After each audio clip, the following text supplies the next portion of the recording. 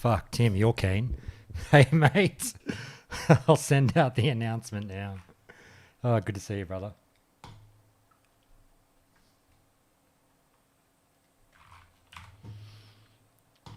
All right. Let me get a YouTube link for everyone, and then I'll send out that Discord announcement. Guys, I'll start taking a collection of hands up in a second. I want to see fucking all of you in here for this huge stream. This is going to be a fucking really fun one. Really, really fun one. I guarantee you'll want to be a part of it. Discord announcement. That's an echo. All right, here we go. Copy. Discord announcement incoming. All right, very good. All right, guys, get those fucking hands up. Get those fucking hands up. Here we go. Balls, Ale, Wonder. Everyone, hey, what's up? What's up? Everyone's invited, guys. You all know the drill. Forwarded's in. Guys, if you haven't been on the show before, you just right-click your profile picture. You don't have to. Like, by the way, this is not like a compulsion thing. If you want to join the group chat, you just right-click your profile picture and say that you want to speak, and I'll throw you in the mix. We might not have a boatload of people right now because it is rather late, not for the West Coasters, but it'll be a bit of a West Coast crew, I think, right now. But that's all late. good. What do you mean? It's 2:30. Late. What the hell are you talking I know, about, not for the Australians. It's only 10:30 here. Oh, is it 10:30 on the East Coast? I thought it was almost midnight. No, it's 10:30. Oh, that's not. But it is a school night. If you're not doing PvP grind, what the hell are you doing? Fair Wait, enough. it's 7:30 on the West Coast. Yeah. I know. That's what It I must be said. East Coast. On the West Coast, it's all good. All right. Tim's excited. We're excited. Boys, anyone who wants in, put your hand up now, but you can always put your hand up while we're going as well, and I should see you relatively shortly after you put your hand up. Let me make sure that my volume is okay. I think I'm coming through all good. I'll turn myself a little bit. I tell you what, I was begging for some news just earlier today, and pop, there it comes. I know, right? It's Yeah, fucking great. Except for they missed out on the Druids. God! Oh, and then they had to edit it in. I'll have to do some volume checks real quick, guys, and we'll get started in 60 seconds. Balls, hit me with the check 1 2 3 at the volume you think you will speak at during the call. Check 1 2 3. All right, perfect. Ale, hit me. Check 1 2 3. Very, very good. Punch. Sorry, Wonder. I'm here. Hopefully you can I'll hear turn me. you up. I'll turn you up a fair bit, mate. Go one more time. I'll try not to get too excited. There you go. There you go. All good. And forwarded. Hit me. Super excited, but check 1 2 3. All I'll good. try and control myself. All good, mate. If you can get like marginally closer to your mic, that would be great. But if you can't, don't worry about it. How's this? All good. Okay. Guys, we're about to start. You know the drill. I'll say it every fucking 10 minutes. If you want in, get in. This will be fun. There should be more than 5 of us, guys. This is fun times. This is going to be exciting. But if you just want to listen, I understand. All right. Let's start the recording, huh? Are we talking an 8-hour one or? No. Look, we won't be stupid. I would think. Don't tempt him. I always undersell, but I would think this will be about 2 hours. We shall I'm see. laughing right now, especially the amount of stuff they dropped on us. Yeah, then we do 2 hours. It looks as though they listened to our big 8-hour podcast and just parsed every little bit out of it, and they're like, "Okay, you want this? Okay, you got this. You want this? You got this. Okay, well." Loot for you. We'll get into it's it. like a freaking Oprah Winfrey show. We'll get into it. All right, guys, here we go. Let's start. All right, so there I was sort of... Oh, wait, that's way too loud. One sec. Take 2. Yeah, take 2. I'm coming in way too loud. All right, here we go. All right, so there I was just kind of minding my own business, and Blizzard goes ahead and answers the question that a lot of us have been wondering about. How much information, if any, are we going to get about Phase 2 before the launch of Phase 2? And fucking left, right, good night. Here's what I think is a substantial amount of information about 10 days prior to the release of Phase 2. And fuck me, is there a lot to talk about. And now that I've said that, I just want to say, guys, I'm really, really excited. I'm very, very happy. This is going to be a really fun chat. But, you know, if you do have the little ones around listening in, maybe listening in the car or whatever, I am going to swear an obscene amount of times during this recording, not because I'm angry, but just because I'm like giddy. I'm excited, and there's going to be a lot of We're an Aussie. Yeah, you know, there's going to be a lot of passionate talk in this one, probably maybe a bit more than usual. You never know. But yeah, just your language warning is up there, guys. Let's introduce the guest. Balls of Steel, mate, how's your language warning? It's maximum language warning. The children cannot listen in. How's it going, Josh? Very good, mate. Very good. Ale, what about you? Are we finally going to get some foul language out of you? Probably not. No. Oh, boo, boo. I mean, earns. it depends. There might be some Canadian swear words in here, but we'll see. Like, pardon me.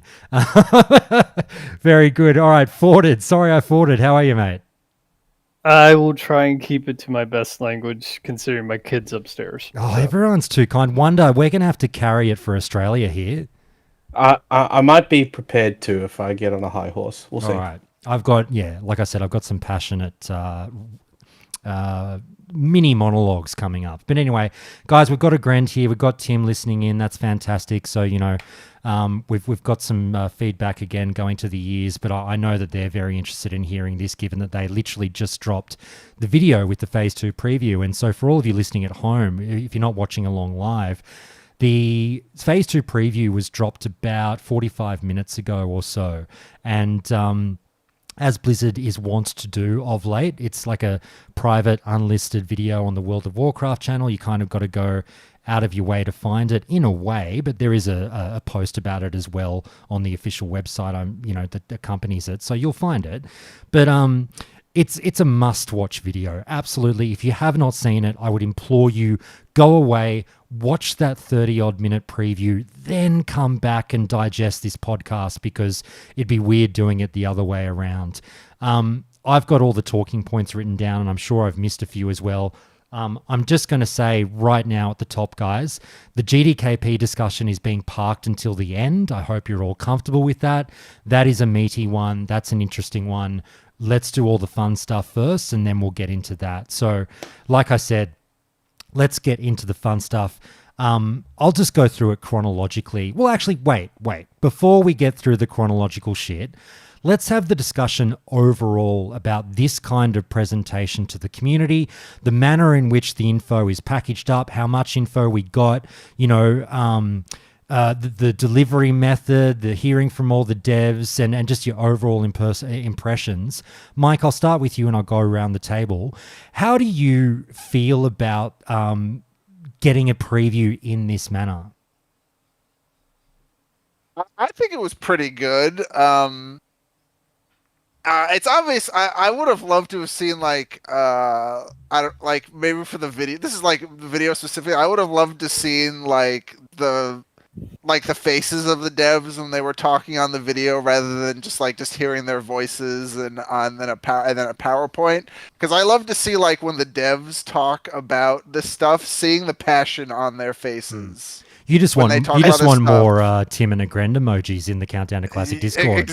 Exactly. I love seeing the passion on their faces when they talk about this stuff. No, I hear you. So, I know what you mean. I wasn't too fussed by it, but I do hear what you're saying. Ale, I'm not fussed about it. Just Ale hit me. Yeah, no, Balls has a good point, but I think it was really great that all the team kind of had a section they talked about. I thought that was pretty cool. It kind of shows probably how collaborative it is. It was good to hear from everybody. Apart from seeing them, I think it was good. There's a lot of information. I actually wasn't expecting to have that much. Neither. But with over 100 new items, it's actually only a fraction of what we're going to see anyways. So it seems like a lot because it's all in the one video, but there's probably lots more lurking. Which has me more excited. So let me throw the following word to you. Sorry, I forwarded, because this word was running through my head a few times while we watched the video, and was obviously even invoked by a Grend at one stage. And that word of the day is compromise. And I really got that impression with, one really heavy decision that the Classic team must have been wrestling with, which is, number one, do we drop any information at all about Phase 2? I think that would have been a relatively easy one to answer. But once you've answered that, the question becomes, how much do we fucking show these pricks? How much, how many of our cards do we turn over in order to sell the hype of this next phase without being silly about the season of discovery, wanting people to discover things? Were you comfortable with, I feel like they reached a decent compromise point. How do you feel about it, Forded? Given the amount of information that came out, the amount of changes and perks that various people got, the no GDKP for season 2 and them implementing that's a huge thing to combat gold buying. So we're all about that as a community, right? So that's a big notch. Laying out some of the new runes, like they discussed maybe 2 or 3 runes for each class, but they didn't discuss all 4 that we're probably getting in a new slot. So there is a little bit of discovery left there. And they didn't go into all the loot with Gnomeregan. So there's a little bit left there. They gave us loot that we can turn in tokens, the token system, which a lot of us were anxious about, to say the least.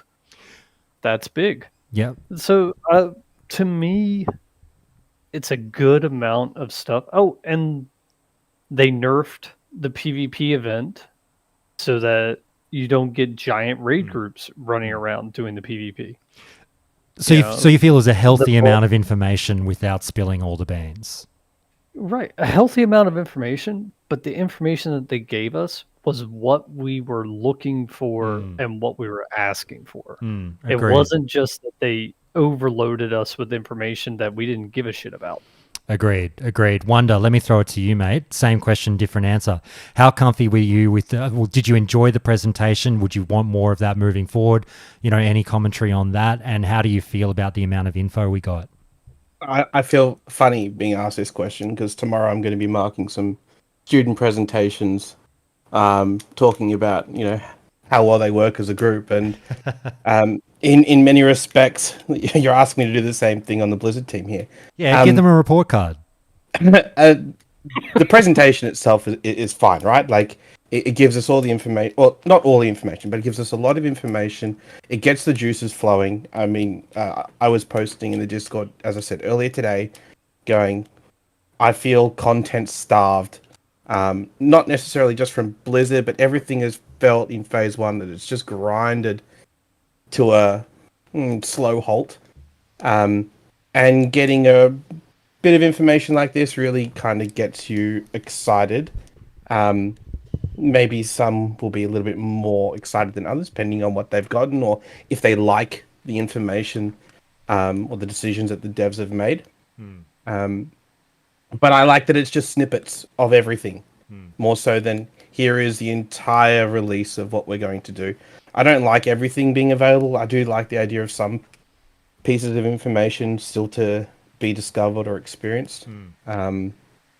And so that we've still got something to look forward to. Yeah. I think that's one of the things that PTRs really just destroy, right? Like, or a beta, you find out so much of the game, or the patch so early that it's no longer, it doesn't hold any excitement. Whereas with this sort of drop, everyone has something to look forward to, or to talk about, depending on what your interests are. And that's fantastic. John, we'll round out with you, mate. Welcome to the call. Mate, after our, we spent half a day in Warsong Gulch, you and I, about 2 days ago and had a great time, some ups, some downs.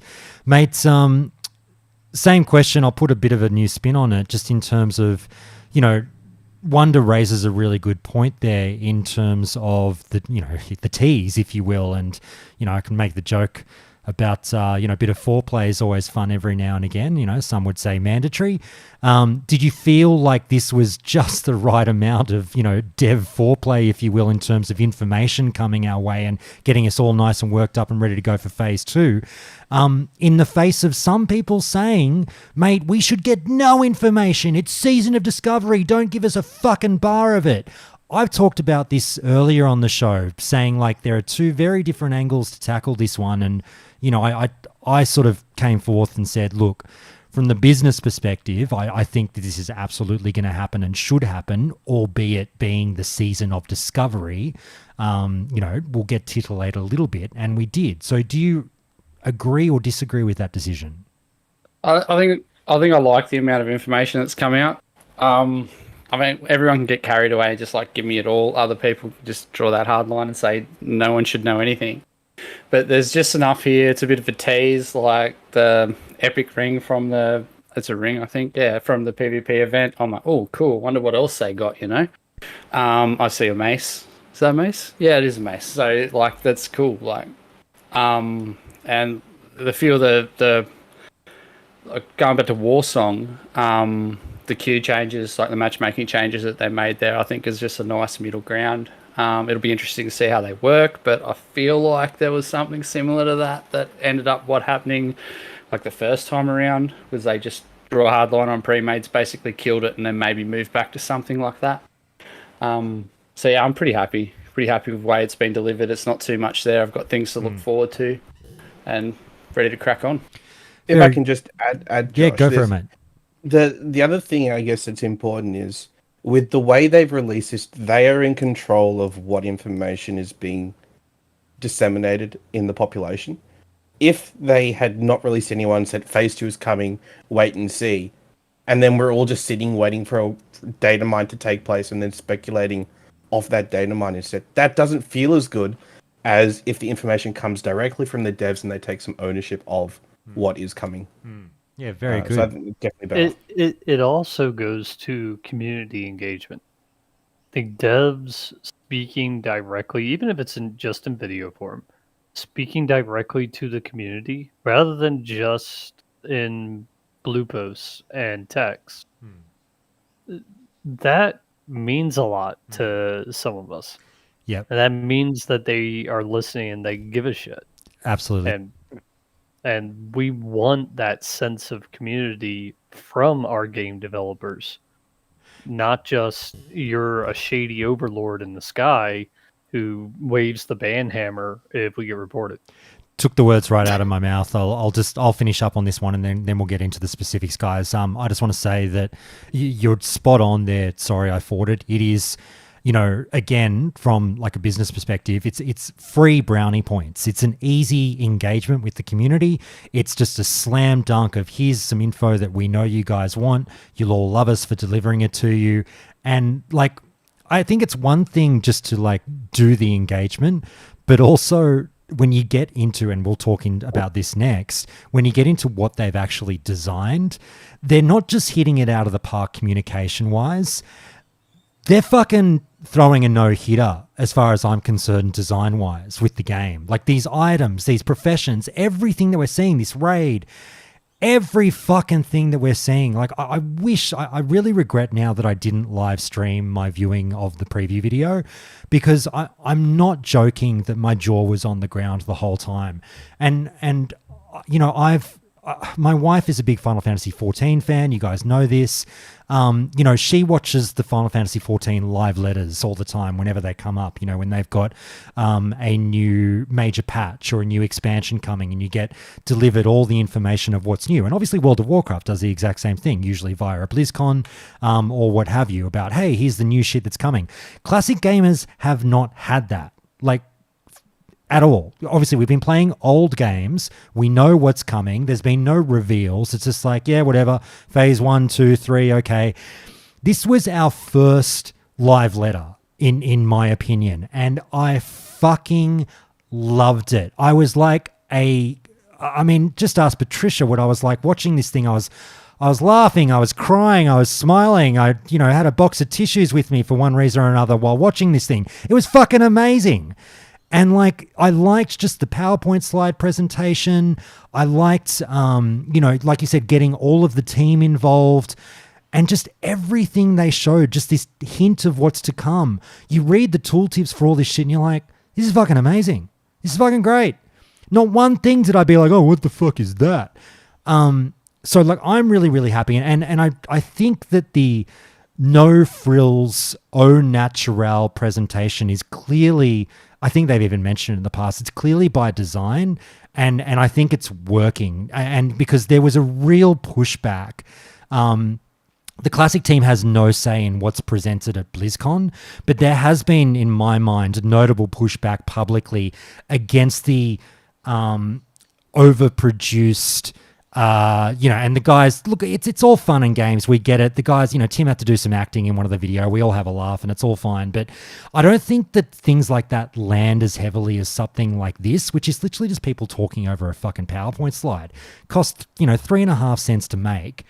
And fucking Bob's your uncle, it's done. And that's received better by Classic fans than like all the bells and whistles, in my opinion. I think that Classic fans just want to get down to the nuts and bolts of it and have like a human to human connection, as opposed to what we often get at BlizzCon. And then you get all the comments of like, oh my God, do we have to listen to all these people fucking talk about, how much they love to play the game for half an hour? And, it all seems a bit, fucking, I don't even know the words to describe it. At least we didn't get you guys don't have cell phones?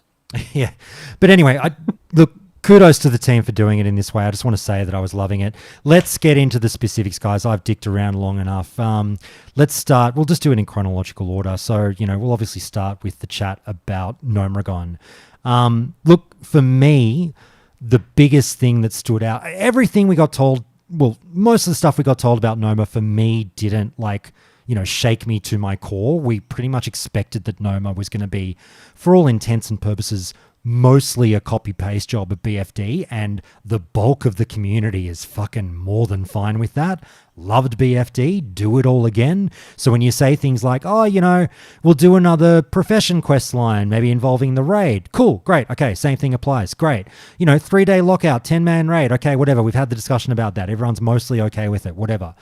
But when the one thing that stuck out, again, like the proverbial red dog's balls to me, was the we've got the tokens that we'll talk about eventually, but the 3 times the epics, where I was like, oh, mama, wasn't expecting that. And that's cool. Mike, I'll start with you. What did you think of the Gnomeregan information?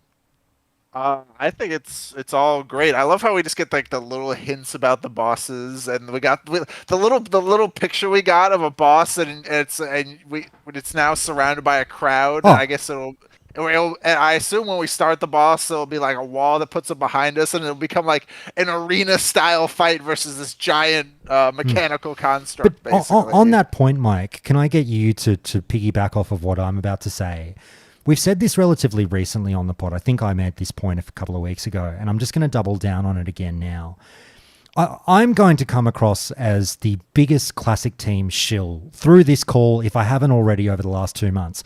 And quite frankly, I'm sick of like quasi apologizing for it, because it's kind of like, fuck you. The game is fucking good. I'm sick of saying like, not to kiss Blizzard's butt over this, but this is actually pretty good. Fuck that. I'm done with that. This team is fucking killing it. I'm just ready to fucking kiss butt and say like, congratulations, you're doing it. And nothing was more evident about that point to me than, like you said, Mike, that single fucking slide showing what they've done with the crowd pummeler, with the crowd around it.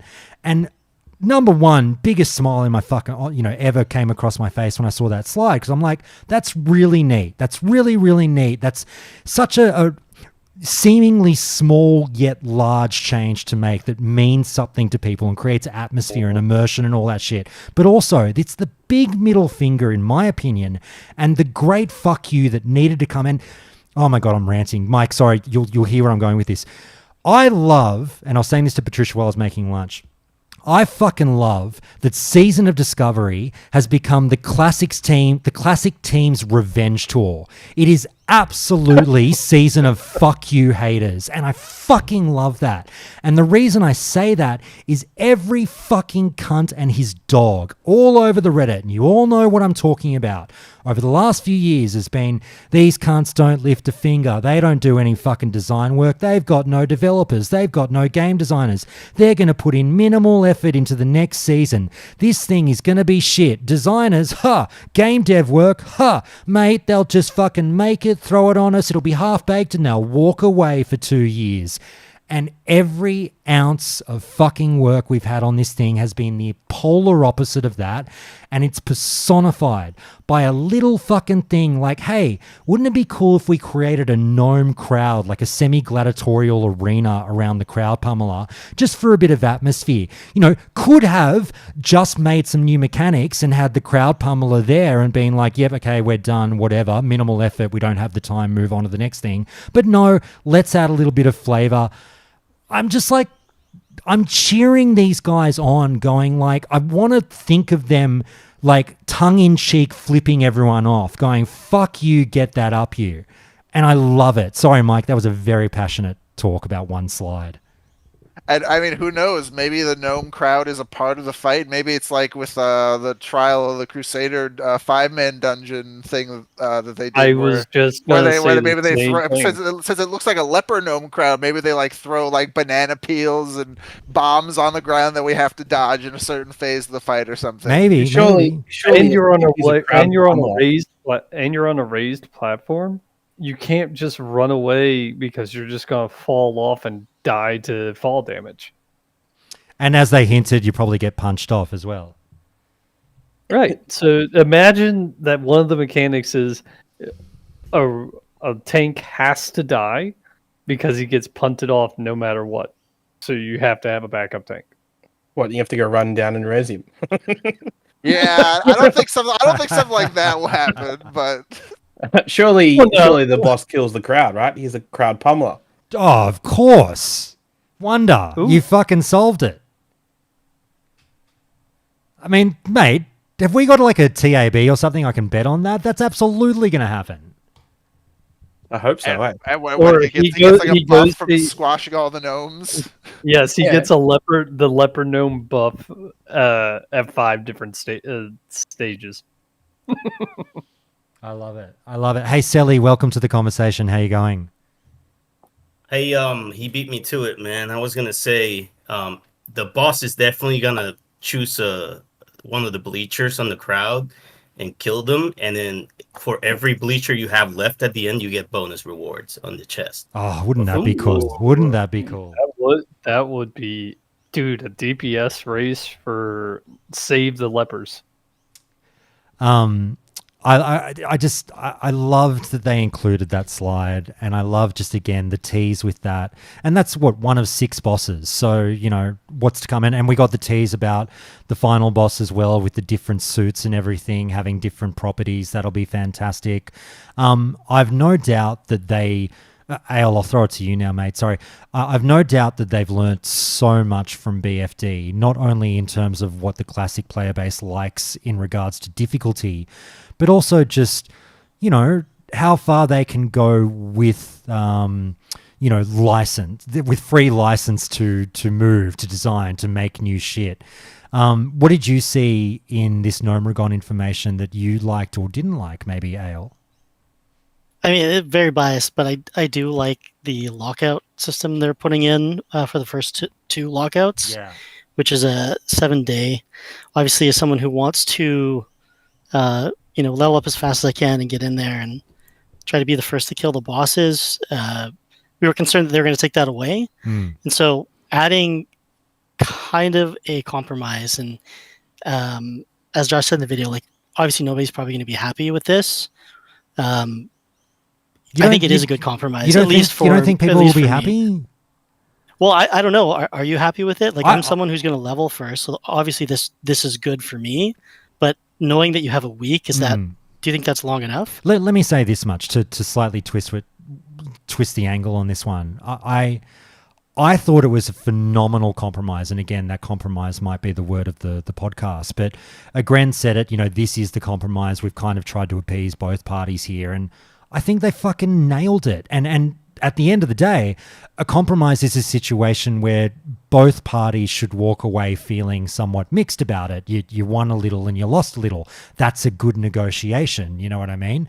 And I think that is exactly how both parties will feel. But also, the more important part is both parties walk away not feeling pissed. No one's angry. Like, there'll be some fuckwit in the Reddit comments, but I'm like, show me the one person who's legitimately fucking horrified over this decision and wants to go to the forums and just be like, dear fucking Blizz idiots, way to ruin launch. Like, nobody's saying that. What rational person is like, oh, they fucking dropped the ball on this one? No rational person is saying that, but you're talking about a video game player base. 50% of us aren't rational. Fair, But- fair. Yeah. The whole compromise thing, that's awesome, especially if they juiced up the boss encounters. I mean, you look at the loot. The loot alone. You're now getting mace specialization and fist weapon specialization. That means that some of the bosses are probably going to be 43, which means they're no longer the 2-level cap. You're gonna have to stack some hit if you're gonna be melee, in order to get above that, or stack some weapon specialization. So it's not gonna be a cakewalk with your prebis or questing greens, which is awesome. So that 1 week, it might take, 2 days for them to down the last boss. I doubt it, but it would be nice to see. Just It would be nice to see a little bit of progression. Just throwing a reminder out there, guys, everyone in the crowd, you know the drill. If you would like to take part in this conversation, this is not an exclusive club. Just right-click your profile picture, put your hand up, and you can come in and have a chat with us. We want to hear from everyone on this one. Let's move around the table, and let's go... Can I just add one thing? Yeah, go for it, Waldo. G'day, mate. A good part that you it's a good part that you raised there with the people who are going to need to add hit. That raises one concern I have. What if, to do proper DPS in this next phase, you need to go to BFD if you've got a new ult to get the hit gear? That feels not optimal, which is why it confuses me why they didn't go with a hit rating rather than hit percent, because they could have just scaled down how much hit you, or how much percent you got for your hit once you get to 40 to make that gear from BFD less mandatory. Well, it's not necessarily less mandatory, but it's about, can you complete the content in green and quest loot, or do you actually have to stop and go get some good items, go get some more armor, go get some more damage, go get some more stamina to actually survive some of the encounters? That kind of game mechanics, just because you're now having weapon specialization brought in, that negates some of the melee advantages. Okay, so like we've all been complaining about, melee shouldn't be the one central focus of raid damage. You should be balanced. So maybe this is their attempt at balancing. I'll just add, sorry, just 1 second, just before you jump in, I just want to throw in, Fred Munro raises a great point, saying as well that don't forget they did mention that BFD is going to give a significant chunk of experience, so you'll be doing it anyway, more than likely, while leveling, probably throw in 3... Lockout, though. Yeah, it's still on the lockout, but that's okay. You can still probably do 3 or 4 BFDs on the way to 40, and you will have extra shots at the loot that maybe you missed out on in phase 1. I've no doubt. I reckon they'll just give you a full fucking level in BFD. Every 3 days, just get a free level from one BFD run. I would say. Do you guys reckon that's an outrageous thing, or that's probably where you'd ballpark it? I'd probably say 75% of a level. How much? 75? Yeah, 75. Yeah. I wouldn't say a full level. Mike, what do you reckon? I think it'd be nice to give a full level. I think that'd be cool. I think it should depend on the level that you are, right? So if you get a full level at 25 to 26, makes sense. Yeah. But if you're getting a full level at 39 to 40, I don't. Oh yeah, no. True. Sorry, I was thinking more around the mid-20s. Yeah. Sorry, Sally, was it you that I cut off before? Yeah. I was just gonna say a couple things, but on that BFD note, maybe it's a full level if you clear every trash pack, right? And then if you don't, then you don't get a full level. Oh yeah, it'd be a full clear. Exactly. I think a Gren very like last minute mention said that that the XP will be good in BFD into like mid 30s, I think. Yeah, I think he said it was, in the late 30s. It might be maybe like grey mobs or something. I don't know. But like, well, I mean, I guess what level are they now? I haven't even checked. But either way, they really insinuated that they're 27 right now. 27. At the highest. Okay. So, but either way, it was heavily insinuated that, if you've used all your quests for gold in phase 1, you would want to heavily include BFD in your rotation while leveling. Make sure you're hitting that lockout every 3 days for the first week or two. If you're a slower leveler or what have you, like just go to BFD, just use the lockout. It'll be fucking worth it. Yeah, the other point that I was going to bring up is I don't think Gnomeregan's going to be 3 levels higher. Yes, there's gloves with weapon skills, but even at 2 levels higher, you still get glancing blows. You get about 20 to 30% glancing blows. So that's all about probably reducing the damage penalty, not the hit penalty, right? Because if they're going to make it 3 levels higher, then every piece of caster gear better have 1 or 2% hit on it, right? Because exactly. then the discrepancy between casters and melee will be even higher than it already is. You bring up a good point. So it's hit. Sorry, All right, what'd you say, Wonder? One sec. Eliminating your glancing. Wait, Afforded. Just before you start, Afforded. What'd you say, Wonder? You're not going to get, as a caster, to the 16% hit number that you're going to need to be able to hit mobs that are 3 levels above you. So that doesn't make sense. Okay. Afforded, sorry, back to you. No, you bring up a good point, and maybe it's about pushing the glancings off because of the armor values that you're going to have with all the mechs. Well, the damage penalty, right? Like every point of skill reduces the damage penalty of your glancing blows. So you'll do more white hit damage. It doesn't make it so you don't glance, but your glancing blows deal more damage. Yep. I think the important thing is consistency. I think since it was 2 levels for level 25, right? I think all the level raids are just going to be 2 levels above. John, let me throw this one to you on this point about the plus weapon skill. We've got a preview of a bunch of items that we're going to be seeing in Gnomeregan. And as the guys are mentioning, one of them was like a fist weapon with it was something with like +5 fists, +5 fucking maces, right? Yeah, it's a leather pair of gloves so that every melee class can wear it. That's the one. So, John, when you see something like that, there was a lot of chatter coming into Season of Discovery, and it was hinted at by the devs about, hey, pick whatever fucking race you want because we're going to sort you out with weapon skill. And, the edgies and everything, edge masters became maybe less of a talking point if they followed through with that promise. This seems to be the first hint of like the devs saying, yeah, we fucking got you covered. Weapon skill will be a thing. We'll look after you. And, we're flipping the script on edge masters. Do you feel that? Yeah. The only way, like, everyone needed edgies, right? All melee characters needed edgies. They were worth a fortune. It was a pretty big barrier. If you didn't have them, you felt crap. I think this is a good way to sort of head that one off at the pass. Again, it seems like sensible compromise with backed up by good game design. They're tweaking things to try and close the gaps that Classic has, and they're doing it in a way to not damage the Classic feel, which I think is great. It's the same with the encounters in this raid. I think BFD was pretty safe. They were good encounters, but it was pretty safe. I feel like they're probably going to throw a little bit more caution to the wind here, and we're going to have some really interesting encounters that may be quite challenging.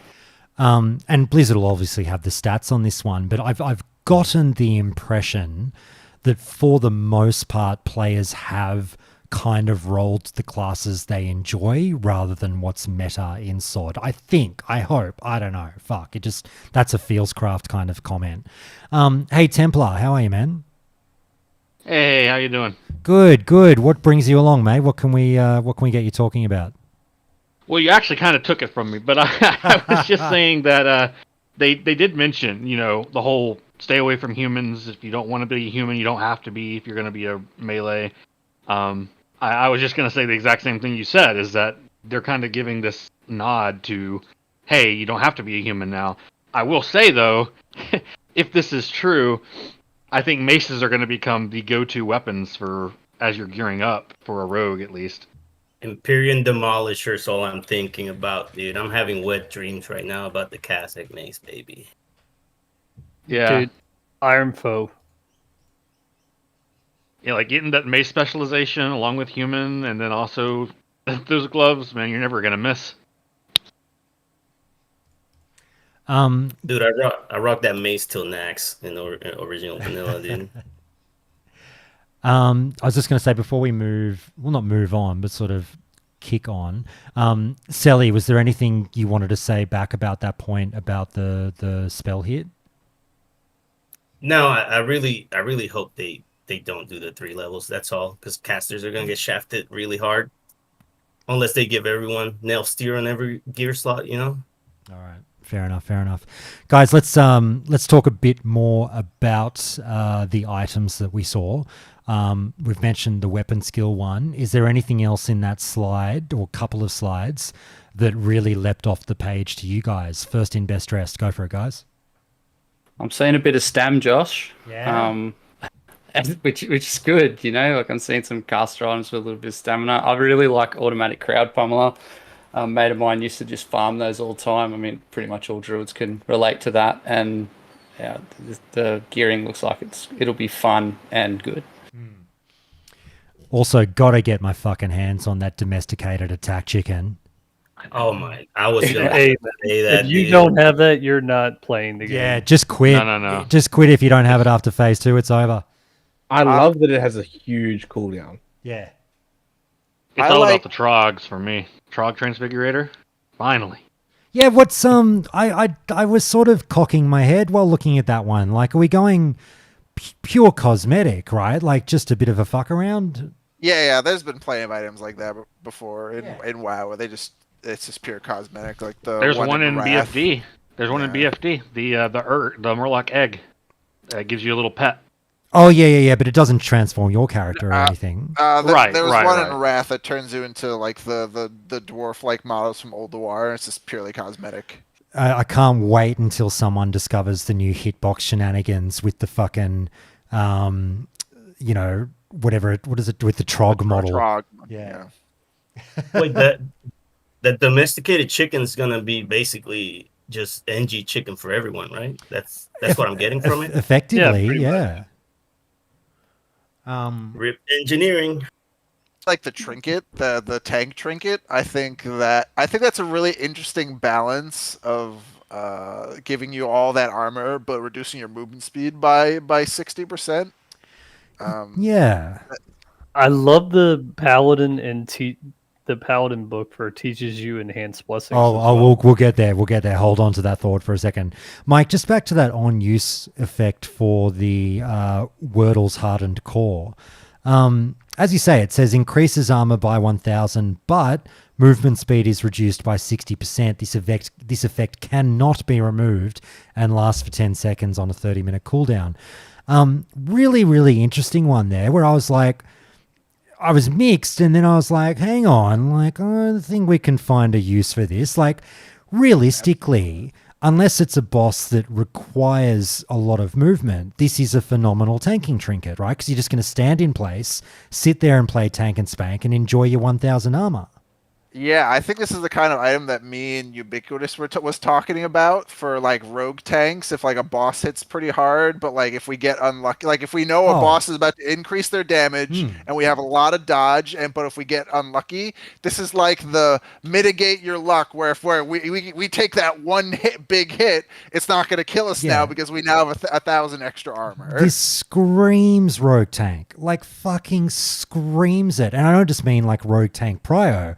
I'm with you, Mike. I feel like it's been designed for the rogue tank because, like, you think about it this way, how long does I know a lot of boss encounters go for a couple of minutes, but still, like, you get this thing where you're tanking a boss on a rogue and you maybe at the start or whatever, you pop your evasion. There's, a good amount of time with your plus 50% fucking dodge. And then that runs out, then maybe you pop this thing for another 10 seconds with 1,000 armor, and you've gotten, a good amount of time of being pretty fucking tanky. Yeah, especially with rogue having pretty low armor compared to everyone else. And the thing is, though, it's a long cooldown. It's a 30-minute cooldown. So if by the time you get to farming Gnomer, you'll be able to use it once a run. It'll be the first boss and the last boss. Yeah. Yeah, so you're gonna have to like really choose when you decide to use this trinket. But like I said, it also does say, please note, these examples are all work in progress and may not reflect the final state, but so they could obviously reduce the cooldown of it if they really wanted to. Fuck, John. There's always one guy, right? I think it's a good PvP item, man. That's a PvP. Oh, 100. Well, I thought about this. You're right, John. But like, let's just real quick, guys, for the rogues. If I'm a rogue and I'm in PvP and I'm out in the world fucking doing my one-on-one thing like the pest that I am, and I pop this bad boy, like realistically, what classes am I popping it on? Just the warrior and the paladin, I guess, maybe. But because generally you duck in and out as a rogue. Hunter. Yeah, I know the rogue. Sorry, I mean, you're also using it on a hunter for the physical damage. Yeah. I'd use it on a mage because the movement speed's not that bad. I mean, you can clear with blink, providing everything else is lining up. If you get, you can clear with your shadow strike off. And less damage is good. I'd probably use it on my priest too if I had nothing better. I mean, a bit of extra flat damage from the BFD. Trinket is great, but like that is a good situational trinket. Yeah. The other question is how useful. I don't know the answer to this, but how useful is 5 arcane and nature resistance at this level? Like, is it a massive mitigation impact on it also depends on what other gear, what other off pieces from the sets that we get in Gnomer. They could start adding some nature resistance, some arcane, some shadow resistance stuff. More so than what we have seen at the level 25 bracket. Ubiquitous, mate. You're home from work. You've done 140 down the highway to get back to fucking get on this podcast. I love you. I have indeed. I left 20 minutes early that I have to pay back tomorrow, but I'm here. The beer's cracked, and I'm ready to chat. Mate, God bless you. I love it. You're a fucking legend. Mate, I mean, I'll just throw it to you before we get back to what we were on about. Anything you've heard that you want to comment on? I'm not sure if I misheard. I was listening in the car on the way home, but about the lockout thing that they're launching. Yep. Did someone say that it was it's locked out for a week? Because that's not how I read it. The first 2 weeks is a 7-day lockout. Yeah, but it's available from day one. Yes. It's available. Yeah. Sorry, I thought someone had said, it's on a 1 week lockout at the start, and I'm like, no. There's still going to be a bunch of heathens racing day 2. Yeah, so they run out and race. They do their thing, but once they've done it, everyone's on the same 7-day lockout those first 2 weeks. Yeah. Otherwise, I agree with what you guys said. I think that's a great change. Keeps everyone happy. Like, if you're not a sweaty and you're not level 40 in 7 days, you only missed one raid. Whoop-de-doo. Yeah. Hey, let me throw it back out to the crowd. I really want to talk about these other 2 items that we got previewed here because one's just a bit of a quick, fun one, but the other raises a much larger conversation in and of itself. So where are we here? Aragria, I hope that's how you pronounce it. Aragria's Whimsical World Warper. Where do you reckon? What's your top bet for where this thing might take you out of multiple locations it might take you? Hyjal. That's exactly what I was going to say. Into the it lava. Takes you from Mount Hyjal so you can see the entire world. Or maybe it's random. It could take you to multiple places, and it's just random where it takes you. Like one of them's got to kill you, right? Failing in the middle of the year. One of the failings has got to kill you. That'd be fun. That's a given with no mission. It takes you to GM Island where you find all the banned bots just hanging out. Legendary rings. I don't think there's enough room. I reckon it'd be fun if like you have like 3 or 4 locations, whatever, and it's a 1 in 4 chance of getting whatever. But like one of them is outside the raid. So you get your free forge the raid, maybe. On a 4-hour cooldown. On a 4-hour. Guys, I got ported down to the hidden village in Silithus. Yeah. I need a summon back. Yeah. Sorry, I thought I'd be there. I'm telling you. Realistically, I think it'll be a Beauty Bay TP or something. Yeah. No. No, Not to be boring, but they that's already think genuinely it's what I that. think. It has to be somewhere different, right? Somewhere that doesn't have a yeah, port already. there also has to have, like, I think Ubiquitous is on the right path in terms of there's got to be, even if it's RNG based, there's got to be some form of practical utility to it. Like, you don't just want to throw away item. Gadget Stand, Everlook, Ratchet, Booty Bay. There you go. The 4 Goblin and Gnomish engineering hubs. Once again, rest in peace engineering. Guys, let's talk about this really, really interesting purple thing, the Radiant Ray Reflectors, which is, as described in the presentation, purely a cosmetic item. Yeah, it's epic, but it's just cosmetic, guys. It's a Cyclops visor. How did you receive this news? You guys know my feelings on cosmetics. I don't give one fuck about them, but I'm not the guy that shits on them. If you want to go have fun and get your cosmetics, great, cool. Are you guys stoked to see this? I mean, let's go ahead. I'm sorry. They gave us the tiny Murloc in BFD, and nobody complained a bit about that. That's a cosmetic pet. This is a cosmetic headpiece that you wear around in capital cities, just like the masks that you get for the Halloween event. Yeah. It's just a bit of fun. Yeah. And if you got it, then people know that, oh, hey, he went to Gnomer, he beat the boss, and he got lucky on the loot. Good for him. This is because I'm okay with that. They scream shady speed dealer. So this will be what the people will be wearing when they're like, hey, psst, mate, meet me down the back alley. I can hook you up with a GDKP. This will be what that's used for. But it's a BOP. So it's not like you're going to see them for sale. You can't buy them with your own money. So, that these type of cosmetics, I think most of the community is okay with. The store-bought, pay in-game store cosmetics, no. That's a hard no for 90% of the crowd. It's never. I think a lot of people are pretty easygoing on it in terms of like. I don't want to speak for fucking everyone, but like, I'm like, if you buy it, you buy it. It's up to you. I don't care about cosmetics, so I don't buy them. But anyway, that's a whole other conversation. The epic mounts in ZG were cosmetic. You haven't gone deep enough. You need to be zooming in on the items that are behind these items that they've snipped from in game. That's what I've spent the last hour doing, and there's some things in there that I haven't seen before. Right. No idea what they do. That doesn't tell you, but I'm not familiar with all the names that are in their snips behind these items. Fair enough. Yeah. I think that those glasses have got like one more armor than what my current PvE helm has, so it's a clear upgrade for me. Very good. Stam. Literal upgrade. Yeah, rolling need. Very good. Main spec.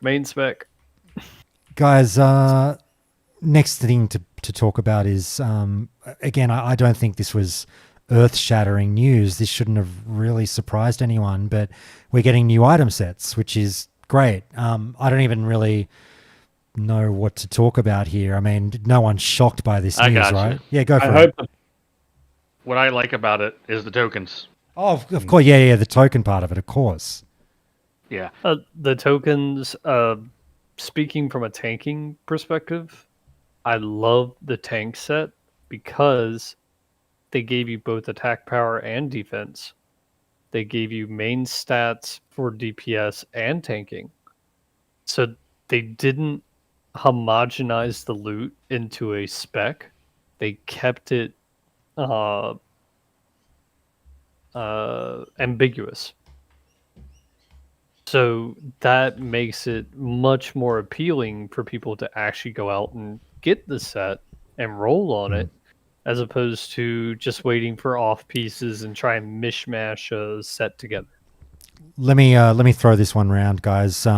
This is a huge one. Like, it's funny because we were just talking about this on the last episode of the show. I think it was Ubiquitous that leans rather heavily into this point. Was it, mate? The tokens? Yeah, the token. Yeah, I thought tokens was the way forward from the loot table of BFD. Yeah, that's right. Because I a few more BFDs as a rogue under my belt, I started to find myself agreeing much more with this point about the loot tables, about, your token point and everything. And it is still a controversial one, though. So we might go around the table and just see how people feel about it. I'm more than okay with it, to be blatantly honest with you. I think it's probably a good call, but the people that do the knee-jerk thing and say it doesn't feel classic, Ubiquitous had a phenomenal retort to that last week where he was like, it's actually been a thing in Classic for a fucking long time. It's been in Classic since the first 20-man raid ever got introduced in right. CG. And yeah, so even to this day, I saw YouTube comments to when I uploaded our podcast chat a week ago to YouTube. You do see YouTube comments being like, no, token feels wrong. That's not Classic, man. Fuck it off. But, here we are with token system coming to Season of Discovery. We'll start with the newcomer to the conversation, then we'll go round the table. We'll get Mike, Selly, everyone chiming in on this. Fred Munro, welcome, mate. Thanks for having me. And not to steal from Ubiquitous, but I'm going to reiterate my point from last week, which was tokens happened in 1.8, which was ZG. The midway point of WoW was 1.9. So for more than half of WoW, there was tokens. More than half of vanilla. I'm sorry, mate. It was your point. I'm giving the glory to Ubiquitous when you should say, fuck you, Ubiquitous, was Fred's point. Yeah, we were all in agreement about it. Yeah. There's a reason why they didn't take it away for fucking 2.5 more expansions. That's the one. That's the one. All right, Fred. So mate. I'm happy about. Man, I'm super happy about it. Wish for it, and it shall be yours. What do you reckon? Yeah, no, not at all. I won't take any credit for it, but absolutely excellent. I'm very excited for it. I mean, really, the points you guys have been making are perfect, and I'm happy to go back to being a guest listener rather. But yeah, I mean, it's really just the case that if you have a loot table where you have 7 bosses that each drop 25 pieces of loot, and there's only 2 that drop each time, like RNG is just gonna fuck you. And so having a token system, which they had, for most of vanilla WoW, it makes a lot of sense to help alleviate that problem. But I will say that for my friend group, we are going to have a loot system now for tokens, of some sort of +1 system, instead of just free rolling everything. Oh, yeah, I think we're going to do the same thing on our raid team, is everybody gets 1 token per run if it ends up being like that. And then 1 piece of free loot. Let's go around. Mike, tokens. What do you reckon? I mean, I've been one of those people asking them for tokens in Classic for a fucking long time. I love it. Especially with BFD, I hated how much loot got wasted because of these insanely huge loot tables. I've done so many runs where we have no warrior and all the mail drops, no boom kit and all the leather caster drops. I have so much wasted gear in BFD because of how insane the loot tables are, and the tokens fix this problem. Do you reckon they've also heard the feedback on the size of the loot tables and not only given us tokens, but maybe adjusted how much shit drops too? Yeah, I mean, that still remains to be seen. I'm all for more loot. I love more loot. The tokens. When I saw they were doing the tokens, I was so happy that they're doing the tokens for it. Slyly threw it in there, and I fucking love it. Selly, what do you reckon? You pro or anti-token? Listen, the Horde Warrior in me that has 3 full sets of mail gear, right, is crying, but my rogue that still doesn't have a single piece of leather is happy. So. Yes. I'm all for it, dude. That's the way. Yeah, my rogue got all the weapons straight away, so I can't cry too much, but then has no armor. So it's a strange feeling with my rogue and BFD. So let's go Wonder. What do you reckon, mate? Token, pro, against? What do you reckon? Definitely pro. The thing I like that might be different is it's not targeted to a class or a group of classes. So at least the way it reads at the moment is if you get those power depleted boots, any class can use it as a hand-in.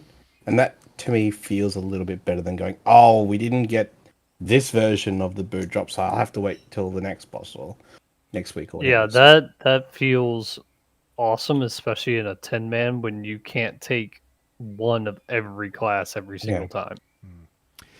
I'm feeling targeted, to be honest. I don't truly know it, but it's in my head that they specifically gave the boot token after I got pretty fucking agitated on the pod saying I haven't seen it in like 21 fucking BFD runs. Not a single pair of rogue fucking shoes. And then now they're saying, don't worry, if you haven't seen boots in a while, you can get your boots with a token.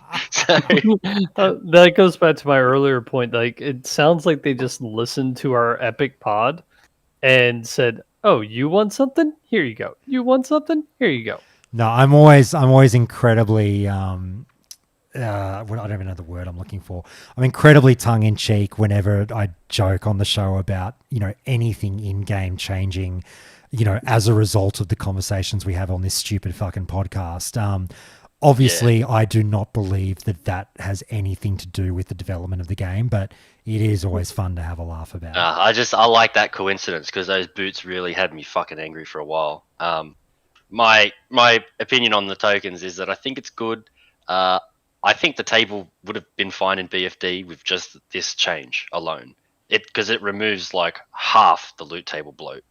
I'm okay for there because we're still going to have to get the other slots that will be specifically like a plate belt. Will be a plate belt, and when that drops, it sucks for everyone that's not a warrior or a paladin.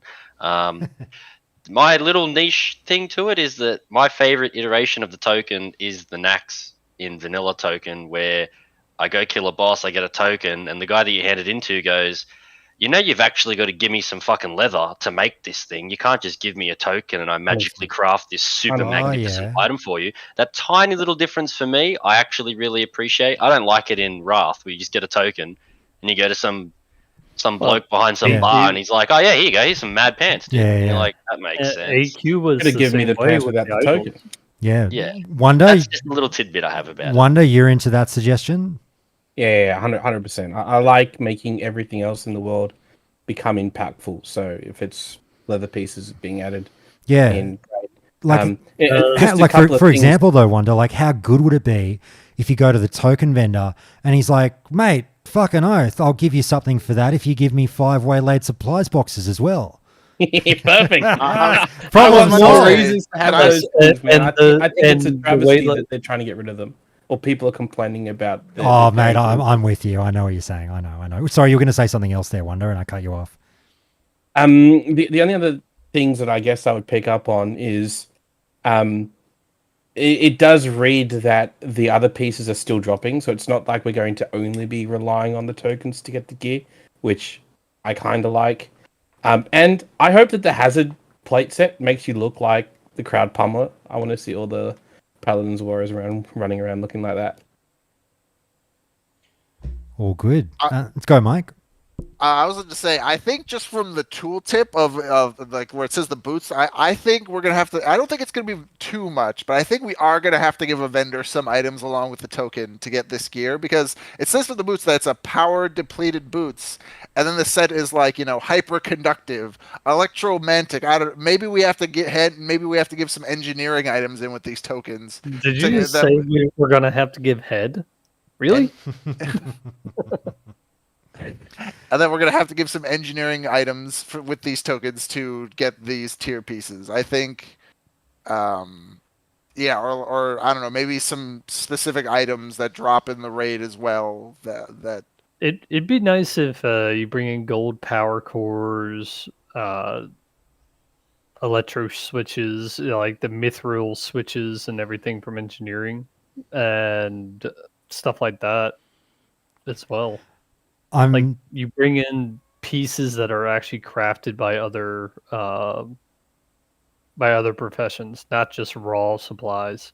I might push back on the NG one though. I feel like NG is already like the must-have profession, and I don't know if I'm comfortable that I'm much talking about like so more reasons to have engineers can sell things to other people so that they can get their gear. I'm not Okay, talking about engineering as a DPS thing. I'm talking about like in order for somebody to trade in and get the electromantic chainmail boots, they have to get 5 gold power cores. Well, that only comes from engineering, so now engineers have a way to actually sell things to other people. Sorry, you go, Mike, and then I'll move on. I was going to say, then maybe for like the cloth items, it's something a tailor has to make, and then like some of the mail ones and the leather ones, a leather worker has to make, and the plate ones, a blacksmith has to make. It doesn't have to be just engineering. Exactly. No, precisely. Just now that we have 4 pieces or 4 layers of armor, and now we have 4 crafting professions, make each one require a certain crafting profession to go out and get your supplies from. I'll just remind everyone in the audience, guys, again, this is your regular reminder that if you want to take part in the conversation, you're more than welcome to. Right-click your profile picture and you're in. This is not an exclusive club. You're more than welcome to chat to us. I want to get to Hideous John and Templar to round us off on the token conversation. Just before we get there, I just want to say, for a bit of comedic relief here, I want to say some words I've never said before in my life, which is I agree with Gigantor's suggestion. Gigantor knows I love him. He knows that's very tongue-in-cheek. But he says, look, wouldn't it be great if we all looked like tradies and we come out of Gnomeregan with the construction hats and the stuff looks like utility belts and high-vis vests? Fucking I'm here for that. Dude, make us come out looking like we're part of a Lego cityscape. Yeah. Oh, wait, here we go. He's going to come in and tell me to go fuck myself. Gigantor, mate, how are you? I love it, though. Oh, mate, you're spot on. It was a good suggestion. It works. It works on so many levels cosmetically. All right, John, mate, thumbs up, thumbs down tokens. Oh, yeah, thumbs up, man. Just makes sense, really, doesn't it? Absolutely. Templar, how about you? Yeah, I mean, I echo it. It's always made sense to me. I've always wanted it. It's my favorite system. So, yeah, all for it. All right. Well, look, I don't want to be that guy, but fuck. I mean, there's an 8-person dip sample there, and we're all fucking on board. So how about it? Guys, let's move on, and let's talk about skill books. This was a fucking spicy meatball. I loved it. Now, the first thing I thought when I saw this was, I reckon they've obviously heard us. And again, this is season of we fucking hear you. The feedback's come through. People are pissy about the paladin durations on auras and things like that. They reference that in the video. You know, very small other things, just quality of life shit. And they've sat down and gone, fuck. Look, we had all these runes. We don't want to, like, my interpretation is we don't want to take up precious rune slots for pretty inane shit, like relatively small quality of life changes. Let's just come up with something new. Hey, didn't Classic have that thing, skill books? Let's fucking do that. I think it's a masterstroke. I think it was, I think it was really needed, to be honest with you. I had no time.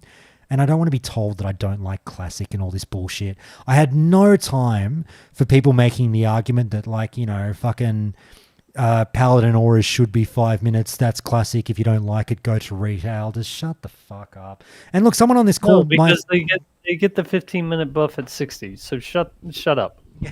There you go. So, I mean, I'll just, first in, best dressed... who wants to talk to me about skill books? I'm bubbling. Absolutely bubbling. Yeah? Yeah, I'm over the roof with skill books. It's fantastic. Ubiquitous, go. I think it's a pretty definitive moment in SOD in that I am now in team This is Classic Plus.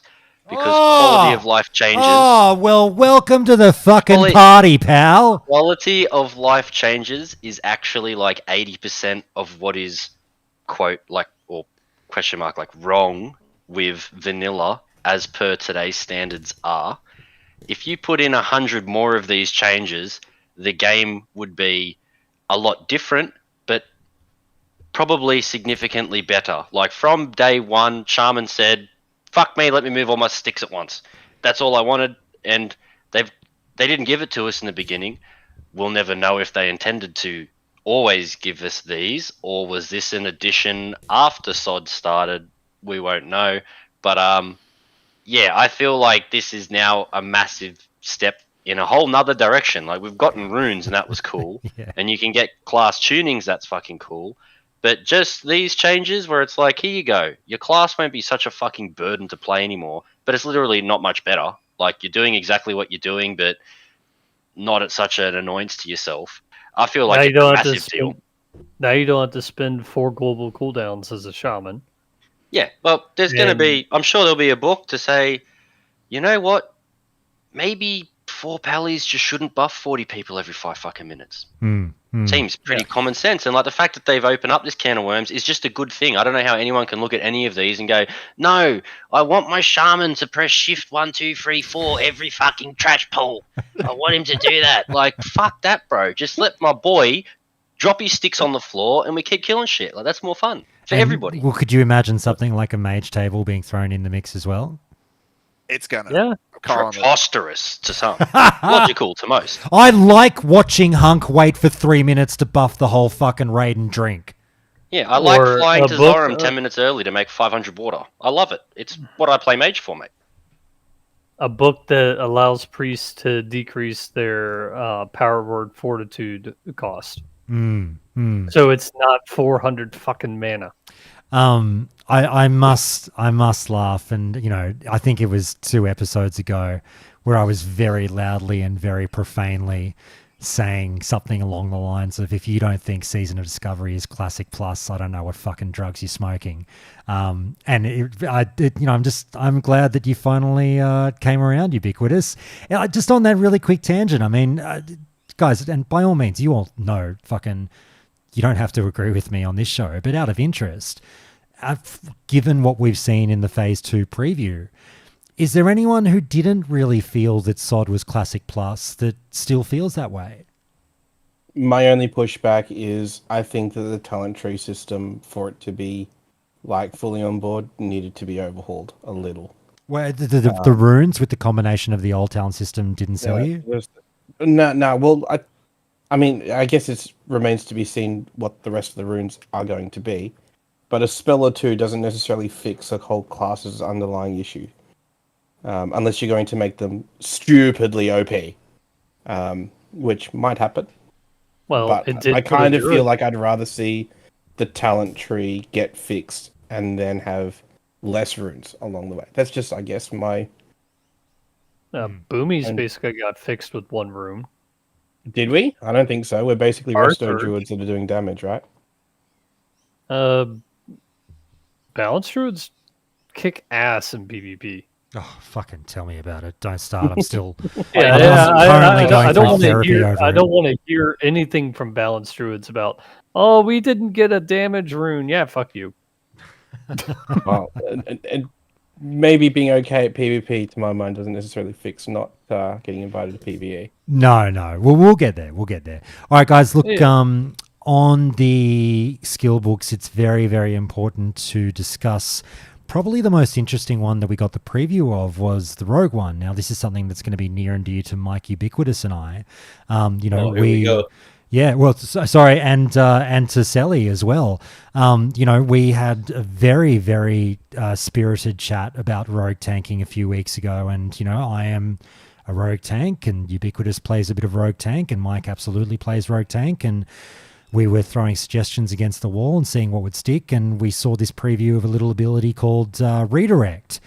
Now, you guys will have to inform me on whether this is a fucking, retail ability that I'm not familiar with, but my interpretation in reading the tea leaves, as we say, is that I think this will move your combo points from your current target to another target when you basically use the ability. So, like, for example, I am guessing I've got 3 combo points on this mob in front of me. I want to tab to the mob to my left. I hit redirect. I then press tab and fucking, hey, presto, there's my 3 combo points on the new target. Something like that. Is that... As long as it either eats a combo point or has a long cooldown, you should not be able to do that.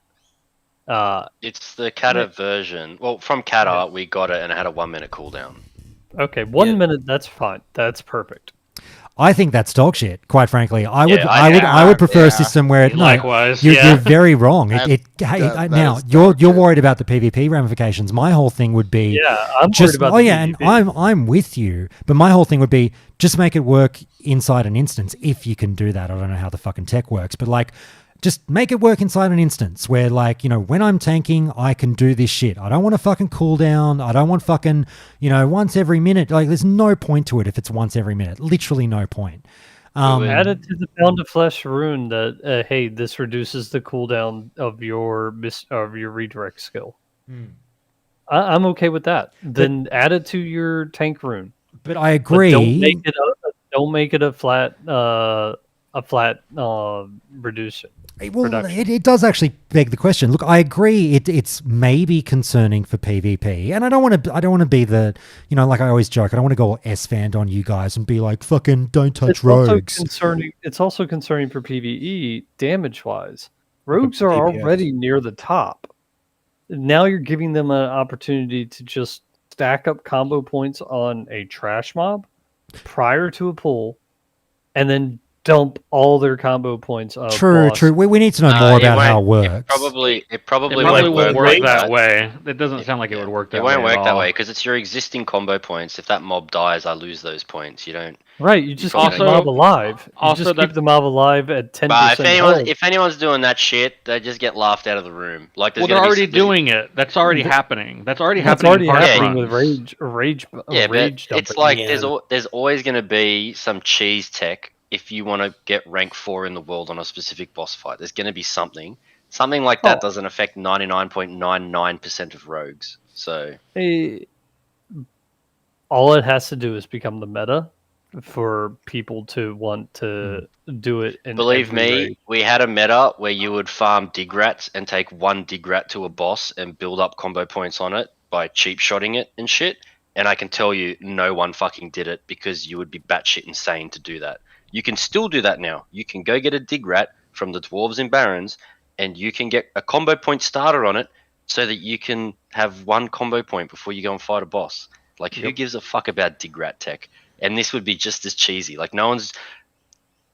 How are you going to convince your raid, boys? Just keep that trash pack rolling so I can start this boss really well. Fuck the rest of you. The rest of you is stuck in combat with me. But I get 5 combo points when we start this fight. Props to that rogue and his cult that he's got to follow him into that situation. Sorry. Bigger deal. Yep. We've just been bashing this out with Baleful. I've been ranting about this in Simon's Discord all afternoon. The biggest tech about this is that currently I have 4 combo points and I fat finger onto another mob. I lose my points. This literally suggests that I should be able to target another mob and press this button and get my points back. Does this now mean that we don't lose our points when we just change targets regardless of whether you cast anything on them? That is the biggest what if about this entire fucking rune. Are we getting that rogue tech? You would expect that it would be you'd cast a spell. Yeah. Wait up, Wonder, go.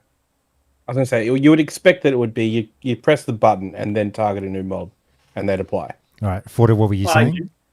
I was going to say this is a skill, not a rune, so it doesn't carry over the aura or the background effect if you don't have the skill engaged. So if you fat finger over to another one, you won't get your... No, that was the example of how we lose points now currently, though.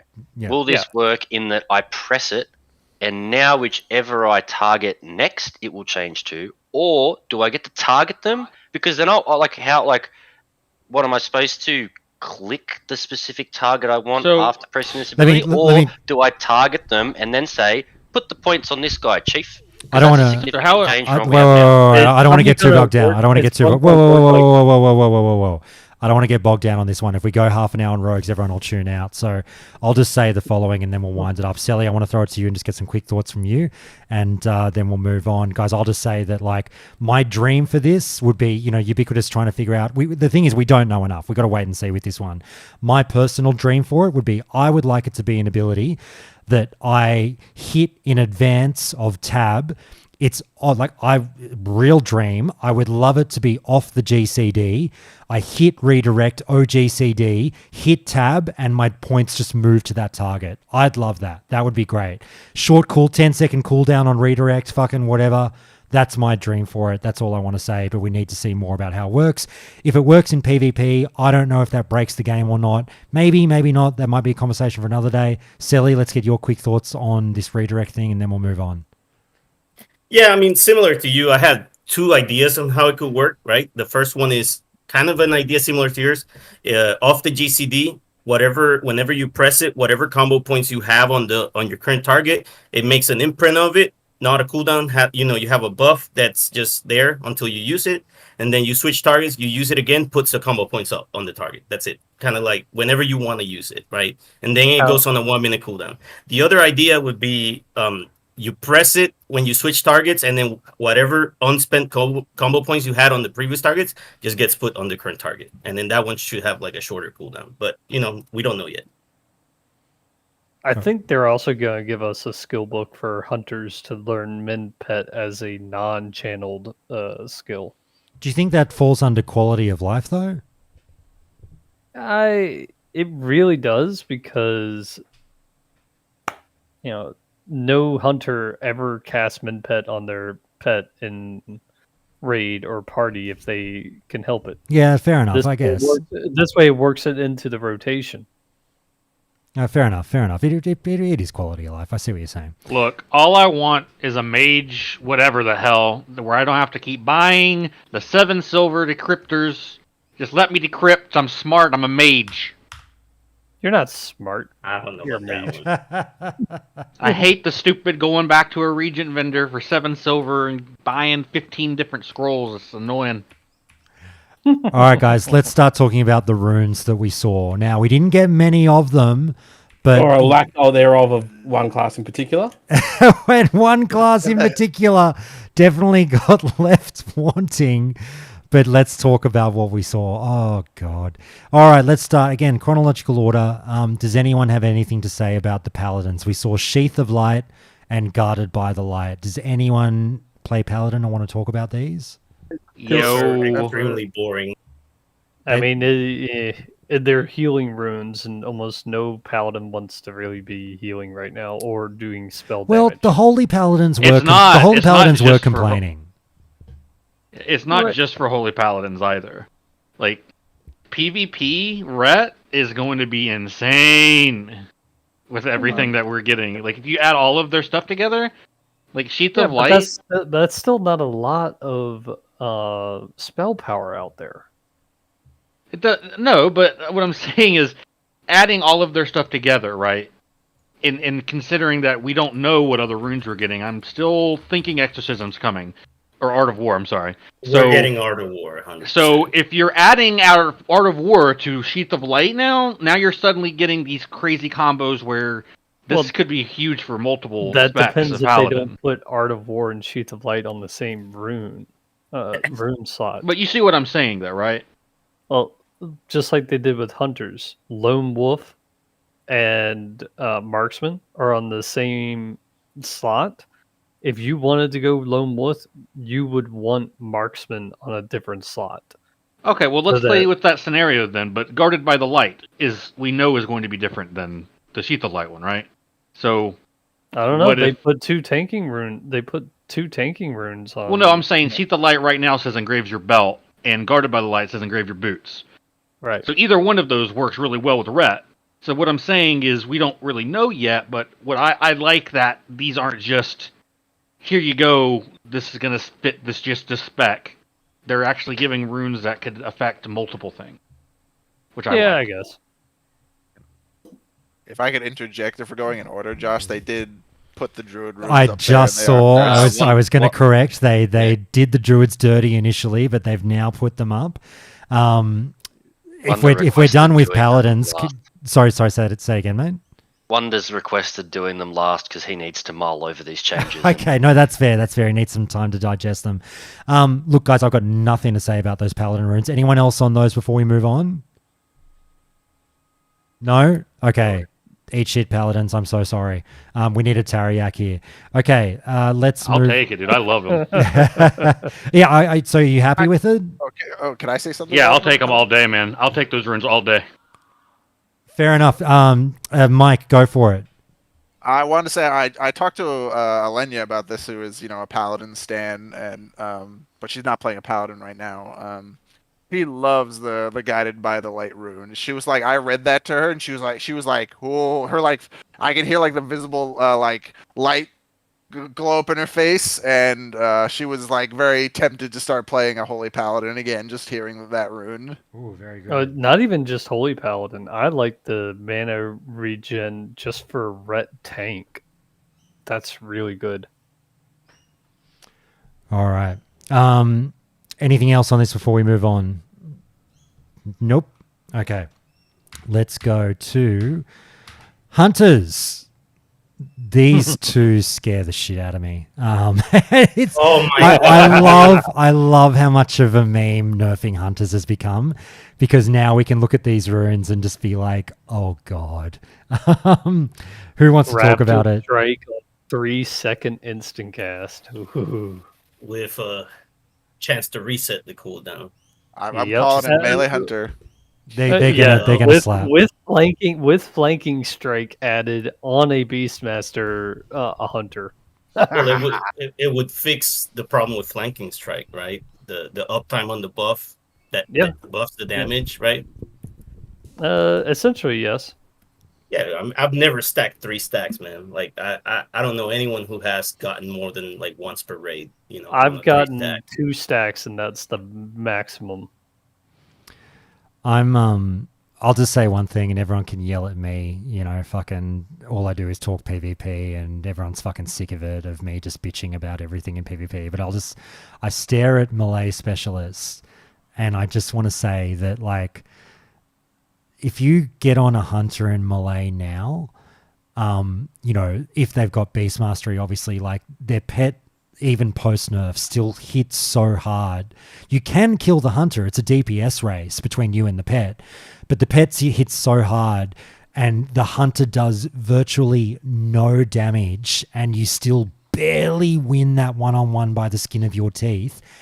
If that melee hunter now actually slaps along with what his pet is doing, I'm calling it now for an early broken. But look, we'll wait to see till we play it. There, I got my bitch out of the way, Ubiquitous. I did it. I could also see this going for dual wield hunters to be good in PvP as well, and having a fast weapon and being able to spam that, as opposed to just, I have my big slapstick on for heavy hits, but I have to wait 3 seconds between swinging it, and during that 3 seconds, I'm stunned 3 times by a rogue. It's instant cast. It's instant cast now. It's instant cast, but then it's still 3-second cooldown. Yeah, but it's not on next melee, right? And it's still based off weapon damage, so it'll hit harder with a 2-hander. So I was gonna say, Josh, I don't know what you're saying. Hunters don't hit hard. Tell that to the 500 crit flanking strike that takes me down to half health. Oh no, but what I'm saying is, like, I see that, but like, I'll check the logs a lot of time, win or lose against a hunter, and the 90% of the time, I shit you not, I check all the time. 90% of the time, it's the hunter like hit me for 50 damage 3 times and that was it, and all the rest was the pet. And yeah, if they had a flanking strike, I would have been up shit creek. But the vast majority of them I'm finding aren't using it or don't have it. And yeah, not out in the open world, we don't. No, so that's why I'm doing a lot of open world PvP and not having to deal with flanking strike. But look, I'm being, again, somewhat facetious. Like, I'm very, very happy for the hunters. Melee hunter needed something, and by gum did they get it. So fucking rejoice, you melee hunters. You're going to be next on my shit list of complaints in phase 2. Well, along with the traps, now I was about to say the survival tree. I'm much more scared about traps. Yeah, talk to me about it. The traps are going to be crazy. Go, Templar. Tell us about it. Templar. So it's what, 40 yards, shoot it off in combat anytime. Yeah, I mean, I'm just thinking, and I'm also kind of PvP focused, so I'm with you there, Josh. I'm just like, all of the craziness that they're going to be able to do in PvP is going to be crazy. Is going to be crazy because you can shoot your traps off now and actually assist in like CCing targets, which is going to be so nice. I don't have to just be regulated to aim shotting in the back to a healer, but also just like if a rogue gets on me now, I can now just scatter shot. I don't have to worry about feigning. I can just throw a trap under them. Oh yes, thank you. Yeah, and the rogues can't just avoid the trap because they can see it in stealth. I think entering what we're about to, where it's a PvP event, that's probably my first assumption, not to get cut ahead, is probably going to be 5v5 like meta. Like it's just going to be groups of 5 everywhere. You're going to have hunters that can shoot both kinds of traps in combat within 40 yards. They're going to be CC kings in 5v5 PvP out in the fucking world. Like, well, I'm interested. Sorry, you go. Sorry. No, I'm sorry. I didn't mean to cut you off. I wanted to throw in, I'm really interested if Hawkeye is going to work with that. Increasing the range of their weapons and the marksmanship tree, if that'll work with the trap launcher as well. That only increases the range of our ranged weapons, not the traps. Well, it increases an aim shot, which is an ability. But it's using a ranged weapon, whereas the traps is a spell. Well, that's fair. I'm still interested in seeing that, though. On what you were kind of getting at there, guys, Ubiquitous, I think you were leaning towards this. Like, I know, in STV, where, I can't wait to talk about that. We're getting there soon, guys. In STV, like you say, this hunter with trap launcher, as a rogue, obviously stealth is going to be key, but like, even if we get the jump on him, I can't wait to see what the tech is going to be like on the trap, because is it like classic where, okay, I see the animation go off for him shooting the macro trap at player at his feet as I'm on him, but do I get like that half a second to 1 second grace period of it not going off? Do you know what I mean? Yeah, that old classic kind of batch window we used to have. Well, I think it's going to be. I don't think it was batching. I think it was like, I think there was something about the trap. It's a setup time. It's a setup time. Yeah, I think it's going to be pretty quick from where they shoot it from. Only speaking from what they've got in Wrath. Yeah, because I want it. All I want is. And you guys know I'm big on this. All I'm asking is counterplay. Like, the great thing about Feign Trap was that it wasn't a lock. People could avoid it. And decent players knew how to work around it. But like with this trap launcher, like I say, I'm wary of like the macro. Just shoot, cast slash cast trap launcher at player. At self or whatever, you shoot it at your feet. So if you're in melee combat, if it just instantly freezing traps whoever's on you, you saunter off and, first aid up and then fucking get your, like you say, your exploding trap off and then into just kiting them. That's quite the fucking combo. I mean, I'm not. This is all Nerf Hunter kind of chat, but I'm not going that far. But it'll be interesting to see. If we're going by Wrath... Oh, I'm sorry. Go ahead. Sorry, go ahead. They're probably not going to have it work quite that way. You also have to remember that with traps comes diminishing returns. So we can't just keep you trapped forever. At least not in PvP. Traps also have a high resistance rate. Or higher than most other CCs. I can't tell you how many freaking rogues I see resist my freezing traps every day in Warsong. And they're not orcs.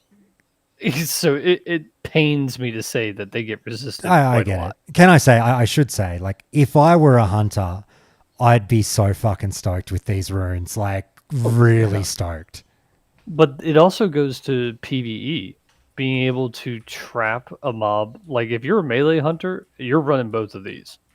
Because now you're able to lay down traps on cooldown while you're meleeing so that you get the added damage from your traps on top of your melee swings. And I can use explosive shot and not just multi-shot. Yep. And just, it opens up the survival tree as well with the trap mastery, the clever traps, the entrapment. It opens up all of that if we get to put traps down in combat. Because all it takes is our pet going off and getting attacked by something to put us in combat. Let's move on unless anyone has anything they have to say about those hunter previews. Okay. And just remember, everyone, this is like, absolutely that. It's a preview. There are going to be other runes we don't know about. This is just a taste. So really exciting stuff. Warriors. Look, another class that's near and dear to my heart. You guys know I mained a warrior for the first half of phase 1, then converted into a rogue. The rogue will be my character in phase 2. The warrior might come along. It's going to be a really tough toss-up between warrior and shaman now, and we'll talk about why shaman has fucking surged ahead. Rallying cry, 15% maximum health for the party and raid. Look, we talked about how some of these runes for the warriors are going to have to chill out a little bit given what they got in phase 1 and how silly things are going to get with the scaling later on. Rallying, I think what we saw is a good indication of where they might be going with warriors. Like, were you guys happy with what you saw? Like, a buff, and also I think Blood Surge is phenomenal. I think it's a great rune. I'm a big fan of proc, so anything that I can set up a weak aura for and go like, oh, I now have a free slam, kaboom. Interesting that Mortal Strike doesn't proc it. It's just Heroic Strike, Bloodthirst, and Whirlwind, but that's because those are your skills as I have an idea. Talent skill. All right, well, who's saying they think they know why? Go for it. Because it's the two-handed fury build that people did in Classic. I had several warriors in my guild back in 2019 Classic. Shout out to Brawl.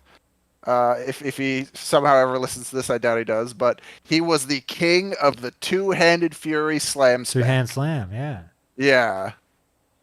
Yeah, we had several in our guild too. Yeah.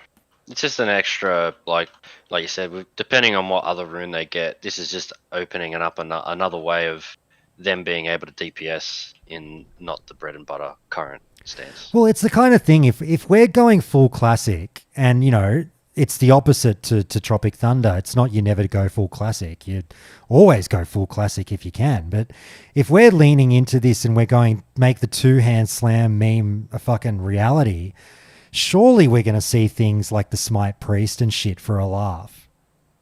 Well, two-handed fury was a good spec. I thought it was Av. Is that not the case? It was good. No, it was good. But it was a very high skill level. Right. It took a very skillful and very micromanaging warrior to be able to pull it off. I'd say it was almost like nuanced to do the same DPS as just something that was brain dead. Right. Yeah, you had to perfectly time your swing timer. Yeah. My only worry with this is it like on my warrior, when you're jacked up on buffs already, I press a button every second.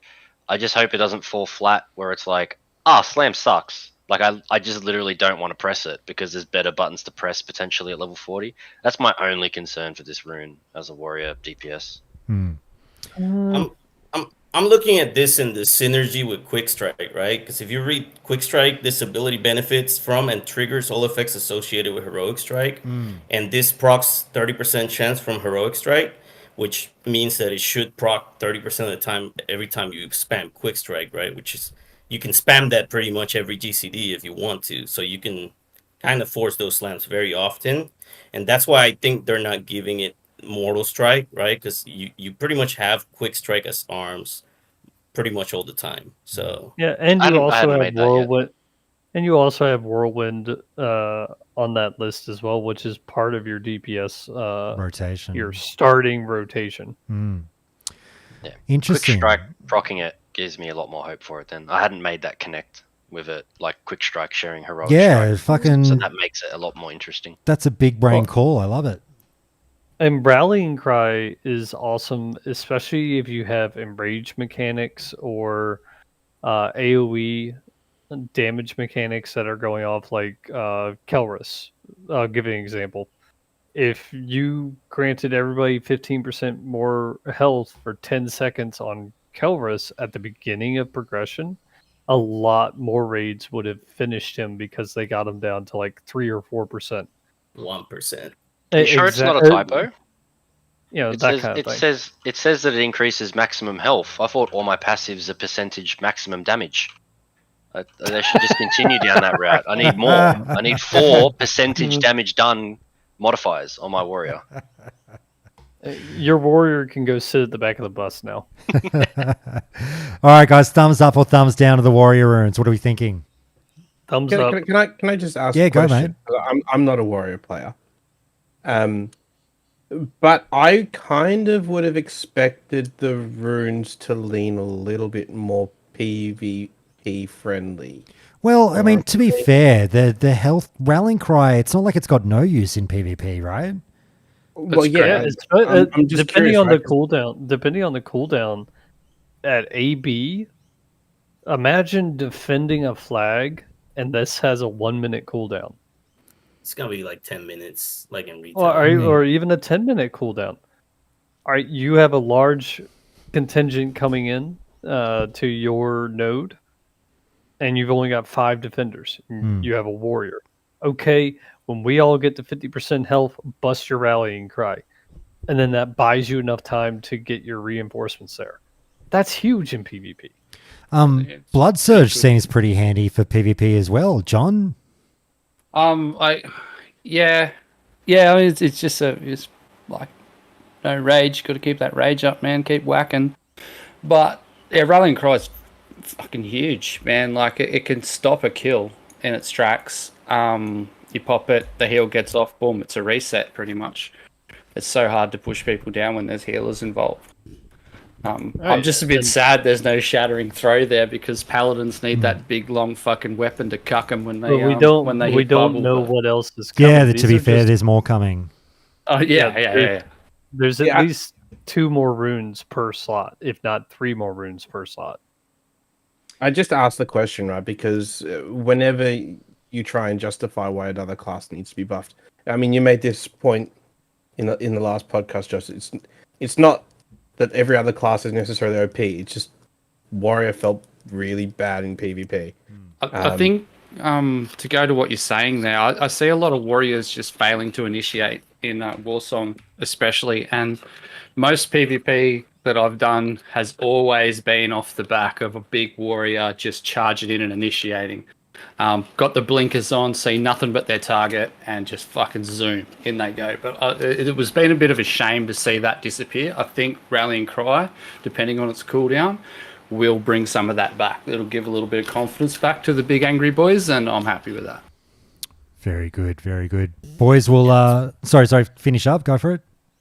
No, I was going to say I agree. All good. Boys, we'll skip Rogue because we've had a bit of Rogue chat. We'll come back to Rogue before we do Druid. So let's do Priests. I actually didn't really read. I didn't take in Mind Spike. I'm taking it in now. Any Priests here who want to talk to me about their runes? Yeah, sure. Mind Spike looks awesome. Yeah, you happy?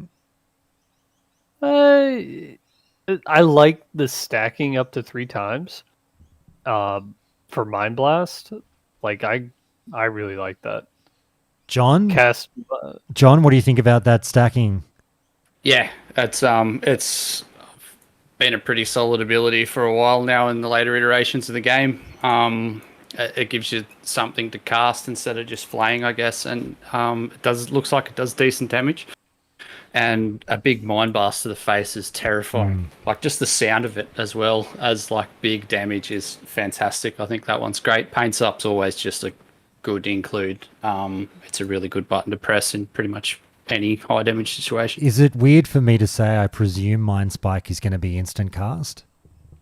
No, it usually is a very short cast. Short cast. 1.5. It's like a Scorch. 5 seconds. Yeah, I think Scorch or Searing Pain. Okay. You'll probably find it's on a GCD though, right? The equivalent of a GCD. Yeah. Right. Yeah. Right.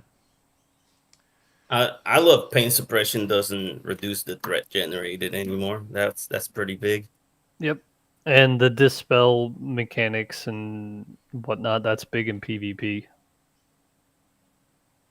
Yeah, Shadow is going to be scary in PvP. Yeah. Dude, the Mind Spike with Shadow. Oh, yeah, having Paints Up as a non-talented ability is going to be pretty wild. I guess it solves the dispersion problem because it does a little bit less than that, but it does the same sort of thing, but it does solve the dispersion problem in a way. Alrighty. Anyone else on the priest runes?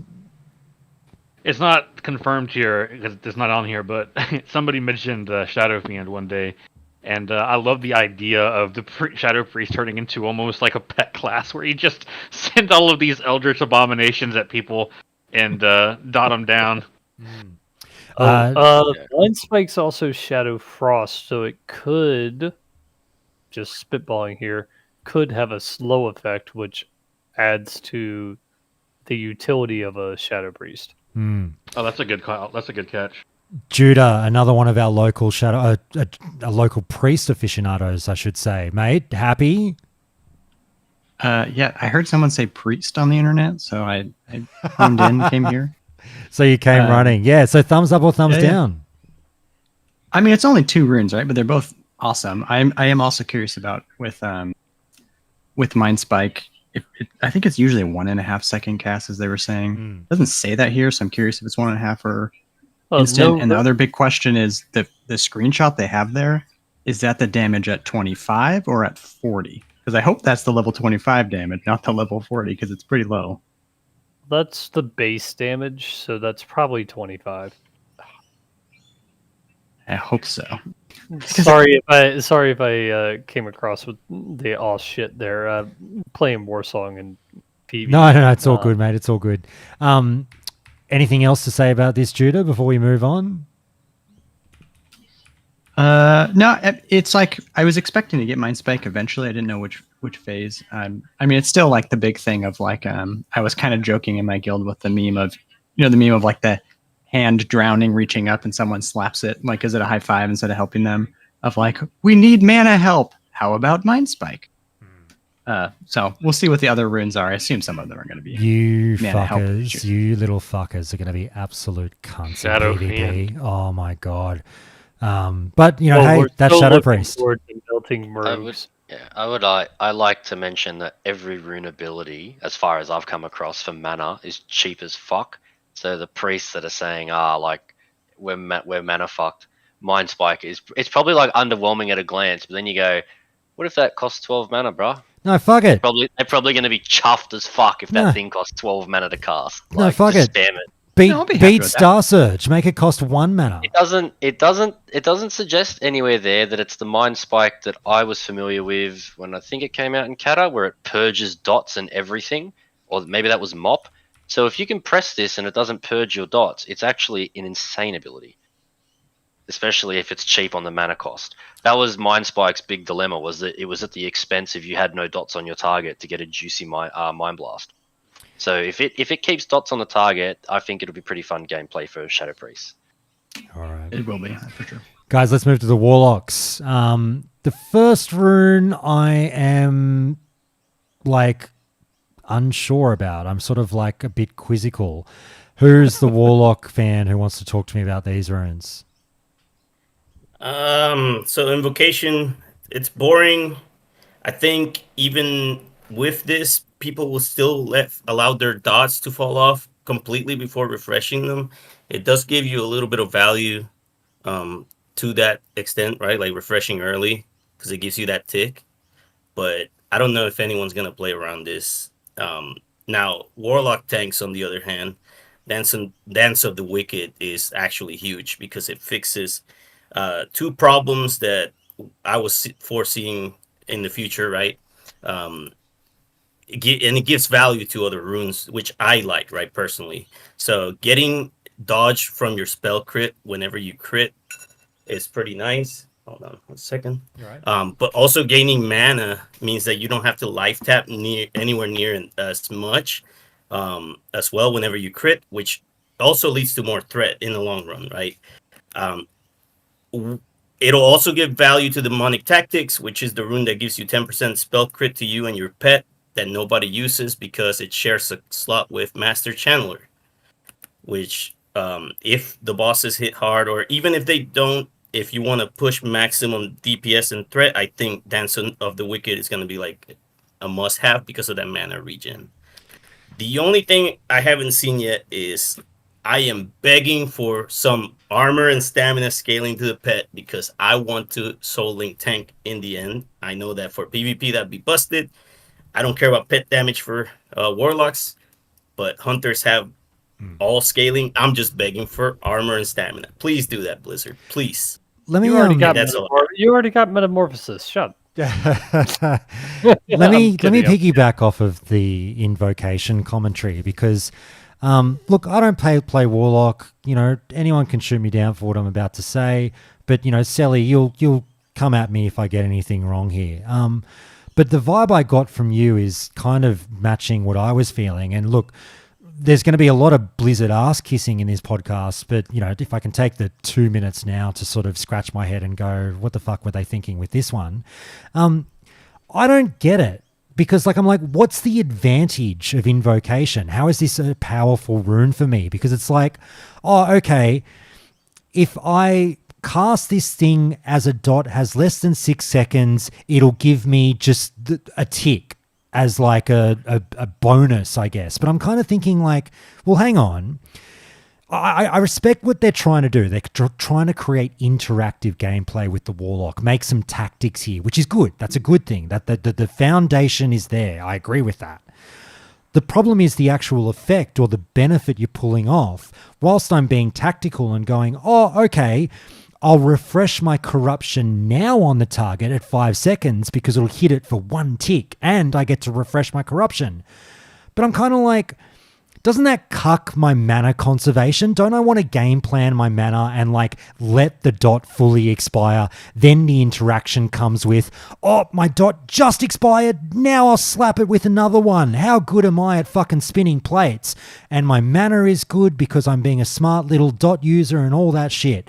Like, wouldn't you need to get, and I never like to throw out suggestions for buffing Warlocks, but wouldn't the benefit need to be like a little bit higher to make this worth it? Because I'm like, also the interaction with Curse of Agony, I'm like, well, doesn't Curse of Agony tick for more as it goes along? If I again hit this thing when I had DPS loss. Yeah, when I had 2 ticks to go and I get 1 tick, like which tick am I getting? Am I getting the big boom at the end or what? If it gives you the final tick, then it's worth it for that spell, you know, yes, on its own. I agree. But if it just gives you like an averaged out tick, it's a DPS loss if you clip your agony, no matter what. I don't think that this rune's going to be used in a raiding scenario. This will probably get used in more PvP as you dot and run. But even in PvP, I'm still thinking the same thing. Like if I'm a Warlock and I'm fighting, you know, me as a rogue, I'm like, oh, I'll hit my corruption now to refresh it. But like realistically, I got 1. It boomed him for 1 tick. It was about to tick 2 more times anyway. Like, what's the massive benefit to me? Sorry, I'm ranting. Solar, so are you there, mate? Can you hear me? Hey, man. Big fan. First time caller. Thanks so much, mate. Thank you. Are you a Warlock player? Yeah, I am a Warlock player. Oh, good man. Tell me why I'm wrong. So I don't think you're wrong, Josh. I think your concerns are pretty valid, and it depends on what we're pairing it with. So I see this as very much an affliction rune. Something that if it's paired with something else, like we could be seeing, I don't know, maybe a bit of hopium, but like an unstable affliction. In which case, it might be better to proc it as a part of the rotation. Because I think one of the things that I have issues with as the Warlock is you're basically just spamming Incinerate in most specs at the moment in between your casts. Or in between your bigger rotations, Shadow Burn, etc. And being able to refresh and immolate might give you some versatility to cast other things or move for particular phases, and we don't know what we're seeing in Gnomeregan. So I think it could be for the new spell interactions or the new movements that we're expecting here. Yeah, no, well said. It definitely could have interaction with, again, there's so much speculation here because it's great to have the preview, but we just don't know what the fuck else is coming and how everything sort of meshes together, because we saw a lot of the runes, I mean, not a lot, but, you know, some of the runes that we had in phase 1 definitely had, like, you know, fit together like a bit of a jigsaw puzzle at times in terms of gameplay. Yeah, I mean, looking at the seal twisting, right? Like we have that hopium for the seal twisting because I main Ret with Seal of Martyrdom, right? So we're looking at that and we're going, oh, cool, maybe we'll get something else. And it's not that it's not on the table. It's just without the full toolkit, we don't see how the interaction quite works yet. But I see it working really well for things like you're playing Metamorphosis spec, you're trying to get threat on multiple targets. Sometimes you really have to hit one target because it's running after a DPS, or it's eating your healer. So you chuck your dots on quickly while you're targeting enemy A. You flick over to enemy B, hit your taunt, and then you can go about your other cycles. I don't know. I just see it as a net benefit, but it depends on what it's slotted against. No. Yeah, it really depends on what other belt runes you have available. Yeah, the only thing I don't like about it is that it kind of makes the Everlasting Affliction one, kind of feel bad. Yeah. Because, like, if you're hot and your Shadow Bolt's refreshing the cooldown of your Corruption, it will never proc with this new one. Yeah, I didn't think about that. Mate, any other hopes and dreams for the Lock Solace? I've got a lot of what I wanted in Metamorphosis, to be honest. I don't love that Incinerate and plays a big part in the Metamorphosis rotation, or at least my ungeared ult. That is the case. But I think there's a lot of potential there for great shadow play, especially as we get more of our toolkit. But I would love to not use Rain of Fire at all in any sort of Warlock rotation I do, but here we are. But otherwise, everything's playing great, man. I'm loving Season of Discovery. I haven't played this much since probably Mists of Pandaria.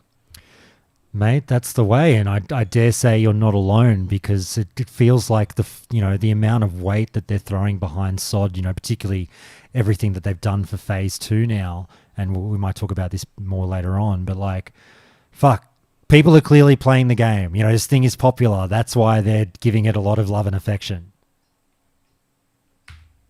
You just look at the population numbers, yeah. Yeah.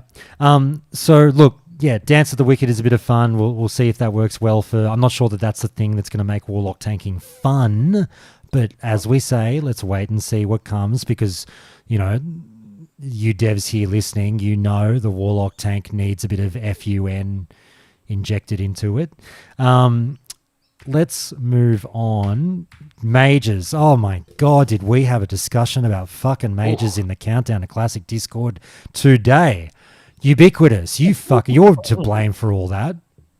I was just curious. I love to hear why someone hates something that I've heard so many other people say that they like. I'm always just like, well, what's the problem? What did they hate? Oh, we had a big argument about whether or not it was fun or good.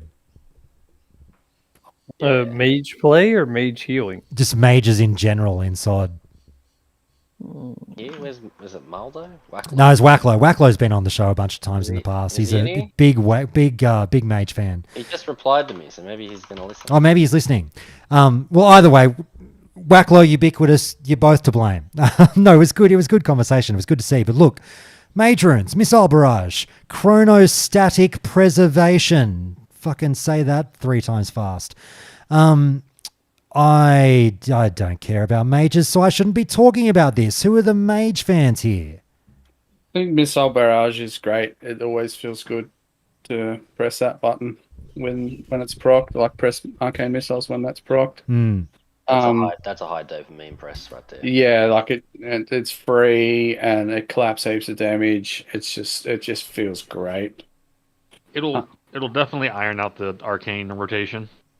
Well, it affects Fireball and Frostbolt too, so it might help all 3 not go so quick if you're getting free rapid fire arcane missiles. Yeah, true. I just meant right now. It feels bad to Arcane Blast 4 times and then cast either Explosion or just one tick of missiles to reset it, just to get it back to Blast. Yeah. I think Missile Barrage is pretty good. I mean, I don't like to say to all the classes, you don't know what they're getting in connection with this, but as far as that rune goes, I think it's pretty good. Like, 40% chance of Arcane Blast is pretty fucking good.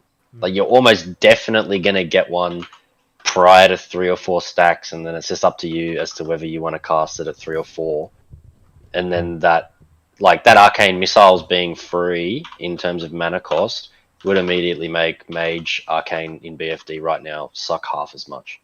In how bad it feels to press Arcane Missiles. The part about it that I really love, that we sort of touched on a few minutes ago, is I know the Classic team hinted at this prior to SOD's release, but it's really fucking clear that they're trying to breathe a bit of life into abilities that, you know, either were seldom used or very situationally used or just deleted off hotbars. And like, I know the mages are going to be like, Josh, we fucking used arcane missiles in Classic because if somebody went behind a wall, it still tracked through in PvP and blah, blah, blah. But I mean, I don't know. I just found that because Arcane wasn't really a thing, Arcane Missile... Is it wild for me to say that Arcane Missiles was a, highly, underused ability in Classic? I think it was used with was it tier 2 set bonus or something? All right. Gave like some pretty chunky, like Arcane was the go. But other than like the example that you mentioned, it probably wasn't great. It was like one of my favorite abilities. Like it always feels cool to press it. It's got a cool sound and does lots of damage, but and looks great. But yeah, I was just a bit sad didn't get to press it much. But now, if I do bring a mage forward, I'll be pressing it a lot. But it seems like in PvE, they're trying to say, look, there's no such thing as a dead ability in this game. We're going to find a way for all of those things to have a reason to be on your hotbar. Do you get that impression? Yeah, totally.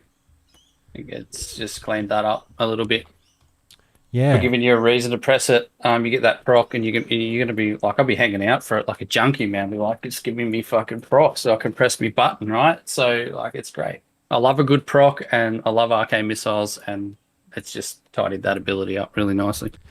Look, I like a bit of tactical gameplay, and so chronostatic preservation seems like a bit of fun. Do you guys agree or disagree?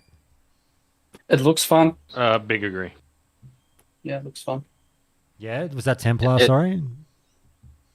Yeah, I think it's going to be, just echoing Zoran. I think it's going to be really, really, really strong in PvP, and it's going to give a little bit more skill to mages and how they play their fights.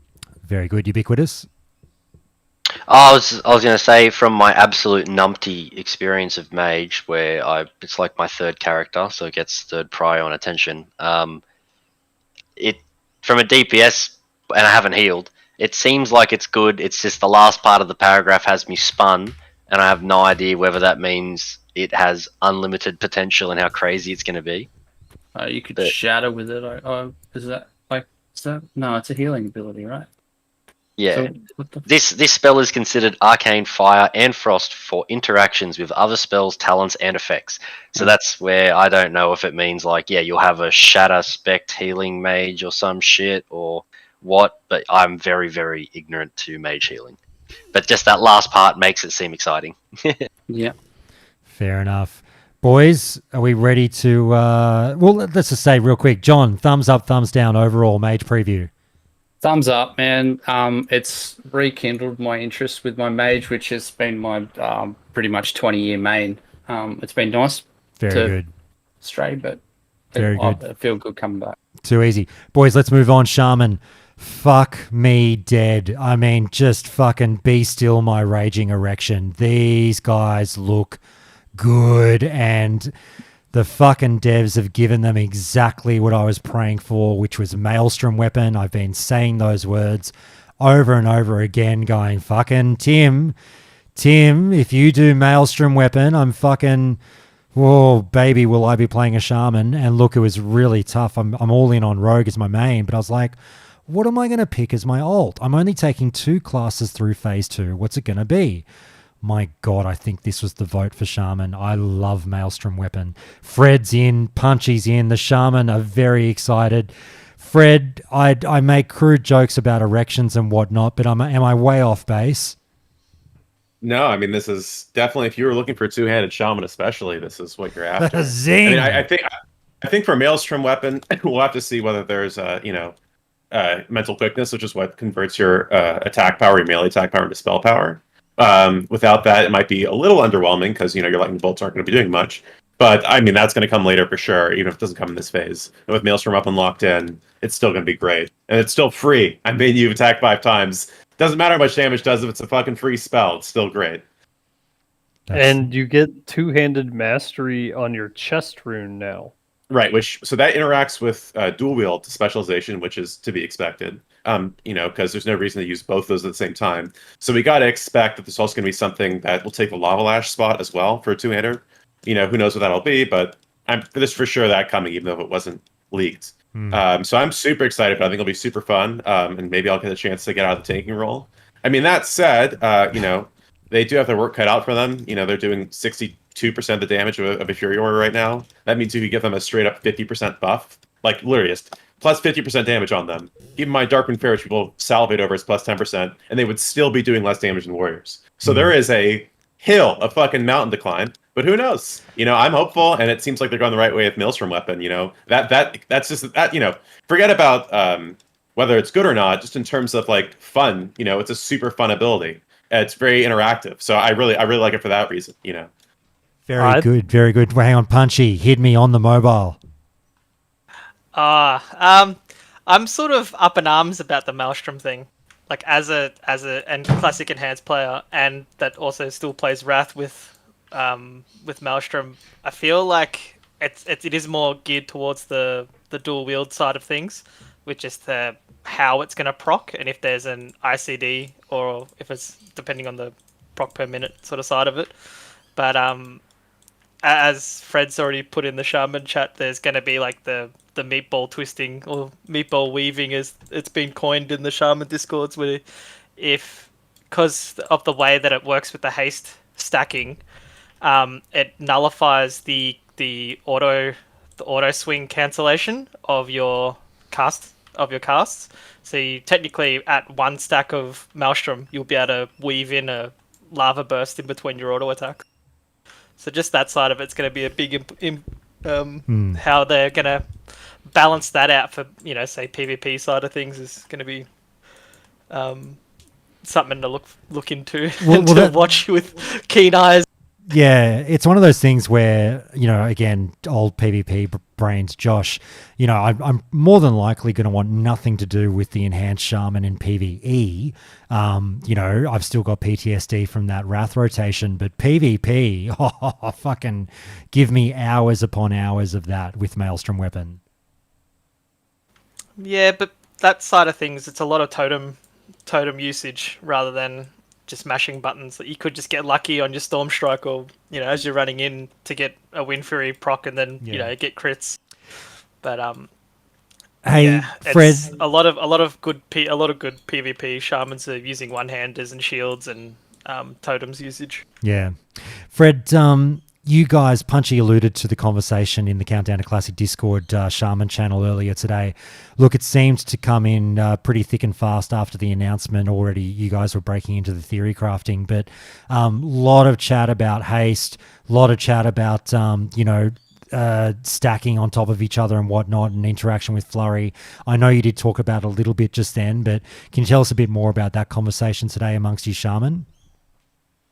Sure. I mean, I'm not sure I caught the whole part of it, but what Punchy was saying earlier is, so typically when you cast a spell that has a cast time in vanilla, you reset the swing timer on your attack. So, like, suppose you have a weapon that swings every 3.8 seconds. You wait 3.7 seconds and then start casting a spell. When that spell's done casting, oh, sorry, even though you already waited 3.7 seconds, you have to wait for the whole 3.8 seconds again. Maelstrom Weapon, when you have even 1 stack of it, gets rid of that. So that means you can swing your weapon, and then you look at your swing timer, and you see you have 3.8 seconds coming until your next attack, and you have a 2-second cast time on Lava Burst or something. Then you can cast that. So that's what he was talking about with the weaving. With regards to haste, I'm not sure exactly. Let me check what they were talking about here. I mean, we were just theory crafting about all this haste you can stack. So you get 50% from Crowd Pummeler, you get 30% from Flurry, you get 30% from the Ruin. You can get 10% from Gloves, you get 30% from Berserking. If you stack all those up, it's a lot of haste. And the way that haste stacks in vanilla is it stacks multiplicatively, not additively. So actually, so it's having two sources of 25% haste is better than having one source of 50% haste, just for example. So if you have 7 different sources of haste, even though if they're not that big, all those will add up, and it'll just be really funny to see. I mean, especially if you have a Wind Fury weapon. If you've got 210% haste, you're already using a 2.0 speed weapon, like the automatic Crowd Pummeler. The amount of attacks coming out every second, even though you're using ostensibly a two-handed weapon, is going to be a whole lot.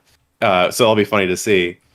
And then the other thing I was saying in the Shaman channel was that with respect to making a 30% attack speed increase on the two-hander, I think from a development perspective, that does make a lot of sense because between Maelstrom weapon benefiting attacking more, and I have to imagine later on we're going to get Shamanistic Rage or Unleash Fury, whatever it's called, the one that makes you do a battle shot whenever you do a crit. Yeah, that of course Shamanistic Rage.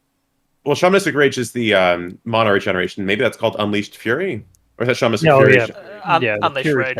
Unleash Rage. I'm sorry for mixing up my terms here. Anyway, it's the one that does a battle shot when you crit. That also benefits attacking very quickly. So between Maelstrom weapon and that thing, you're going to be looking at a two-hander. If it's attacking really slowly, you're going to be like, I'm sorry, but I just need to attack quickly because that's what my abilities do for me. And so by having a two-hander talent, which makes you attack more quickly, well, it does sort of homogenize it a bit. And I know that's an evil word. It does make it more balanced with the faster attack speed benefits you get. Fuck, very well said. All right. I think someone broke it down. Sorry, I think someone broke it down in the Chad Hands Discord where it's 69% haste just with the rune and the flurry proc. Nice. So, and the only thing that's going to be the downside to that. 30 is not. Yep.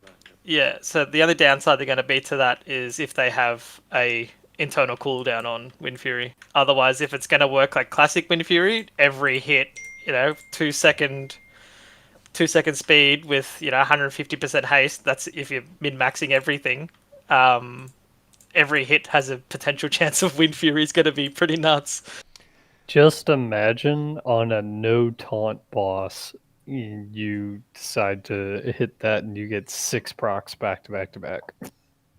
Yeah, and that's where the Alpha Wolf, the Alpha Wolf, whatever Can we comes into play. Talk about that? I was just about to say, you better hope that warrior has got Alpha Wolf on. Look, I mean, really interesting discussion about Alpha Wolf in my mind. I mean, I think it's a phenomenal rune. It's an odd one though, but I stare at it and please shout me down, guys. I'm like, this is amazing. I'm happy it's in the game, but is it too powerful? And again, we talk about Heart of the Lion or whatever with hunters. If you're a fucking shaman in a dungeon or a raid, one of them, this is mandatory, right? Yeah, maybe not. If there's threat problems, it's super mandatory. Judging from BFD, I mean, I haven't seen that many threat problems among tanks. But maybe the first couple of weeks.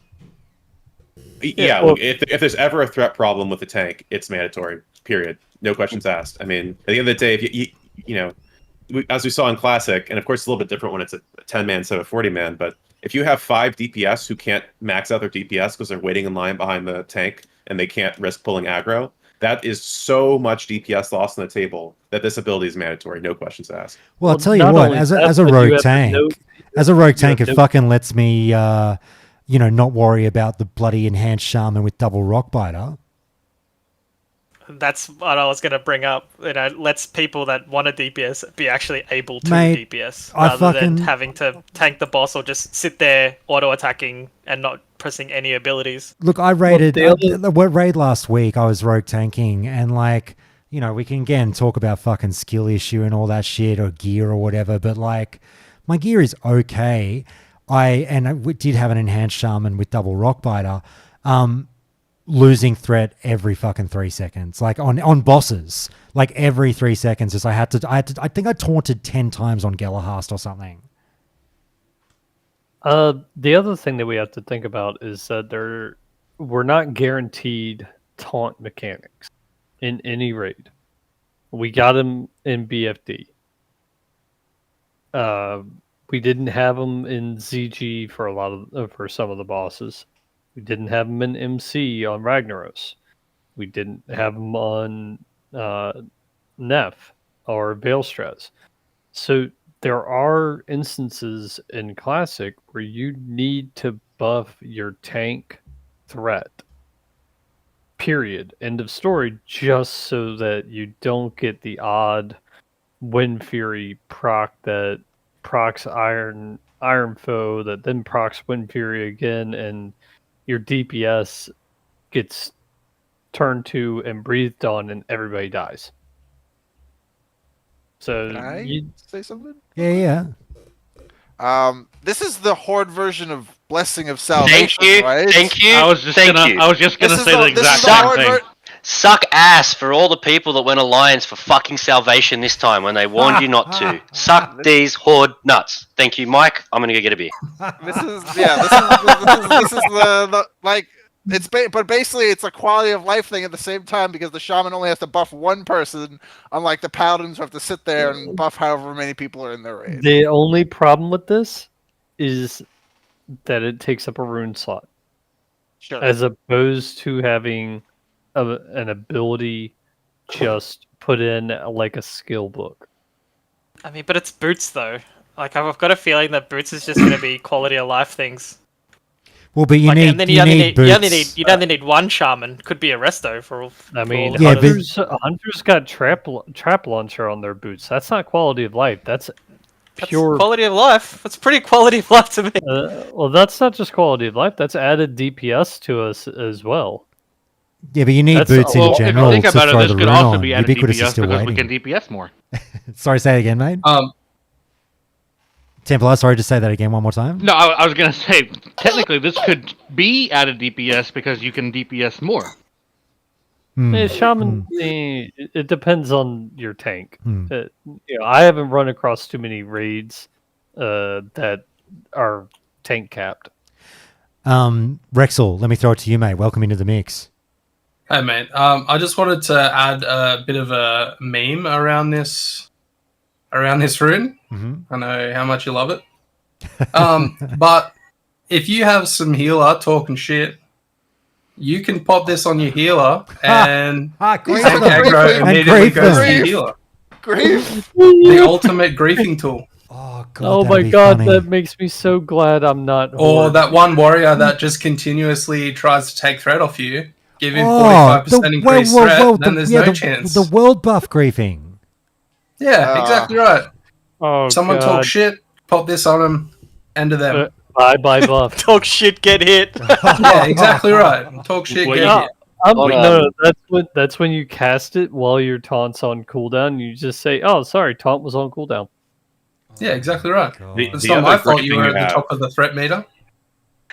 I hadn't thought about the griefing potential. Absolutely excellent, amazing. The classic one for Shaman, of course, is you jump off a cliff into water and then you water walking an ally right before they hit the ground, and that'll just kill them. Oh, So that's are you you want to keep in your talking- back pocket.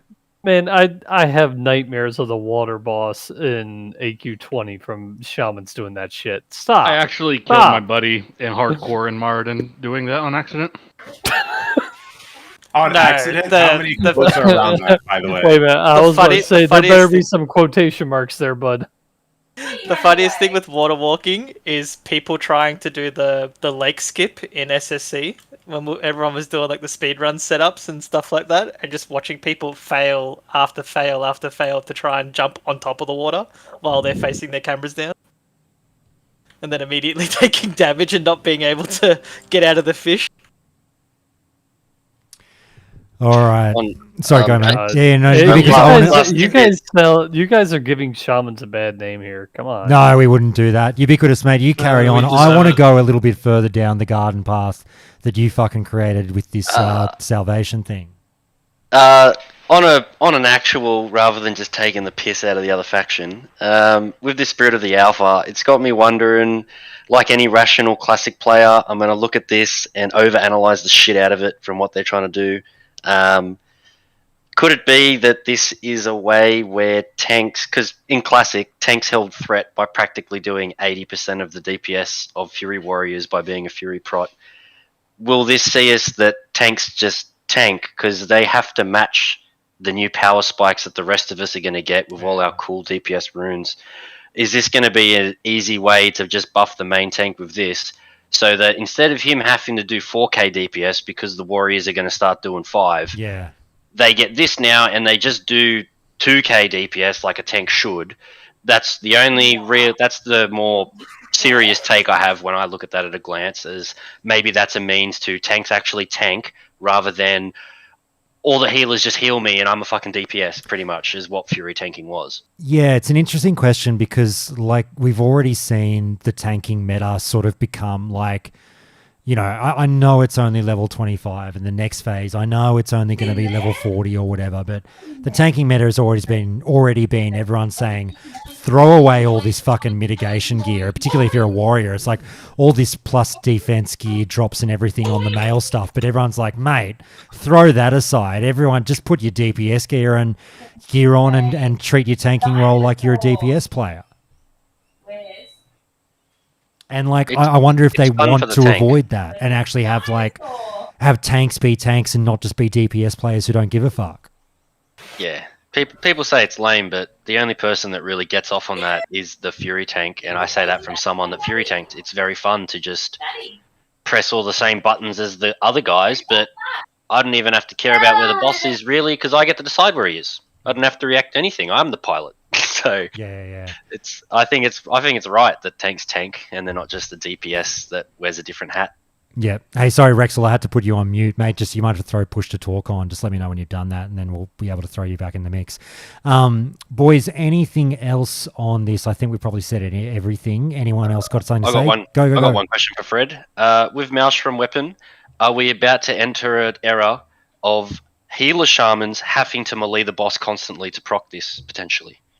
Oh God, I wouldn't think so. Just because, because it lowers the mana cost. That would be the main reason why. But because shamanistic rage is on a 1 minute cooldown, and as far as we can tell, you're still going to be rocking double rock biter to basically fully regenerate your mana, once a minute. I don't think they're going to be having any mana problems. So I imagine they're not going to do that. I mean, the cast time is nice, but it would really be a mana thing, I think, more.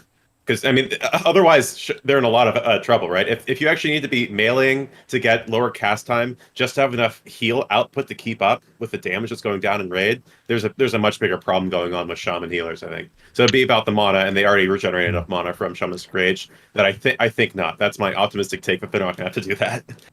Boys, let me... you're gonna have to hold casts for auto attacks, really. And that's...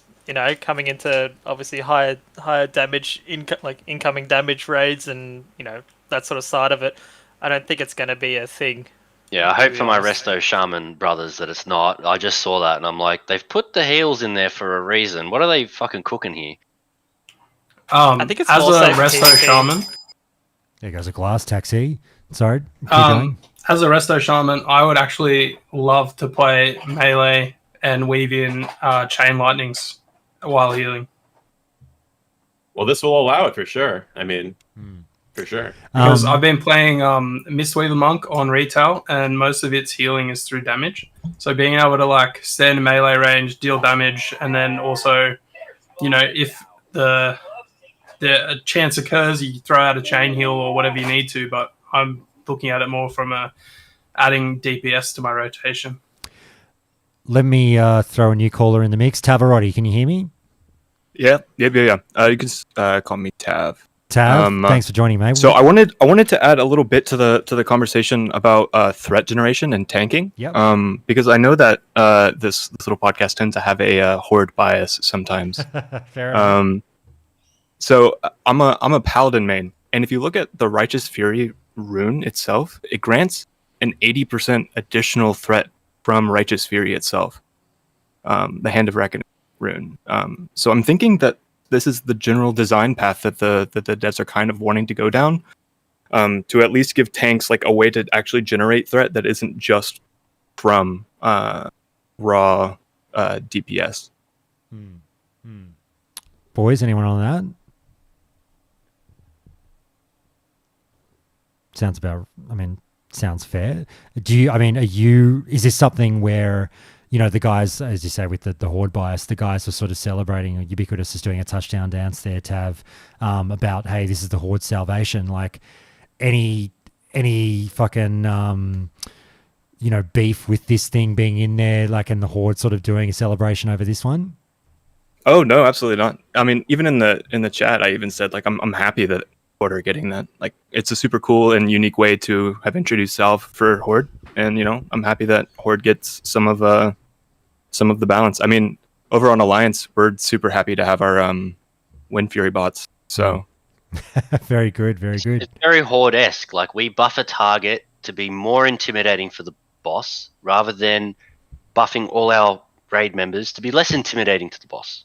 More Horde flower. That's the way. Yeah, well, that's it. Horde have always been the more offensive side of the coin, whereas the Alliance have been more defensive. Absolutely. Just yelling profanities at the boss. Yeah, and as I crack a fart on stream. All right, speaking of offensive, let's get to the rogues. Fuck me dead. Look, we got it. We Ubiquitous Mike and I bitched and moaned loud enough. And someone was commenting on the podcast the other day going, I don't know, this podcast just fucking whinges a lot these days. And, I mean, you know what? It had an effect, didn't it? Because look at this rune.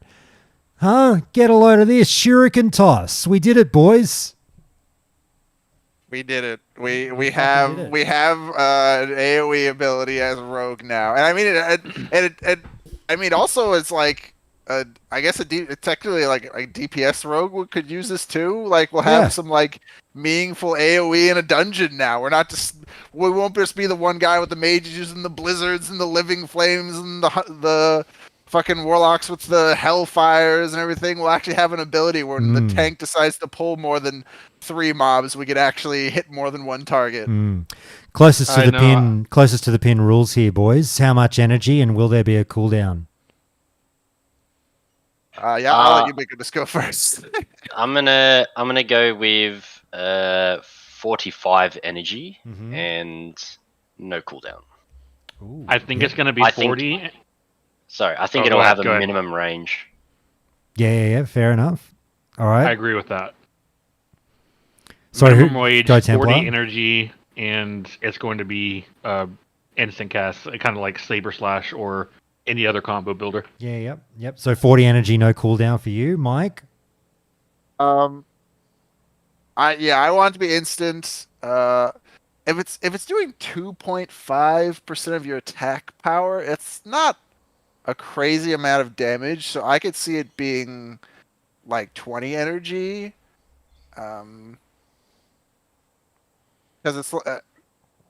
I've logged on to my rogue specifically because we're looking at this thing, and it's gonna do about 80 damage. About 75 damage. Sorry.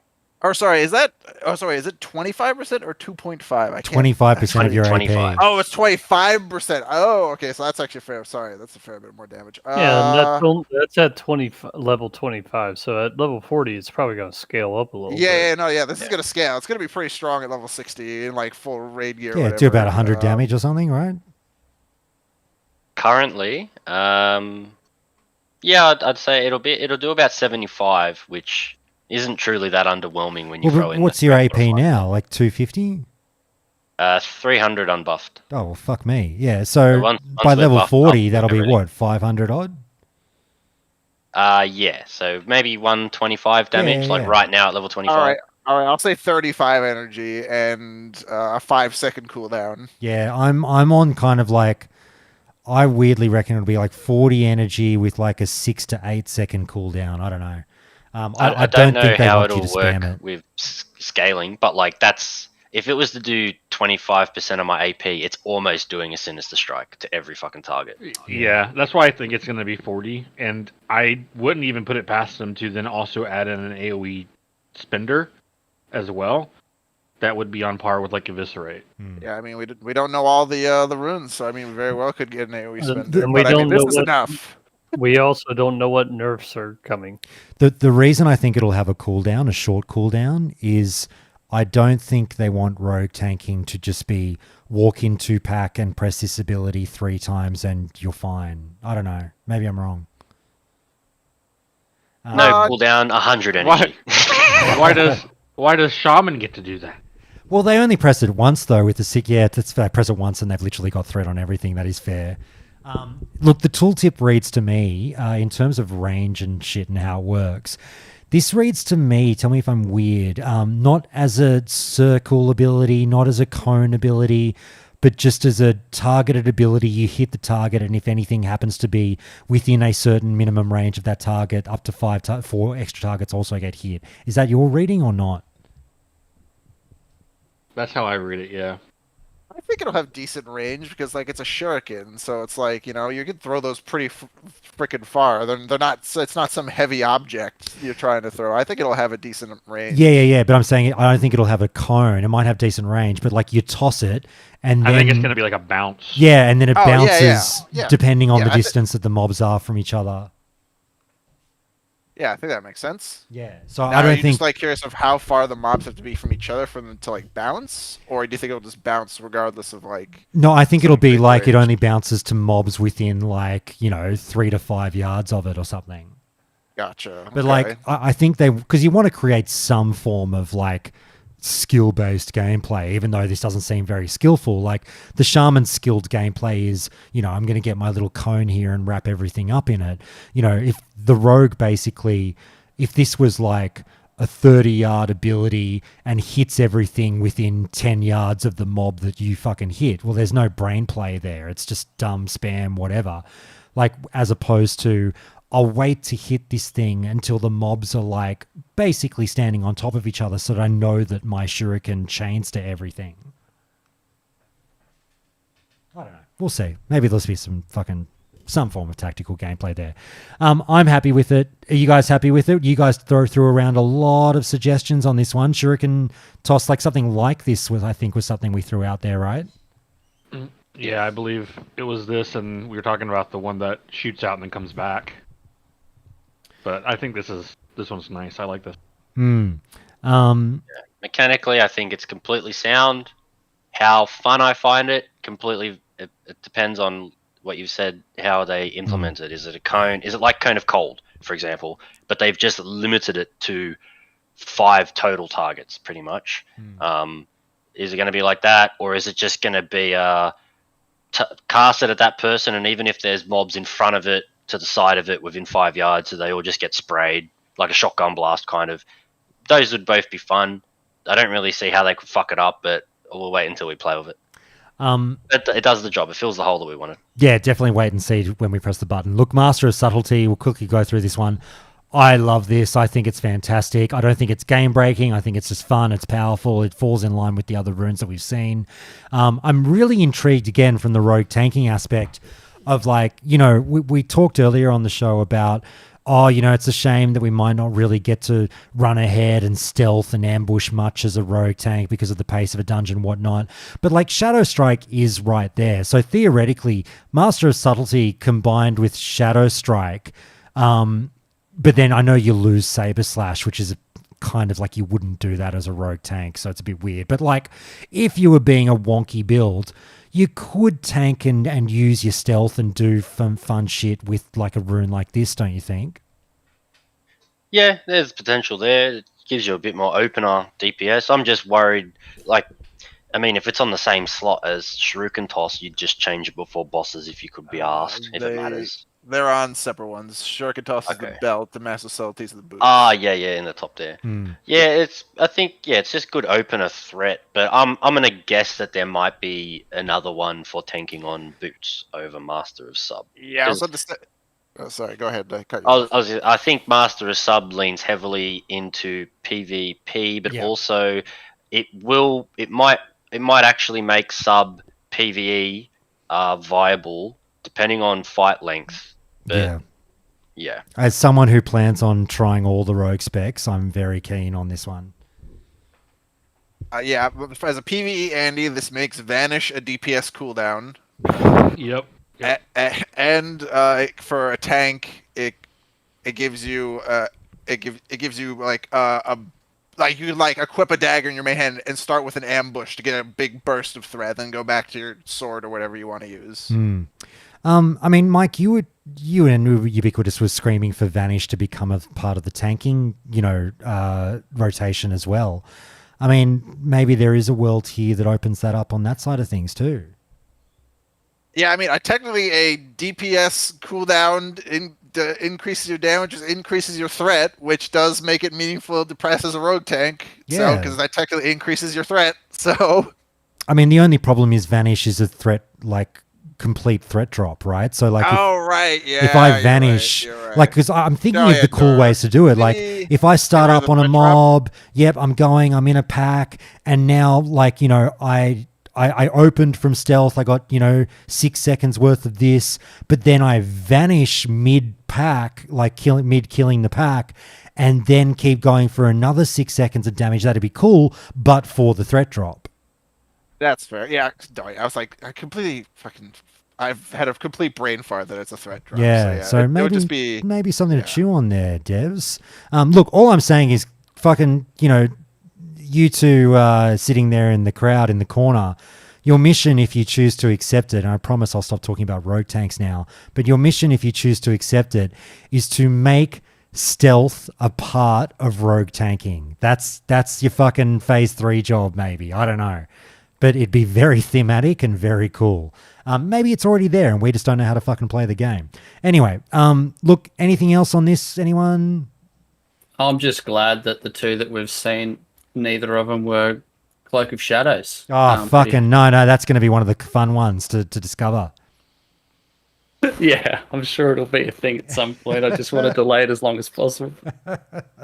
these have me excited, and I want to see some big energy gain rune for a rogue as well. Yeah, I want to see some fucking nice OP runes for rogues for sure. Look, guys, we'll finish up with Druid. Wonder, now is your time to shine, my friend. Mate, was it a kick in the guts initially when you didn't have anything? Yes. Yes. I was like, what the fuck? Look, I mean, I think my position on Eclipse pre this, particularly the Wrath version, was pretty well known. Like, not a fan, didn't want to see it in SOD. I have a big feeling there's a big butt when coming. I see Eclipse, my first reaction is, oh, God. But? Well, I'm trying to find a way to like this for the level 40 bracket. Well, it's slightly different to the Wrath one, isn't it? It is. There's less RNG risk with the spell, so that's good. I'll explain why I don't like Eclipse with the way it is. Tell us what this one does. Sorry, tell us what this one does first for the listeners that don't know. Okay, so this one increases your crit chance of your if you cast Starfire, it increases your crit chance of the next 2 Wraths by 30%. And it increases the Wrath... Sorry, when you cast Wrath, it increases your crit chance of your Starfire by 30%. And that stacks up to 4 charges. Both spells also gain 70% pushback protection, which is, to my mind, the nicest part of the spell, or the rune. My problem with the rune isn't necessarily the design of the rune, it's more when it's been released. So if you were to tell me that this was a level 60 rune, I would be fine with it. The problem I have is it's going to force balanced druids to use a spell that we wouldn't do at level 40 in Starfire. It's because it ranks up at level 34, and then it doesn't go up again till 42. It's going to feel bad to press a button to activate the rune. And I just don't know whether it's enough to justify even rocking the rune at level 40 because of how bad Starfire is. So I don't know whether there's more quality of life things to change the spell rank of Starfire that makes this not feel so bad. The only other question that I guess I would have is that what's the interaction with Star Surge and these? So if Star Surge takes or consumes a stack of the Starfire one, then it kind of starts leaning a little bit more favorable. Are you keeping up with Discord chat as you're going through this? Yeah. So that was your comment. That exact point was one of the questions why I didn't understand how the tooltip worked, right? Because I went, well, hang on. Is it not just 2 spells that we're getting stacks on, or are we getting stacks of over 100%? So I don't know what having more than 20% crit means. Has it been had in the game before? Does it just mean extra damage? I don't know. I know Agron said it feels good or it plays well, or rotation's not that bad, but Agron says a lot of I'm things. so apprehensive about this rune. I don't know. I wish I could jump going, yeah, this is what we wanted to see. This is going to solve all our problems. But Wrath at the moment is 30 to 35% of a Boomkin's damage. If we're including Starfire, that probably drops to maybe 20%. Starfire will cover the other 10.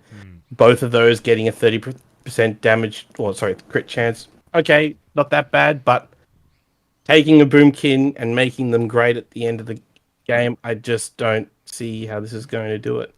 Fair enough. We were ribbing you earlier before we started recording about obviously it's you're a PvE player, and us PvPers we're going we don't want to hear a single fucking tear from a Boomkin about anything. But obviously I keep saying the term tongue in cheek. I say it because I know that you guys do need a hand in PvE, but understandably you are monsters in PvP at the moment too, mate. Well, I if I can push back on that, right? Yeah. My argument is Resto Druids are monsters in PvP, not necessarily balanced Druids, right? Because what makes a balanced Druid really strong is the use of Wild Growth. And so that hybridized playstyle, which is what makes them great flag carriers as well, is not lined up solely with a Boomkin. More so. Oh, no. You don't have to have Wild Growth. If you're paired with a priest... anyone paired with a priest is, yeah. If anyone's paired with a priest, then they feel so much stronger than they are by themselves. No, but definitely if we were to shift to the other rune, the Tiger's Fury one, go for it. I think this is amazing. Yeah, I think that this is a really good rune. It makes a spell that you weren't casting before castable. Yep. And because Wolfset Helm isn't going to be coming in as a result of the profession limitation of no specializations, then this is just a nice button to press for Ferals. So I think this is a great addition for them. I'm just a little skeptical on the PvE side of Eclipse for now. Fair if enough. it was at level 60, I think it's okay. Right? So I just think the timing of bringing it in this rune was maybe a little off. Fair enough. Look, the Ferals were bitching a little bit, but I think this will shut them up. Hopefully, you never know. And can rogues get a rune like that? I looked at it and I was like, fuck, man, I want something like that as a rogue. I know, right? It's good to know they can get their energy returned on a 30-second cooldown. Oh my god, it's fucked.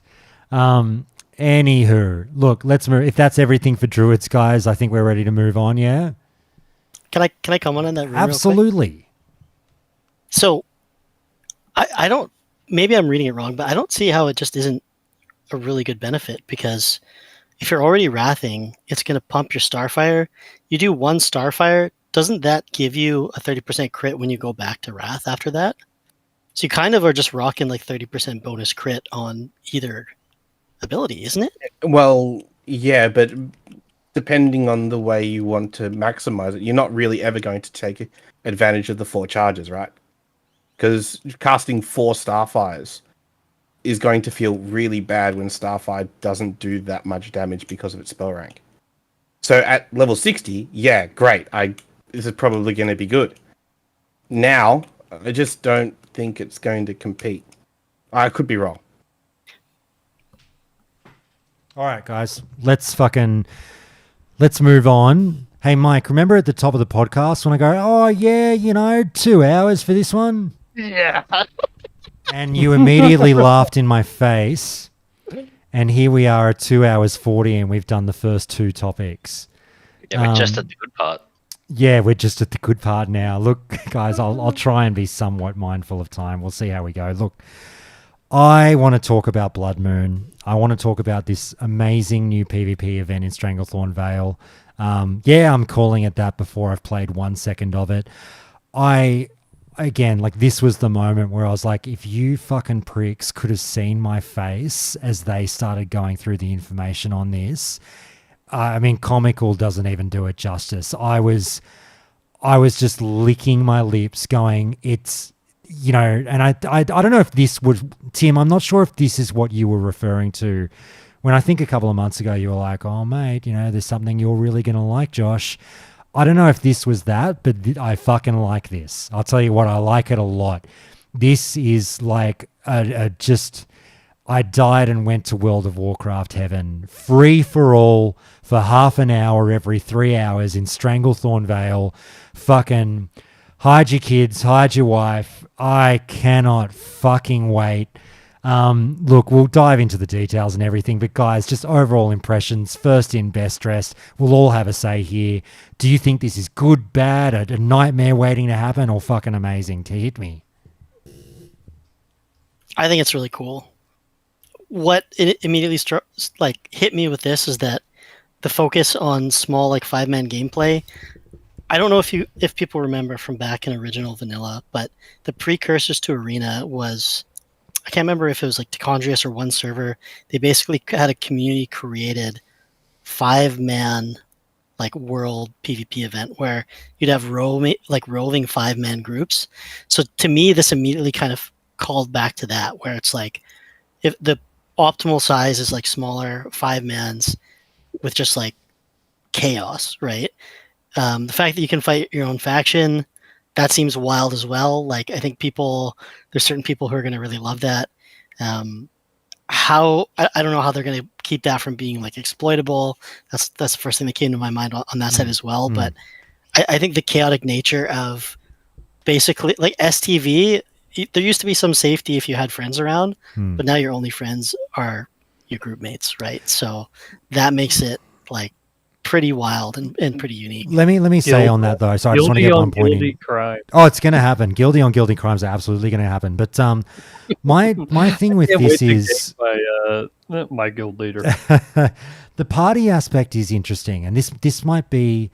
Look, it's a personal gripe because, and this, what I'm about to say will have 99% of the WoW Classic player base disagreeing with me. But like, I get that group gameplay drives this game, right? I get that Agranda's just come off pumping the point about battlegrounds are for groups. This game is for groups. Please go out and get a group. Trust me, you'll enjoy it more. I get it. I get it. I get it. I'm just personally struggling with the conflict of that ethos versus a free-for-all event, because if we're sort of saying, go out and kill your mates, but get in a 5-man posse and don't kill them, and that's part of like the fun survivor aspect of it, I'm still just like, my big thing with this STV deal was avoid Phase 2 WoW Classic at all costs. This can't be death balls roaming around plowing through 1 and 2 off players. And I just get concerned that obviously the meta will become, get in a 5-man group, okay, you can only loot every 5th body because it's rotational or whatever, but that will still be the meta because you're unkillable, you're a death ball, whatever. And I get that then the comeback to that is, but Josh, then it'll be 5s on 5s, left, right, and center. But then haven't we just made a mini Warsong Gulch problem here where the bulk of the player base won't get in 5-man groups, they'll be alone, and they're just going to be fucking run over by the sweats? All right, no, I'm going to put a hard stop to that. If you've ever quested at level in STV, you almost always end up in a group. Are you joking? You're joking, right? I only ever solo in STV. At level in progression? Yeah, everyone fucking flies solo. Are you kidding? Mate, people group up. Sure, people group up, but the vast majority of players are just doing their thing, questing solo still. Not when first run people get there. Like when you're fresh to level 30 and you're hitting STV and you're on that first wave of level 30s to hit there. Oh no, everybody's grouping up because that's the only way to get tags on mobs. No, I disagree. I played a lot of servers over the years. That's very different, though. You're comparing the logistics of when you're level 4 trying to get mob tags and how this PvP event should run. No, I'm not comparing the two. I'm making a link because he's saying that it's going to be a lot of solo players out there just trying to quest.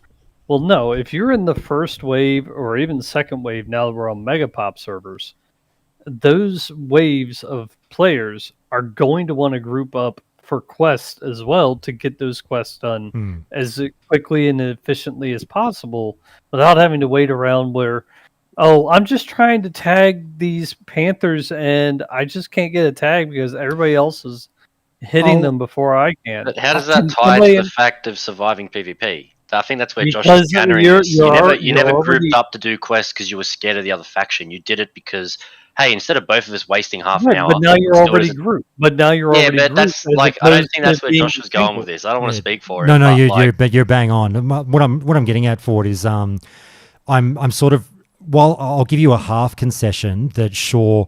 And again, I'm just focused on the PvP thing. Like the PvP ecosystem of Stranglethorn Vale probably promotes more grouping than other zones. I would give you that, but I don't think it like now has an excessive amount of grouping that everyone groups in Stranglethorn because it's so dangerous for PvP. I just kind of reject that because I just see. Mate, I've spent so many fucking hours in Stranglethorn over the years, as I'm sure you have as well. And, mate, I gank a lot of people in Stranglethorn, and everyone's running around alone, like 95% of the player base. Yeah, you don't like playing with other people, though. No, but this isn't about me. This is the people I'm killing as well are alone. I'm talking about on these Megapop servers, and now we're all level capped and level squished. You're condensing the population into those areas. You're making it harder for people to go out and solo things. Oh yeah, but that's not part of your argument on that it's happened in the past because that hasn't been an issue. No, but it did happen in the past because everybody was trying to speed up to 60. Well, the most efficient way as a horde was to go to STV and do the quest hubs from 33 to 37 or something like that. So if you were in that first wave, oh my god, it was a fucking nightmare trying to get quests done because you couldn't tag any damn thing.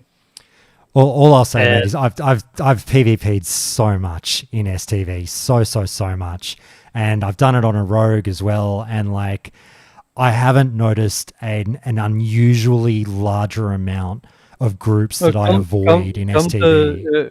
Come to East Coast PvP next time. Come to Herod. Okay. And tell me I'm not saying people don't group. I just don't think it's like grossly disproportionate to other zones. But anyway, that's a bit of a sidetrack. But I don't think the group issue isn't really like, as you mentioned earlier, like coming in with these huge death balls. There's nothing stopping you from going in a death ball. You just avoid killing the 5 people that you're there with. You just don't group. Like you're 5 people alone, but you're grouping without being in a group. There's nothing stopping you doing that, is there?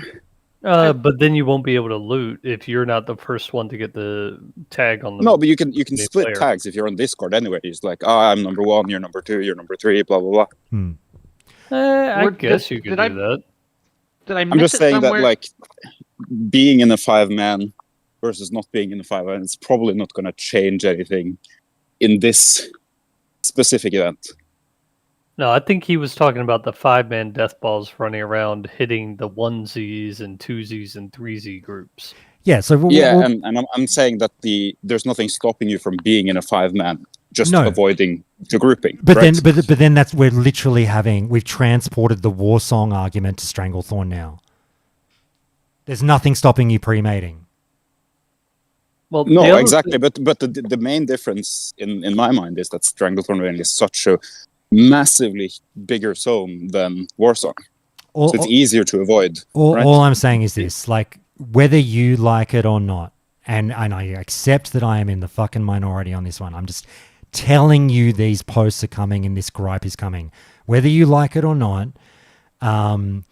the players are going to want to do their own thing when they're questing in STV.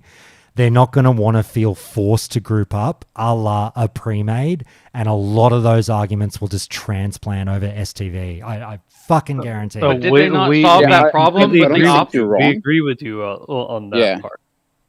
We're not saying you're wrong. It's just Hang on, maybe the play. Go ahead. I'm not. I was gonna say. I don't want to enjoy. Go ahead. Finish off I was order, then gonna say, Templar. I was just going to bring up the part that there's no rep tied to STV. Yeah, So yeah. that's a big thing that changes the dynamic here.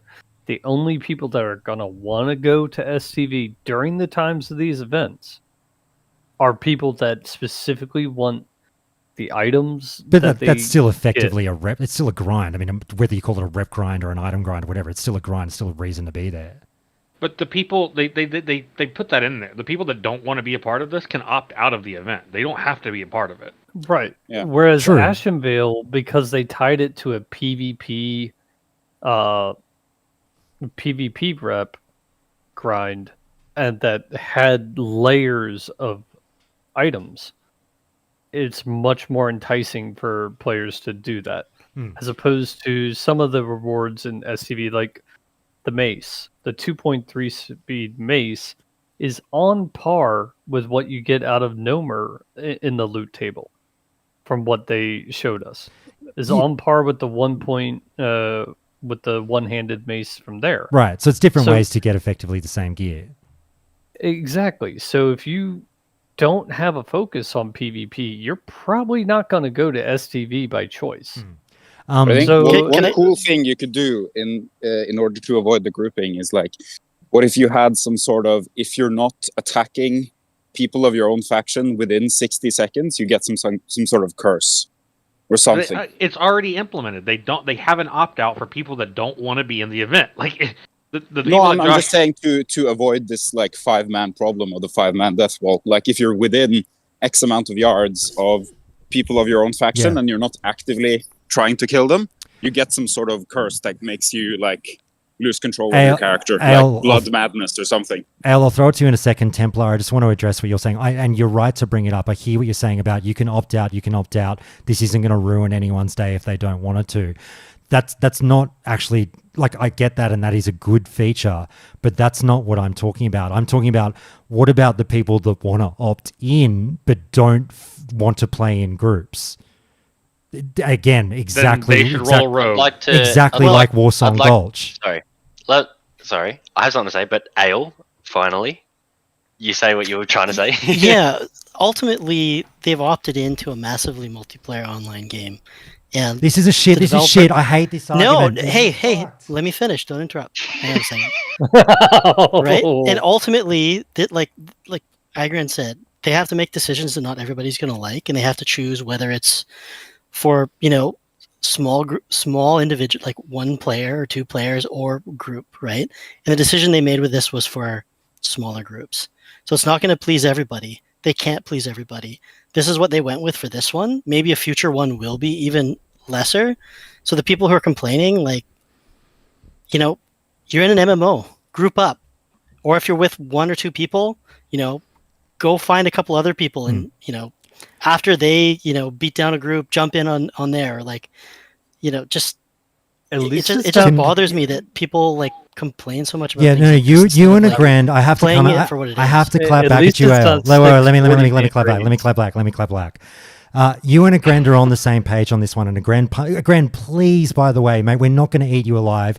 If there is a world that you can jump in, mate, we're going to play nice. It's fine. We can be adults and talk about this. So if you want to, I would love to have you here. But I know that there are, situations that maybe you can't, but if you can, jump in. Ale, I know that you and a grand are on the same page here, and it's the whole group. You're playing an MMO. If you're not playing with other people, then fuck off and play other games. And I'm paraphrasing and I'm being fucking, crude, but that is the long and the short of it. Let's be honest, at a certain point, it does get mildly aggressive, and it's like, mate, fuck off all you solo players. You're playing the wrong game. go play other games. We don't want you. That's kind of the gist of it. But like at a certain point, that kind of, in my opinion, like, we all know that there is content that is allowed to be done solo in an MMO. If your fucking take is everything in an MMO should be done in groups, it should be better with groups, group. If you're solo, you're a fucking idiot. It's like, why is it okay to level solo then? Like, why is that something I can do solo? By your take, it should be like, no, I should be, the solo leveler should be punished for leveling solo. They should get less experience, and you get your experience not culled when you're in a group, but expanded. They are, because there's elite quests in dungeons. You can't do all that solo, right? So effectively, but 90 to 95% of the questing experience you can do solo, and you are supposed to do solo for all intents and purposes. Why? Why in an MMO? Why do we have solo content in an MMO? 99%. This is 30 minutes. This is 30 minutes out of 3 hours where this is going to happen. 30 that you can minutes. opt out of as well. Yeah, I'm glad for one phase. I'm glad we got to hear what Ale said personally, because I was literally about to say it. I just had an inkling that he was going to say the same thing. Didn't want to steal his thunder. For how much of the gameplay it is, and you have to. Now here we go. Let's put the big fucking positive spin on this thing. Think about where we've come from. What are we doing now? I must join a 40-man raid, or entangling roots will kill my rogue because he gets 0 heals out of a raid. Or you just shoot the boss once and stand until it dies and then run to the next one. Pretty much this next event, if you've you already are doing an event that you have to be in a group for anyway, a much larger group.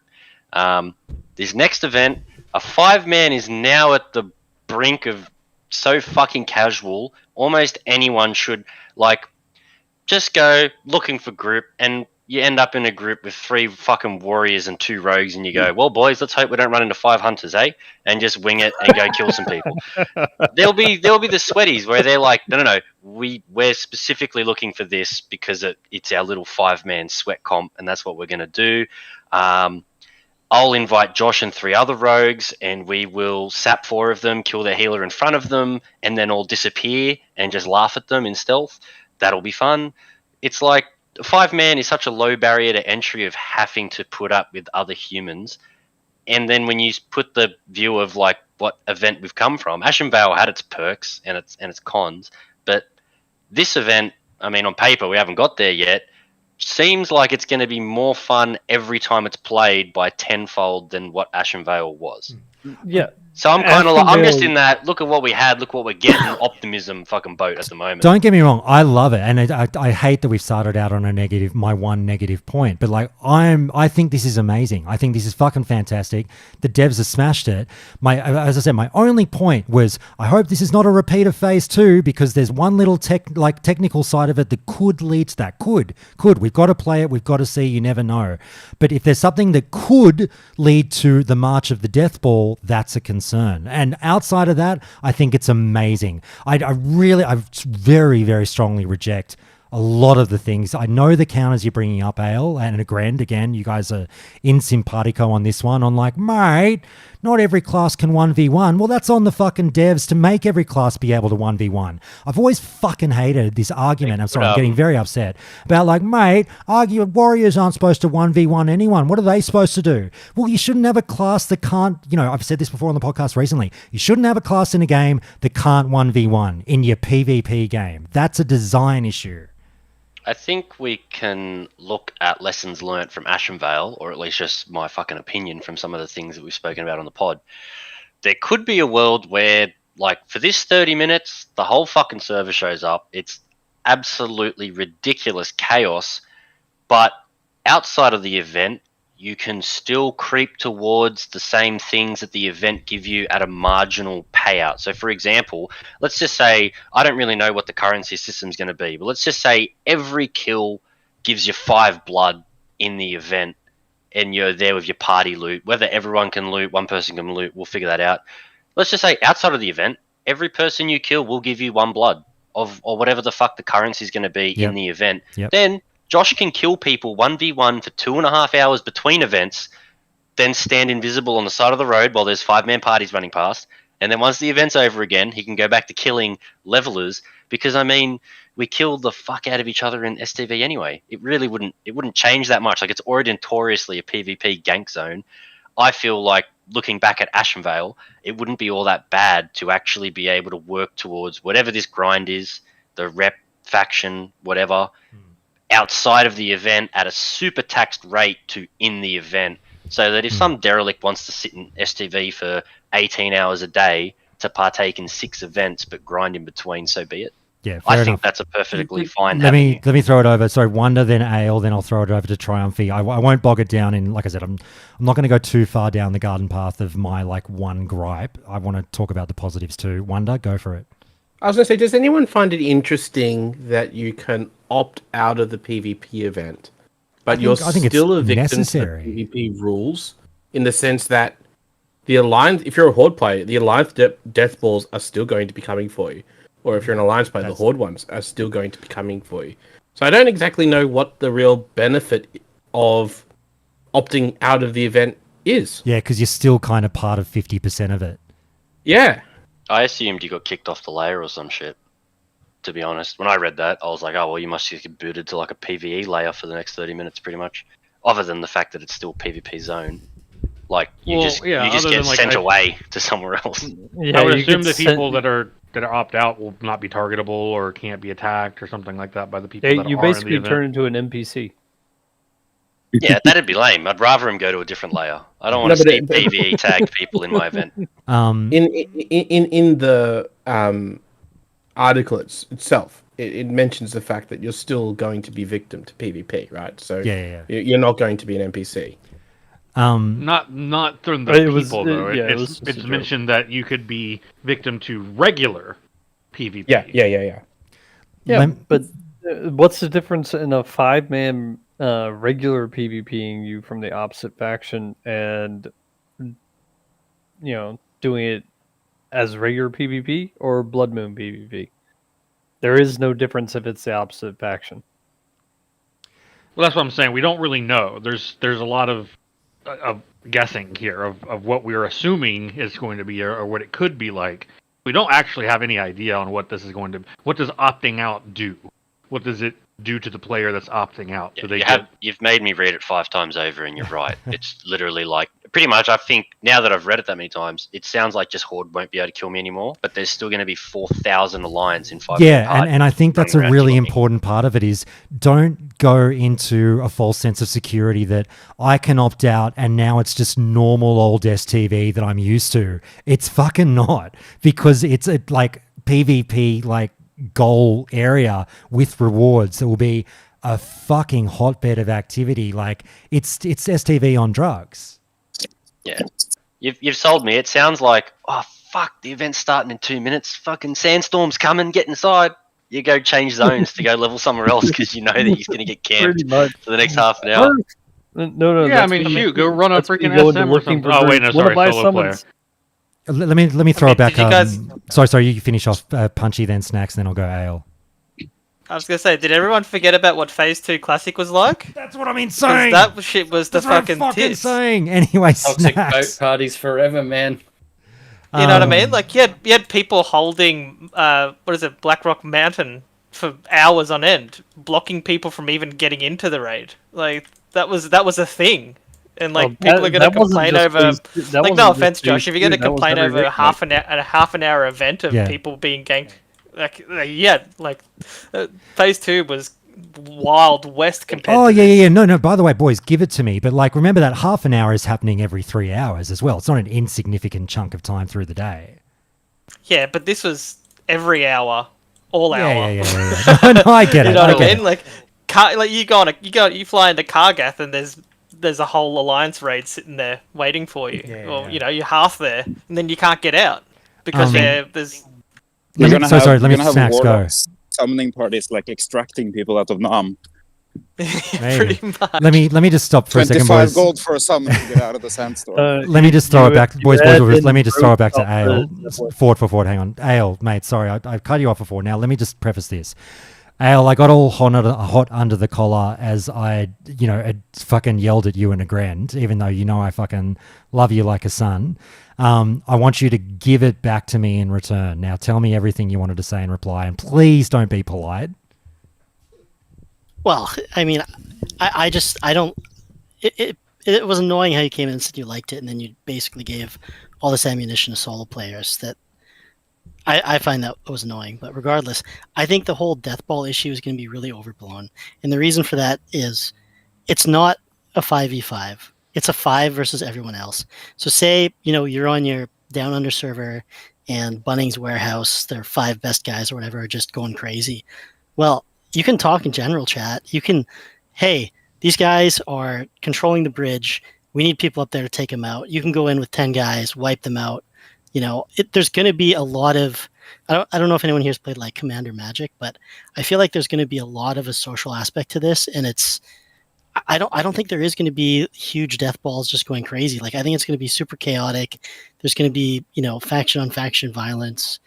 I think it's going to be crazy. I think it's going to be a lot of fun. And the death ball thing, I think is just going to be overblown. It's like, because it's a free for all, anybody can kill anybody. So it's like, how can a death ball of 5 take on 10 or 15, even just like random people? Like, probably not. Like, I feel like in another universe, I hear you telling me that if I had said that, I'm grossly underestimating the player base. Do you know what I mean? Because it's kind of like saying, I just kind of feel like, then what's the argument behind pre-mating? Why would people pre-mate every battleground? Like, well, just fucking, why would you do that? I think it's gonna, for people that are familiar with battle royales, there's gonna be a lot of third partying going on. You're gonna be your group of 5 running up the road, and you're gonna find another 5v5 that's now 4v3, and you go, fucking cleanup time, and you just wipe both of them, take all their blood, and jog on, and that's just gonna rinse and repeat over and over and over. And I think that'll stop a lot of death balls in its tracks. Like, at the end of the day, no 5 players can beat like another 5, and then another 5 arrive halfway through your fight. Like, you've already popped evasion and vanished, Josh. You're fucking just fresh meat for the next warrior that charges you. Like, you're Dunsky. So I think, like, depending on how compact the zone is and how often you run into players, that'll probably stop a lot of, like, just this one-man team running around, rolling everyone that's solo or otherwise. You might even be on the fringe as a solo player picking off some kills. Let's live in a world where the death ball meta. I hope that they do something with the graveyards. There's only 2 graveyards in STV, and I hope they learn from Astromill that during the event we need more graveyards. Yeah, I'm glad you brought that up. Yeah. Naturally flew into, what are they going to do about the fucking res timer, Josh? Yeah, this what is are they bullshit. gonna do? I'm playing the game. I'm dead for 2 minutes. The event goes for half an hour. Yeah. I'm missing 1/15 of it every time I die. Yeah. I shouldn't spend 25% of my gameplay time in a fucking corpse run. Look, that was my best fake. No, it was pretty good. I liked it. That was a great Josh. Let's live. Can I add on to L's real quick? Yeah. Sorry, and Triumph. push back on you a little bit, Josh. Go. So you said everybody. Sorry, mate. You're just cutting in and out. Oh, sorry. 1 second. Can you hear me now? Yeah, got you. Sorry. All right. So I want to push back a little bit on the idea that everybody should be able to at least 1v1 each other. Yep. Josh, with classic WoW, a big core dynamic of the game is having to people. Sorry, mate, you're still cutting in and out. Have you got push to talk on? Here, you know what? Sorry. Let me No, pause it'll be your voice. It'll be your volume threshold. I'll bet. No, I think he has a TV or something going on in the background that's interrupting. Okay. There we go. All right. Can you guys hear me a little bit better now? Yeah, I can. Let me just. Are you about to talk about rock paper scissors? No. So, anyways, Okay. I was more than anything. I was just stating, maybe the heal, like, even if like you're like, as a prop paladin, I'm walking around doing cleaning up these quests right now, and I've been killed quite a few times, and I never really feel safe by myself. I do because I know if it pops up, like if it's a rogue or something, I can probably deal with it. But any more than 2, I need to be pretty worried about it, even as a tank. So I guess more than anything, I'm not saying I understand the rock paper scissors nature of classic, but more than anything, I'm talking about, like, I think classic is a good mixture of bring the player, not the class, and all class, not. And I think as long need those people to be into friction with each other. Sorry, man, we lost. We're losing a bit of this. But I'm think, sorry, man. I'll come back in later. It's all good. I think I got the gist of what you were saying. Well, it's a bit of a tangent, but my overall point on this is a lot. Everything that you're saying is correct. My overall point on the whole, when I say like every class should be able to engage in one-on-one, my point is like purely fixated at warriors, and I'm like, so there are 9 classes in this game, and 8 of them are able to one-on-one people. They have a good chance of beating 2/3 of the other classes. They are 1v1 capable, ready to go, active classes. But this one class gets to eat shit. And everyone goes, oh, but wait till you pair them up with a priest. They're a monster. Yeah, so they know. So basically they can't engage in PvP solo. So how is that good game design when one class is asked to sit on the sidelines and eat shit, you don't get to play solo? That's been my whole point with like everyone should be able to one-on-one. Okay, so, hopefully you can hear me a little bit better now. No, my point is if you're playing that type of class, I think you go into it knowing, that you're going to need to have like a DPS buddy with you at most times, if you want to survive in areas that are hostile. And I think that's kind of a cool aspect to the game, right? Oh man, if I want to play and I want to do anything good on this character, I need to hit up my buddy Joe over here on his Warlock and make sure that he's coming along to help me because, I struggle in 1v1 situations or just out there in the world doing damage or, I may be able to survive all day as a Holy Paladin, but, not being able to do anything on the other end, having a few buddies with you that you can count on is important. And I think, it pays off in the long run because, eventually down the line, they're going to need a healer to go protect them in some type of situation. And so I think it just creates good cross dynamics that put people, just engage people and make them play together and create those relationships, So that's just my point. No, fair enough. Look, I hear what you're saying. Ale might, I'm not sure if that might have been a part of his argument. I'm not sure, but I don't know. I just like my whole thing is just defeat the death ball. Just like grouping and up. I guess my point is in retail, that's kind of the thing now. Like, if you can play any class or any spec and kind of do well against another spec, and to a point that's fun. But it. As far as retail goes, I don't see any like excitement toward getting to go play a warrior because, they're one-shotting people in battlegrounds and just like I feel like it's cool to have that, it's cool to be like, hey, I want to go play the big warrior with the big stick that can just two-shot people, or maybe I want to be the guy that supports the warrior and actually feels like he just has a big pet at the end of a stick with a warrior on the end of it. So I don't know. That was just my 2 cents. I'll get out of here now. All good. Thank you, mate. Fair enough. Guys, look, I really want to, back to STV. Let's live in the hypothetical world where the death ball meta is not an issue and it never comes to be, okay? Which is a possibility, all right? Absolutely. We haven't played a second of this thing. We don't fucking know what's happening.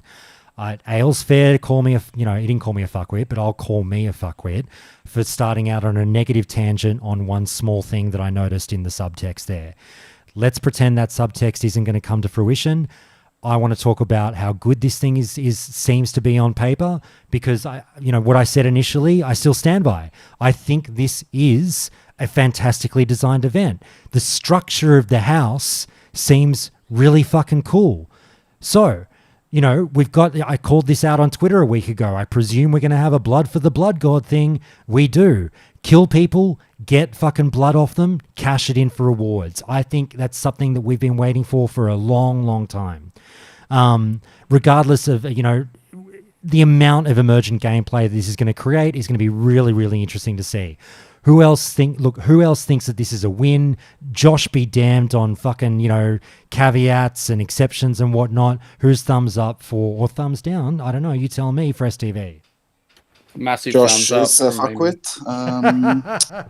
And shut up. No, I'm not joking. No, it's but fine. No, I think it's really great because I think they really addressed the main complaint about Ashenvale, which is basically you don't really engage with the other faction. And they just completely flipped it on its head. Now it's only engage in other players.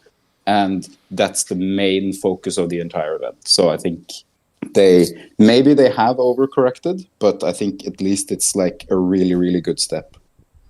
Yeah, they may have overcorrected a bit, but it's not so much that it feels unbalanced. All right, John, you were going to say something? It feels like a good balance. John, what were you going to say before?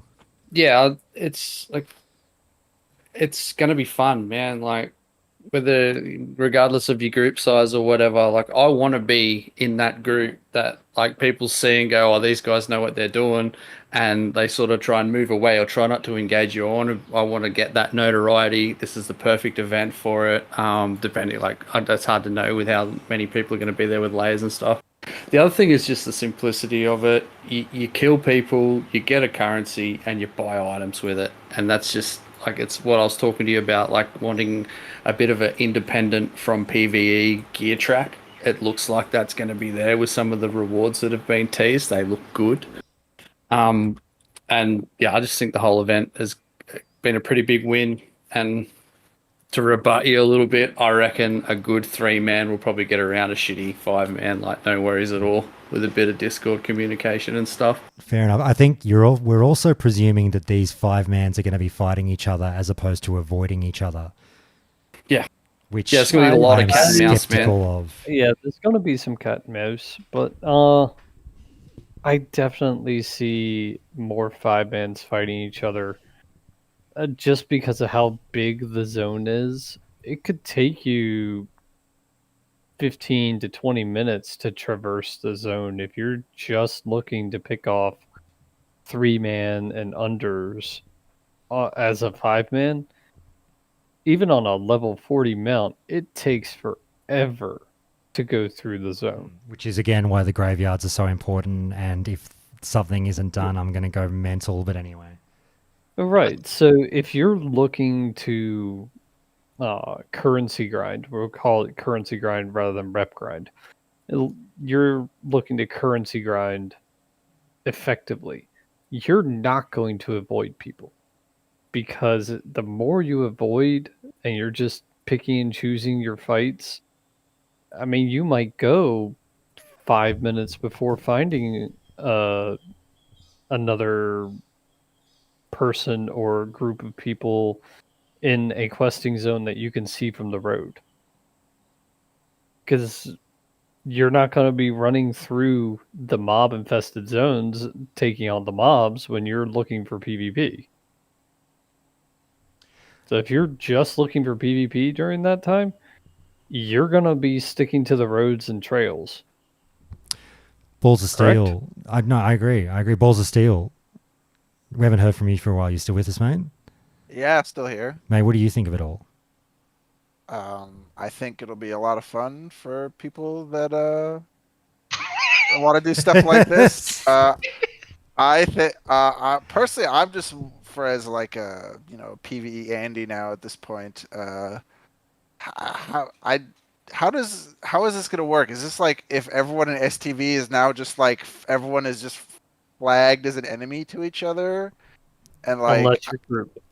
But where's this Zandalari emissary? Am I just gonna get camped? You say unless you're grouped. My understanding is you can still kill the people in your group if you want. You're just electing not to, like it's Survivor. Like you've made a pact. Where is it? So how does penance work? Because penance is an offense. That's a good point. I think party will make him a friend. Yeah, okay, that's a good point. And then healing, red I is didn't think of just that. applies to anyone outside your party. Same thing with Holy Shock. I mean, anything that can be offensive and healing is completely off the table if I can kill my group. Well, where is it stated that it's a free for all? I'm just getting It curious. says free. No, it says free for all. Blind. The words are there. It does say free for all. Bear with me. Zone wide FFA PvP with some twists. FFA stands for free for all. I do. Well, okay, I just missed it in the text. I just thought it was still faction. No, like, it's you know, free Horde for could all. kill Yeah. Horde. So basically, if it's red, it's dead, and it turns everybody on the friendly faction outside of your group red.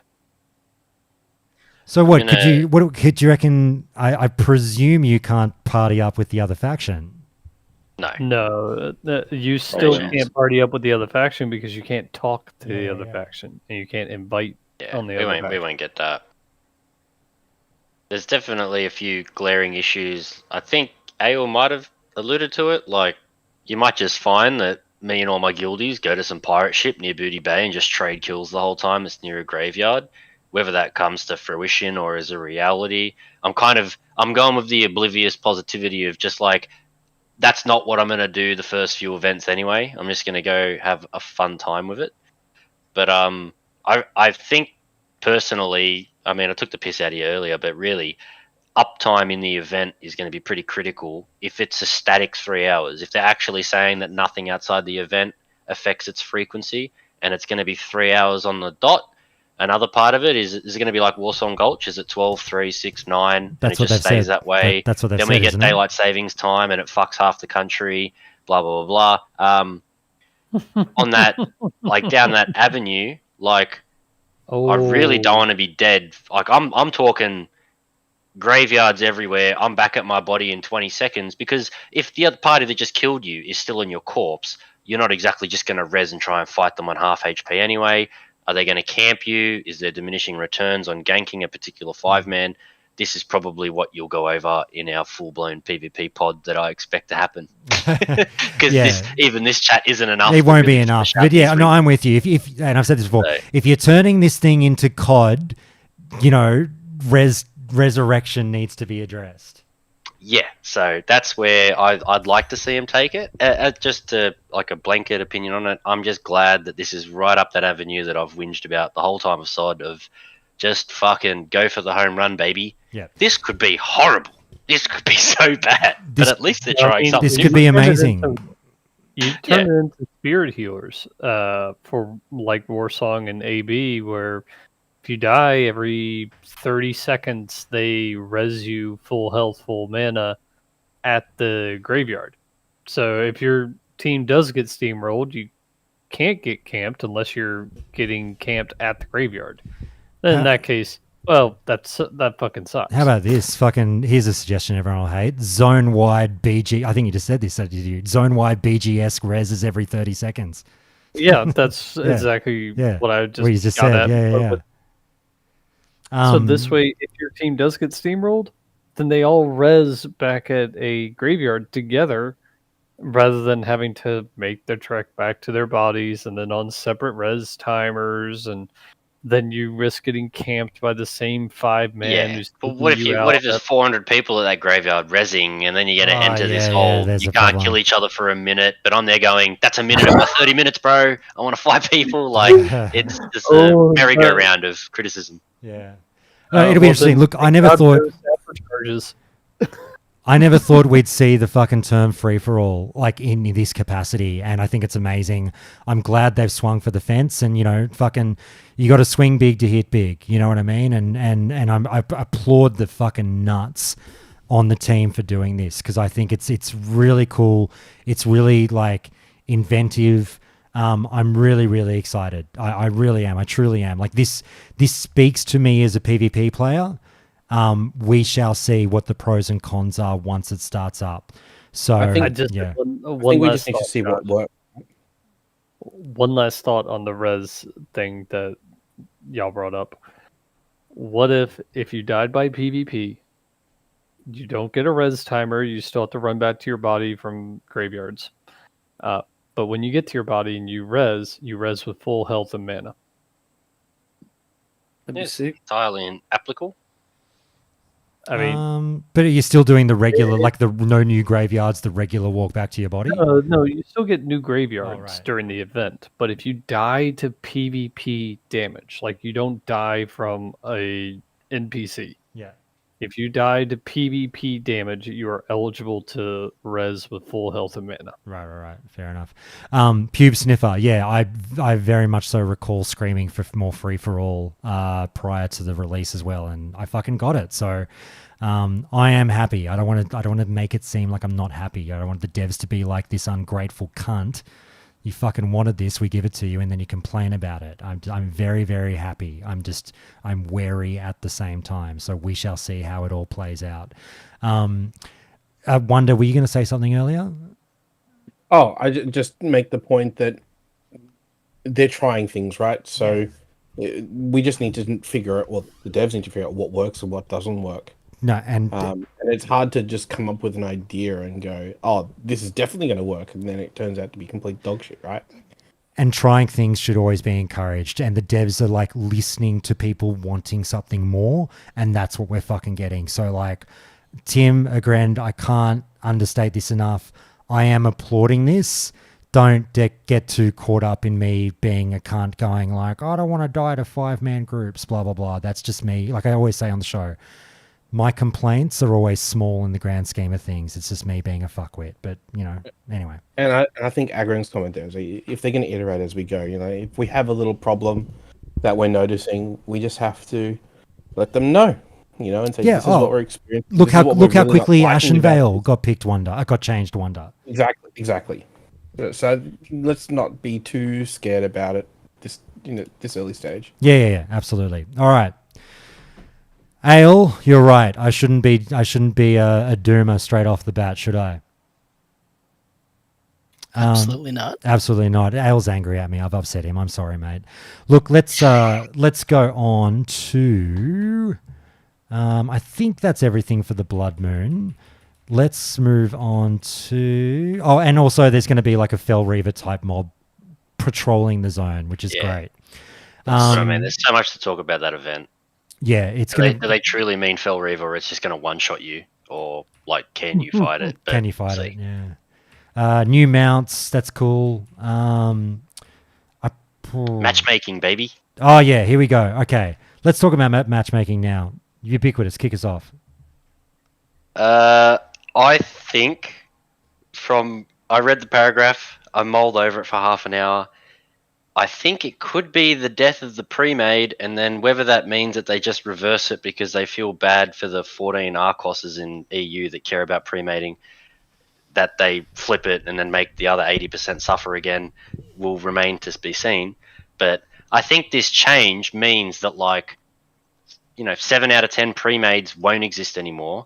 You'll just go down to either full pugging, or maybe the meta will be to play with 5. So say it tongue-in-cheek, but just use Arcos as an example. He probably has a pretty good pre-made, and that pre-made can probably make 2 pretty good 5-mans. And the 5-man will probably be able to farm more honor per hour playing 5-mans now than a 10-man against another proper 10-man. Because who the fuck uses 7? Let's be real. Well, genuine question though. Take the average pre-made in SOD right now. If you split it in twain, do you reckon 5 of those blokes will still carry and dominate your average battleground? If they're like the full, I'm talking like the Ales of the world that are in a proper pre-made, not a trade chat shit made, the Arcoses and the Ales, their PvP pre-made in 2 5s will carry the shit out of a 5-made battleground. And I think that because let's just say you got Ales 10 versus Arcos 10, that match will go for ages. They could split off into 2 5s each, and both those matches, those 5s win that match for their team in 10 minutes. They will farm faster and harder, but it might still, if you come across at least geared or competent players, it is obviously going to be harder to win than 10 organized geared players against 10 unorganized ungeared players. So there's definitely, the seesaw's swung a little bit, but I just think, myself, with this change, I will never join a pre-made ever again. I will never play with 9 randoms in Warsong Gulch ever again. No, but what about in any event? What about the 5-man meta? Yeah, but that's reasonable. I'll queue with 3 guildies, whatever. And it was never the fact of we're gonna 100% win, but just correlation. If I play with 3 of my guildies, I'm probably more likely to win just by default, not even in a full PvP try-hard stance, but just because they actually press their buttons and don't AFK in the graveyard as soon as they die to one hunter. So I think it's the perfect. It goes right up that compromise alley that was mentioned heaps in the first hour of the episode, where this still highly encourages, G-chat, I'm queuing Warsong Gold, who wants to play? 2 guys say hit me up, alright, 3 of us queue, whatever. And we'll verse another team that has a 3 or 4 or 5 made, and then might be 5 solos on each team. I feel like this is a much more natural state for it to occur, rather than all in or nothing. This is play with 3 or 4 of your friends, you're going to be 5-manning, even like this still applies to just, could have 5 guys that don't know how to press their buttons, but they want to queue together. But at least they're not getting stomped by Arcos and the boys. So I think it's a perfect balance. Ale, let me throw it to you and get your take on this one. I think it's a much needed change and a welcome change. And like Ubiquitous said, I do feel it's a compromise. It's not the change I would have drafted, but it is, again, puts me in that situation of I feel like I've had a win and a loss, which is probably where I should be at. How do you feel about it? It's not really going to change for me. I'm really only going to do 10-man groups, so I'm fine with it. I think on any given day, our team is probably among the most competitive ones. So, I'm looking forward to it being even more competitive, actually. Yeah, so you're welcoming the fucking high, sweaty, competitive 10-man scene. Yeah, we're gonna get other teams who are actually wanting to battle 10-man teams now. You're the pre-made. They want to go all in and push push all their chips in against the other 10-man groups and see how it stacks up. So I think that's going to be even more fun. It's so hard to say. I mean, how long are those queues going to get? How long do you see yourself waiting for other 10-man teams?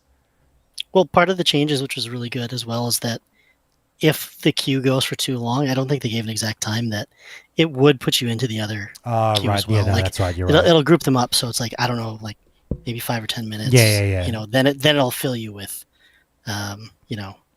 unlucky solo players. Yeah, which is fair enough. The Joshes. Yeah, the Joshes of the world. Yeah. What unlucky solos? We also have to consider this for AB, right? Because this isn't just That's Warzone right. Gulch, That's I'm right. presuming. So, That's right. So I think we're gonna see like groups of AB is 20, right? 20 people or 25? 15. 15, yeah. So we're gonna get 3 groups of 5 that gonna roam around. Which is, or even 3 groups, or like 5 groups of 3. That's optimal. Yeah, it's ideal for AV. I think this, like, it's going to be great for Warzone, but it's going to be even better for AV. John, mate, you're a big PvP boy. What do you make of this?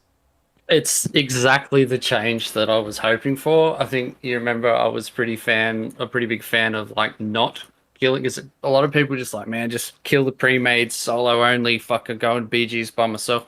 That sucks. This change is like sensible compromise. 5-man groups are not going to be overly impactful in AB. They're going to be more impactful in Warsong, but there's just going to be so many more people wanting to queue. And that's the other thing I was talking about when we were playing some games the other day, was it's just such a hard fucking sell, man. And I've just been grinding away by myself because I don't really want to be in those pre-mades. I don't like the trade chat shit maids. And I don't have those 10 guys that are keen to do a pre-made that aren't going to get toxic. And like just trying to get people to do BGs with me, it's been almost impossible. It's only a couple of times, and now that like you're queuing, that I've been able to do it. And now that guys like Ubiquitous and other people that we know are just going to be keen to come along for a few. It's great. It's just fantastic. I'm over the moon and super excited to see how it shakes out. Well said. Anyone else on this one?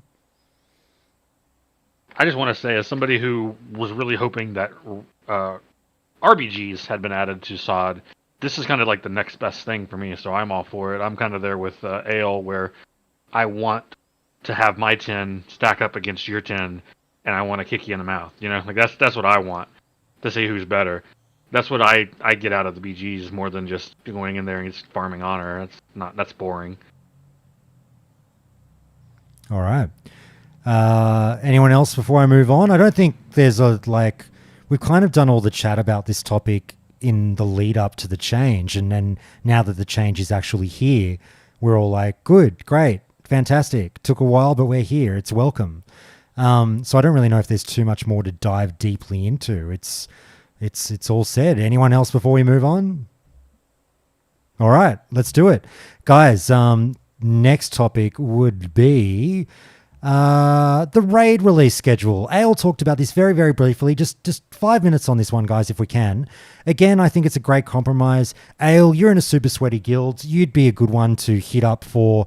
There's two sides of the coin to this one. There's the casuals and the sweaties. We want to appease both. Do you see the bulk of super sweaty raiders getting pissed off about this week-long lockout for the first 2 weeks? No, I don't think so at all. For a lot of people, they wanted like 3 days is like too quick, actually, of a lockout. At least for the people that I play with, they much would have preferred a 7-day lockout with a 20-man or 40-man raid. So we're totally, as far as I know, the people I play with we're fine with this. And you guys obviously wanted, you wanted the sorry, race to encompass the leveling process as well, right? Absolutely, and the reason for that basically is it's something that's pretty unique to Classic. I think with all other expansion releases, things are usually gated. Leveling doesn't end up being a part of the race, and because leveling is such a huge part of Classic, having that a part of the first clear race and being able to do that with multiple of the layers and slices is awesome. Like I absolutely love that questing and having a good route and being very optimized and efficient in how you do things, that all factors into how quickly are you going to clear the dungeon, because you have this huge amount of work and time that goes into it before that. It's kind of like a mini marathon, and it's something that's super unique only to Classic. Something that they accidentally, I think, put in is the first 1 to 25 race. That at least for us in Onslaught, like that's what we like to do. So really looking forward to it. Let's hear from a casual. Who wants to put their hand up? Mike, maybe. Mike, do you care that you basically you will have sweaty players in there early, albeit on a 7-day lockout? Oh, we're talking about the compromise. Yeah, the lockout compromise. I think it's a great idea. Absolutely love it. The sweaties still get to try to race for the world first clear, and people don't feel like they're missing out on like all these lockouts trying to level the 40. Well, it's funny. I mean, Ale, you're saying you don't think the casual players will like it. I don't know. I just don't see that many people really kicking up a stink about, hey man, like I took 3 weeks to level and this is bullshit that the other players, got to raid before me. Or like if they'd made them wait a week, I still don't think that, I don't know. I just can't see the casuals kicking up too big of a stink about it.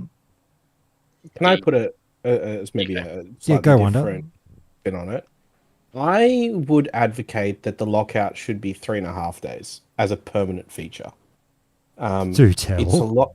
It's a lot easier as a guild to just kind of manage raiding twice a week, 2 days, as opposed to the awkwardness that can come with 3.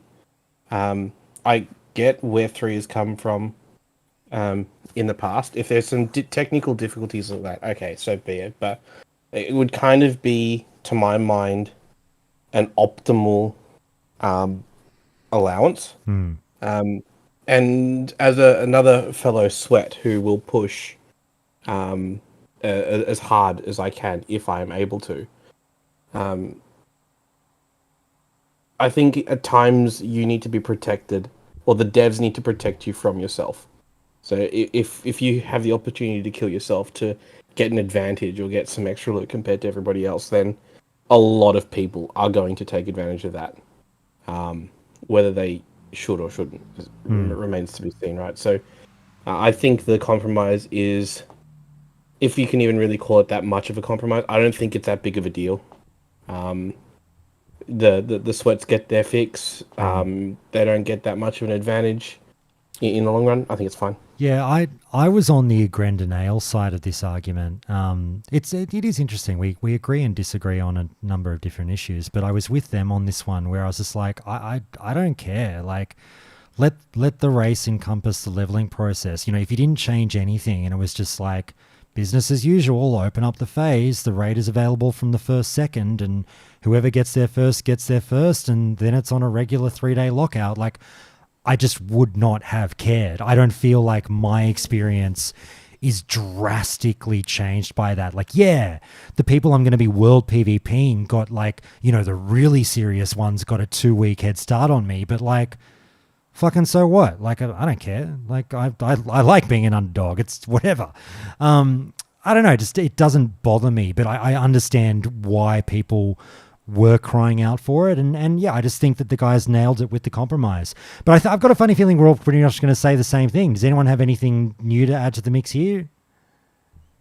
I think it's the only people that should reasonably get butthurt are like I don't want spoilers out there, because, like, you know, it has no effect on me if Ale does it on day 2 hypothetically, and then the YouTube guides come out, and then everyone knows, and then, like, by the time I go to do the raid, the other 9 guys in my group know how to do it, and then that annoys me.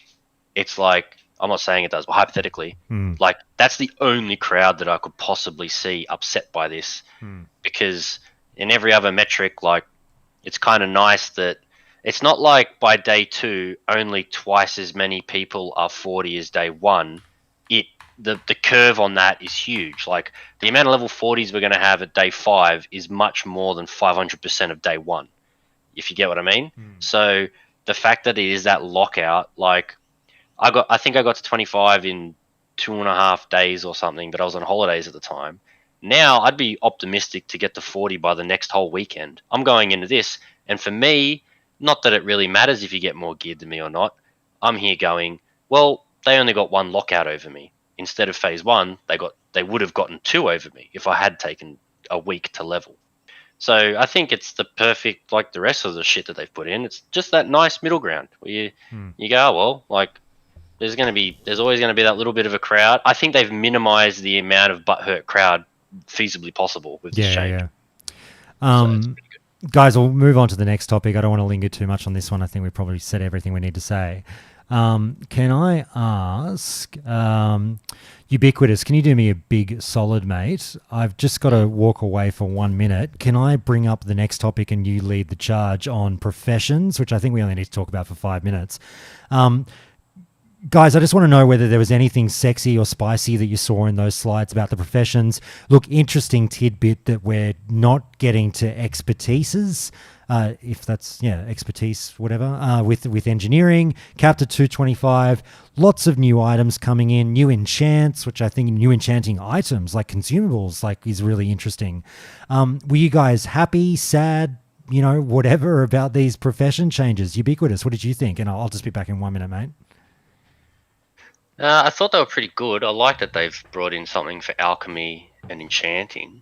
It's pretty much what I've been waiting for. I went down the route of being a double gatherer because I wanted to see what goodies would come to all the professions, because they heavily alluded to it so much that I was like, well, no point just investing in engineering, especially when we got that phase 1 cap. It didn't really give you anything that was fun to do with engineering anyway, so I'm chuffed. I've played my cards, and yeah, it's nice to know that maybe there's a world down the line here where you can be a melee enchanter, and it's not completely just a waste of your time other than getting to do enchants for guildies. Other than that, I mean, leatherworking, tailoring, and blacksmithing are all just getting a new goodie in a different slot. This might not be everything. It'll be interesting to see if they continue, like, for example, the chest piece that were made by blacksmithing. Will there be another version at 40 that uses that chest piece as an ingredient for the next one going forward? That'll be interesting. But what does anyone else have to say about it? I don't know if they would do that, because you would need to have done BFD, right? And if you hadn't done BFD, then you wouldn't be able to make it, right? That would seem a little weird. I'm hoping that there's changes coming to engineering, because one of the most interesting things I've heard is that people are saying, okay, before you had one profession, if you're a raider, that, or even like a high level PvP that you needed to have, and that was engineering, right? And people are saying, okay, now you need to have two professions. You don't even have like a free profession because things are so good, right? So for example, if you're a caster, you basically need to be tailoring engineering. So something that I would like to see at some point, potentially, and maybe it's coming, is that for like bombs to be a consumable. And people have talked about this before, where like having sappers or grenades be a consumable to be like sold on the auction house to non-engineers. I think that would be cool, and engineers still can keep the gadgets, because right now it's like, at least in sweaty groups and a lot of PvE focused teams, like engineering is super mandatory, right? Yeah, I've been a long time fan of just making the grenades and sappers a consumable, just because that it kind of just gets rid of that PvE barrier. At least it might not even be all the grenades. Let the PvP let the engineers keep the stun grenades, for example, but just let the just out and out DPS nades and sappers be a consumable. That almost in itself would have potentially have been enough of a nerf to engineering, to the point where you would have had to have given the other professions very, very little to keep them, to buff them up to engineering. But now maybe with how good some of these other items are, maybe engineers should keep those things. Like, that was my idea before we got to see that, like, all right, tailors get to make epic loot for themselves now, same as leatherworking and blacksmithing. So maybe engineers will get to keep their goodies at level 60. I guess we just got to see where it goes. It's good that there aren't the specializations, I think, because sappers would, I think, trivialize a lot of things. Well, it would downplay the AoE abilities that other classes are getting now, right? Exactly, yeah. So you want to be able to enjoy your spells when you get them, and not have it just completely beaten by everyone dropping the sapper. Boys, I'm back. Has anyone been convinced to absolutely change to a certain profession based off of what they saw? Not change, but because I've already got it. But man, hat with stats, and it's a monocle, sophisticated as tailoring on point. Classy. I find the leatherworking mail item interesting. I'm surprised it was mail instead of leather. I think it's for a shaman tank, probably. Yeah, but it's not like remove all the poison thing. Yeah, I get why. Like, it's obviously for shaman tank, right? But you could have had it benefit the balance druid as well, which I just kind of go, It might be like a balance druid equivalent. I'm interested to see if there's going to be anything leatherworking wise for elemental shaman, because as it stands, like without any changes, the leatherworking gear with spell power is pretty much non-existent in classic. Yeah, exactly. So if you're completely leaning into an like enhance/tanking route, or if it's like, if you're elemental or resto shaman, you should pretty much drop leatherworking and just go tailoring.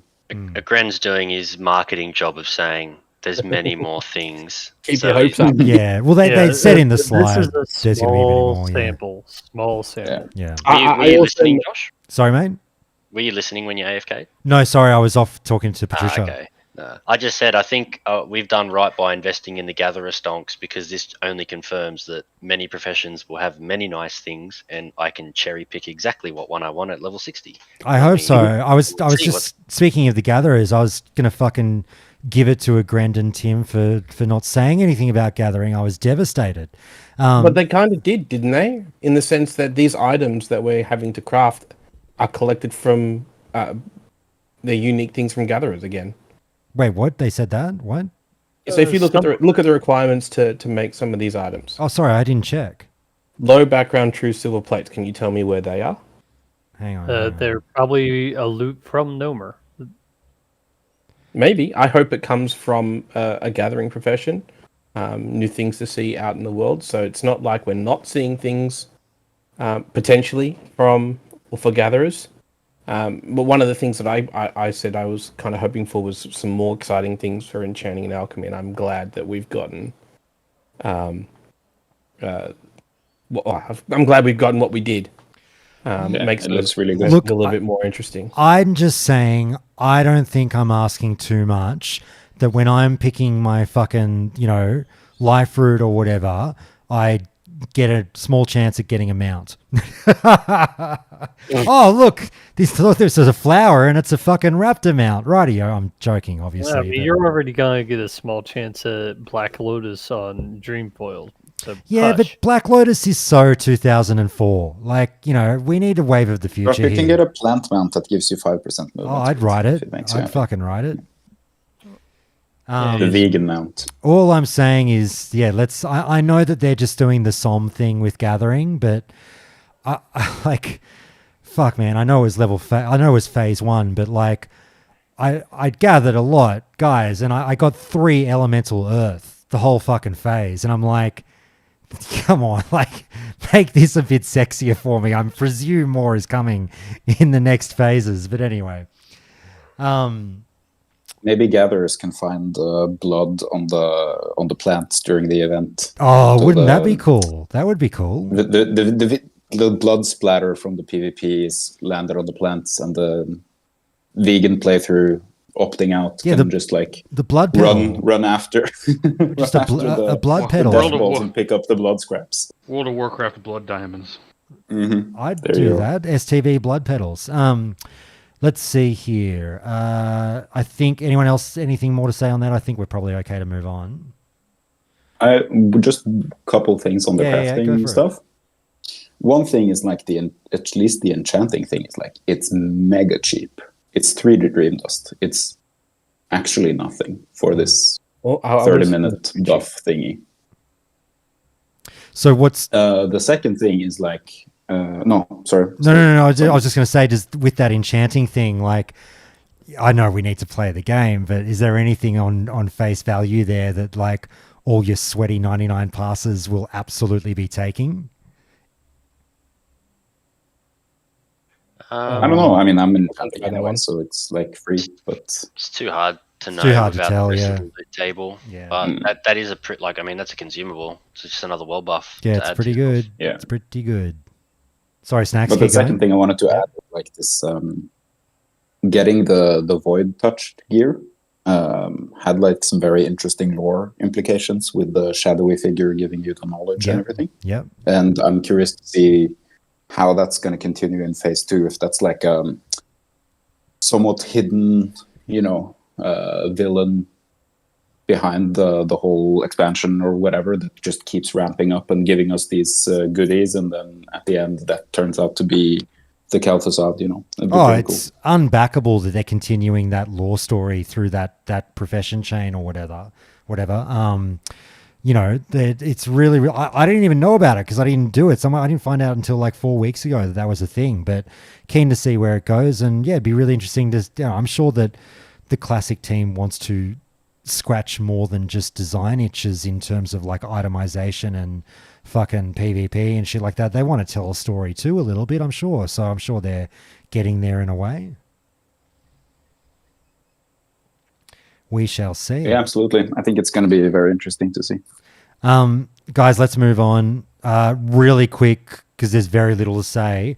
Botting, the new tech. Look, I'm in the same boat that I'm sure a lot of you are. I was a little bit shocked to see Blizzard get on the front foot and publicly discuss it. It's something that they've been somewhat gun shy of in the past. When I've done interviews in the past with the guys, whether it's been Brian or Grend or whatever, it's not brought up that often by interviewers. And I know it's something that they're happy to address, but it might not be the first fucking topic that they want to talk about. And more often than not, it's kind of we'd rather focus on the game than the botting issue. But, here they are running their own event and saying, hey, let's talk bots. And fucking my eyebrows shot up, I'll tell you that much.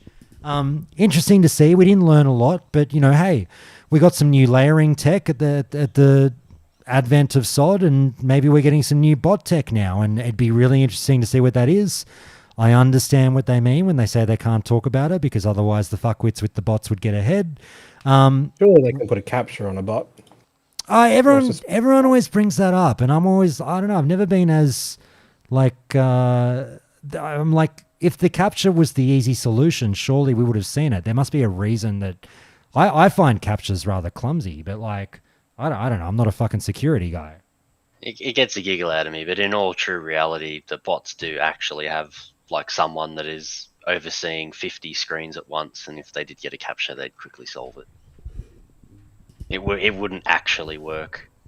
Mate, I can't even solve the captures, and I'm a human sitting at my computer trying to do it. Like, is that a fucking P or a D or an upside down L? So hopefully someone laughed at that. But anyway, we shall see what they're doing. Anyone else on that botting point? No? All right. Well, they're doing something. Yeah, I definitely like to see the update. I'm just worried that with how strong botting's become, they'll have done all this and then it'll all be for naught because they'll adapt and then everybody's going to give them shit for it, even though they've put in a ton of work for it. You know, that's what I'm like kind of worried about. Like, what do they? I guess what do they have to gain by telling us? Just that they are working on it.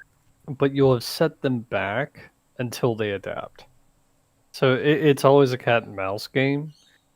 They're never going to just catch the bots and the bots will disappear forever. The bots are always going to come back, but it's the time that it takes them to adapt that buys the community time to play the game without the bots. I think the other thing to raise is going to go back to what Agram was saying in chat slightly before. They've only got so many development hours that's available to them.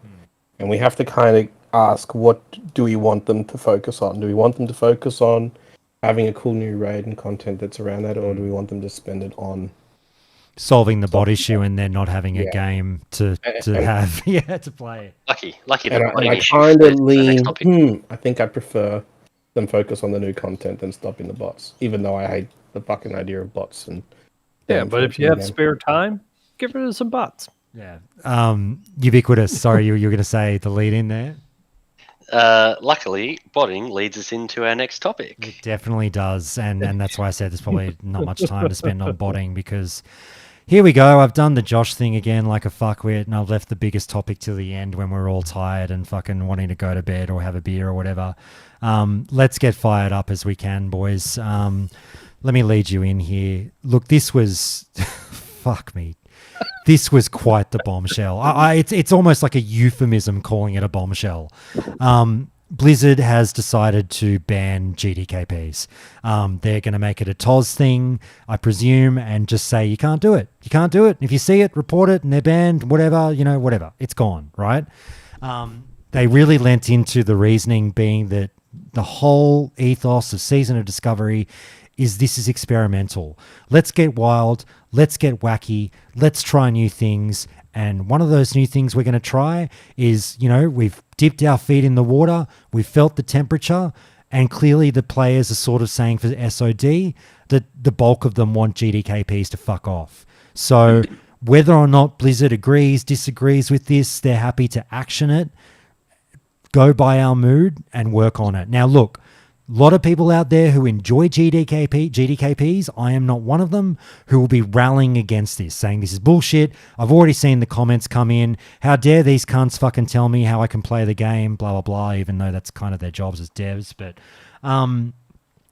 there will be a vocal pushback to this. But I was very, very aware of the noticeable pushback to GDKPs in SOD. I'm not sure what it was like on your server, but I can fucking tell you, I've seen it. I've seen it on, Reddit. I've seen it in-game. People getting laughed at more than they used to about engaging in GDKP gameplay. Some of you might have heard it. I was on Bob's podcast, Warcraft Reloaded, about 3 weeks ago, and I went fucking nuclear on this topic. I went ballistic to say the least. Really, really pushed my hand all in on my true feelings about GDKP and people who do GDKPs. And look, guys, there's 9 of you here in the room, including me. 1 or 2 of you or 3 of you or 4 of you will be GDKP enjoyers. I understand that. I get it. I don't think you're bad people, but I've said my piece on GDKPs. I feel like they are a bad direction for the future of MMOs. And fuck me, if you're trying to get rid of bots, you don't get rid of bots unless you get rid of GDK. Well, actually, I take that back. Sorry, a lot of guys, you guys will hammer me for that. You know what I fucking mean. If you want to put a dent in the bot situation and the RMT situation, you fucking tackle GDKPs head on, I'll tell you that much. And they've decided to do it. I am flabbergasted that they decided to do this. I've said the whole time, how do you police this? That will be the challenge for Blizzard next. So absolutely kudos for starting off at the right point in my mind for banning this. I would love to hear from people who disagree with me, who think this was a bad move. We're not gonna fucking bully you here. We want to hear your points, positives, negatives, all that shit. But I applaud the Classic team for doing this. In my mind, it's a step in the right direction. It's on you now to police it, and policing it has always been the difficult thing. As soon as you announced it, we had people theory crafting in the Countdown to Classic Discord how to get around this ban. So game on for you, devs. Guys, I've said my piece. Please, let's go fucking nuts on this one. Who wants to go first? I might go first because Go, I have mate. to run, and I am a big GDKP fan. So the reason that I dislike this change is because part of the fun that I get from the game is playing all of my alt characters, and I exclusively take them to GDKPs. I get very frustrated after coming from, say, a good clearing run or a guild run. The GDKPs tend to be the next best option rather than pugging. And I'm probably, as a result of the change, going to play less alts. Or if I do play those alts, they're going to exclusively be in guild runs. I'm very unlikely to just jump up and join a random pug because, I've got a few hours and I want to play that tune. So my issue isn't necessarily the banning of the GDKP. I just don't like that was, I guess, the avenue that I would have used to enjoy my other characters, and it's gone. Mate, let me ask you the one question I ask every GDKP enjoyer that I run into, and I'm not trying to, this isn't a fucking witch hunt. I'm not trying to put it on you. I'm not trying to be a dick, and you tell me to fuck off if you want me to. I love you, Wonder. But the question I put out there is, when you do these GDKPs, like, is it just kind of like, mate, I just want to play a game. I don't really care about all the external factors. Like, it's just how I have fun. And that's fine if that's the answer. Or is it like, do you run these GDKPs knowing that they hurt the game, but like just being relatively indifferent towards that? Well, my view is it's not the GDKP that hurts the game, it's the bot. So that concern is kind of alleviated for me.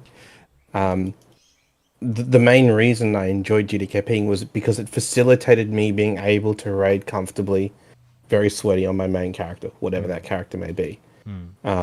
And so I guess the trade-off that's going to have to take place here is I'm now going to have to spend a lot of time farming, which I don't mind. I'm happy to do to facilitate the run. But pugging is just not fun. I really struggle with it. So I just don't know whether it's the right lever to pull. That's all.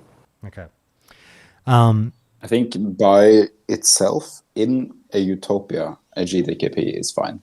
Yes. Like, whatever people want to spend their gold on in their own time with their own characters, it's fine. It's just, it enables RMT, it enables botting, and if those things can't be removed from the GDKP, the GDKP has to go. And that's the point. And I'm not making fun of you, Snacks. I laugh when you say it because we bring it up all the time. But I was like, when the utopia arrives, wake me up. You know what I mean? Yeah, the thing is, exactly, because it's never going to happen. Like, it's not realistic. There is no world. But I think it's still an okay argument to bring up, because it is important to note that like not all GDKP enjoyers are the devil. Like, they're not intrinsically bad people just because you enjoy this facet of the game. It's just that facet of the game is bad for the game's health. All right. So GDKPs is just a style of looting. It's not that you're still participating in the raid itself, in the content. It's just how the loot is being distributed. So I understand where Wonder is coming from. I used to be all against GDKPs, participated in a few. I since have not participated in any in SOD, and kind of against it now with the rampant bot issue that is going on. So I understand where you're coming from, Wonder, that you used the gold that you made on your alts and GDKPs to fund your main so that you could buy things off the auction house rather than having to go spend your time out in the world farming. Correct? Yep. Okay. That's a legitimate way to use GDKPs if the gold that you are getting from them would have been gotten by legitimate means. Whereas we know for a fact that people buy gold. So the odds of all of the gold on your GDKPs being legitimate is slim to none. Let's do the following though. I everything you're saying, I'm with you, Forded, but I want to try really hard not to just have this turn into the 15th iteration of the GDKP conversation, which at this point is basically a script. We've done it on this podcast and every podcast that covers WoW and every Reddit thread and everything. It just like that, and that's why I was laughing at Snacks, not at Snacks personally, because it's like reading off a script where he says, you know, it's like line in a utopia, GDKP is the perfect loot system. Like it goes on and on and on. These lines and these beats. How's my delivery? It was pretty good. It was pretty good. It was Cruise-esque. I liked it. Thank you. So I kind of want to avoid just going through the script and doing our GDKP thing, but I want to focus more on Blizzard banning it. I'll make my final point then. Before GDKP really took off and there was advertisements and trade chat and everything, it was all done via Discord. Until you can police the third-party communication, you cannot police the art of the GDKP. Because as long as things are tradable in Raid, and you can mail money after the fact, or deposit money before the fact, there are ways to get around the GDKP. Like, on that, with you saying that, that's the one thing I wanted to really mention about it is we haven't really alluded to what is the punishment for GKP. You know, am I going to get banned for a month? Am I going to get banned for a week? How do they go about it? Because, like you're saying, you can be in a Discord. What if I don't really GKP ever anymore? I did in Classic, but what if there's a full-blown, alright, I'll infiltrate your Discord because I'm not a fucking dummy. I'll get in there, and then, what? Do I just take screenshots and, email to customer service at Blizzard? Or what was it? hacks@blizzard.com, whatever that email was that got circulated years ago. Do I email them saying, look, this is Shadow Strike Oz server. These are all the names of every character. This is their Discord. This is all them GKPing every week. Do all of them go get banned?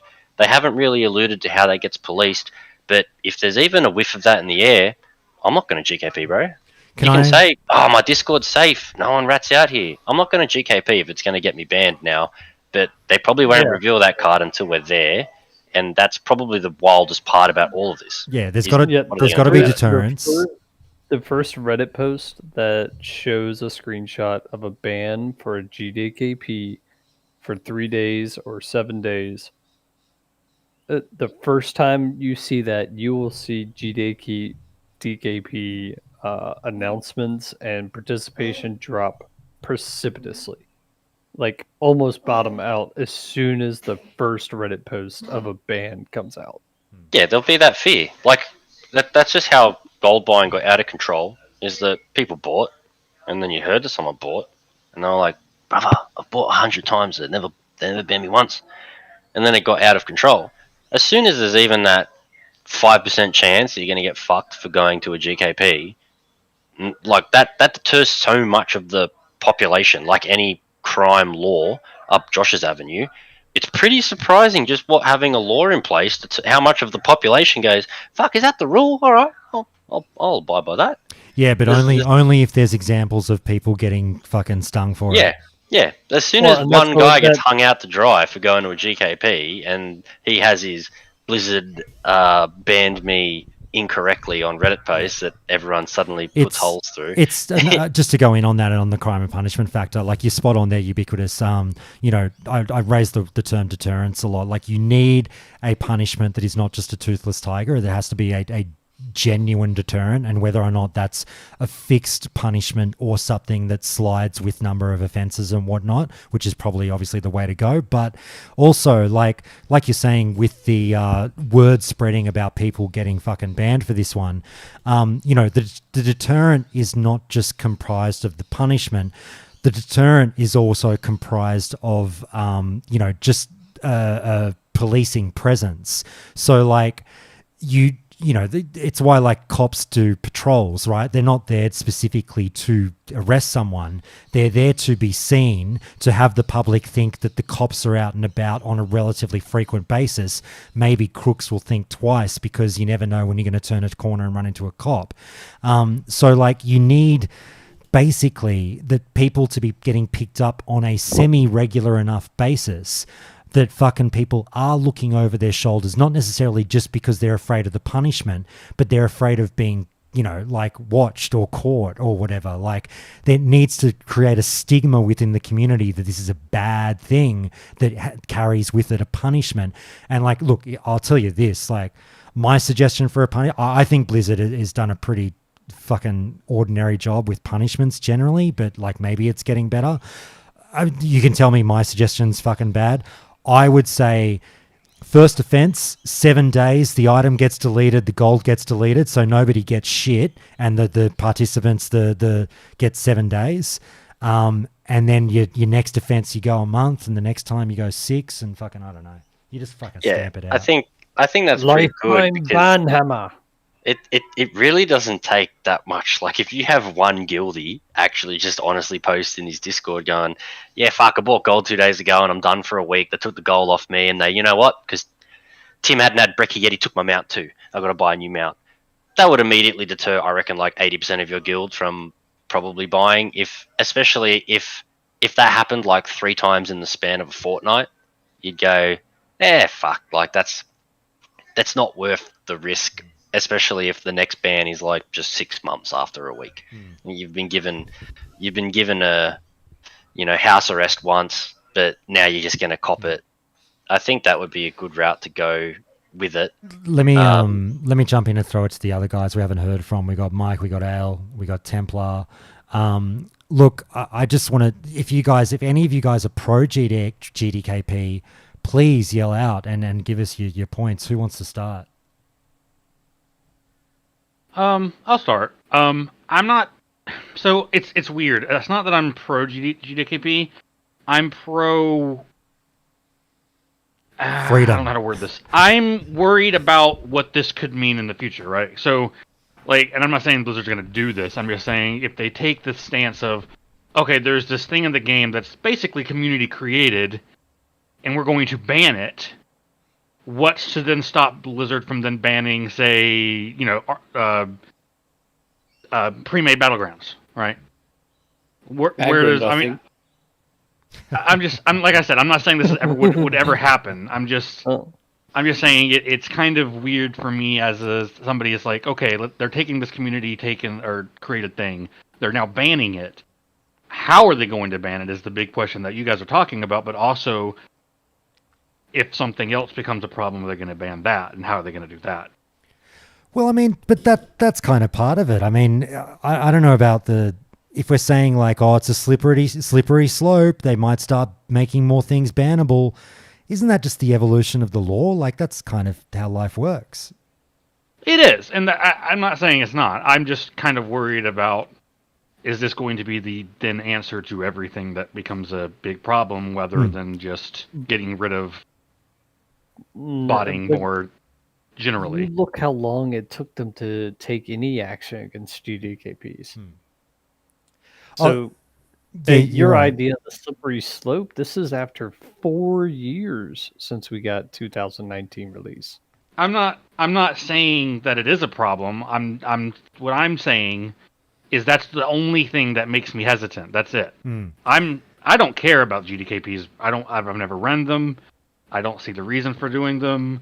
Whatever. But I'm not, at the same time, I'm not going to go to somebody who does enjoy them and go, well, you're playing the game wrong, because they could say the same thing about me for anything that I'm doing to play the game. I'll say it to them. I've been more than loud and proud about this recently, saying, and fucking people can come at me. I've just been like, look, in 2024, if you're running GDKPs, like, it's not that you're playing the game wrong because you enjoy playing that way, but you're doing it knowingly that you are contributing to the ill health of the game.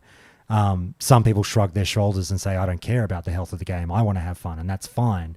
But like, it's just my big thing. And again, I'm not going to get into the GDKP argument, but my big thing is it's been really hard to have a discussion on it when my overall point has been GDKPs are bad for MMOs, and the genuine pushback is like, no, they're not. And then that's fine if that's your point, but ultimately it's followed up by, because in a utopia, GDKPs are the perfect loot system. And I'm just like, oh my God.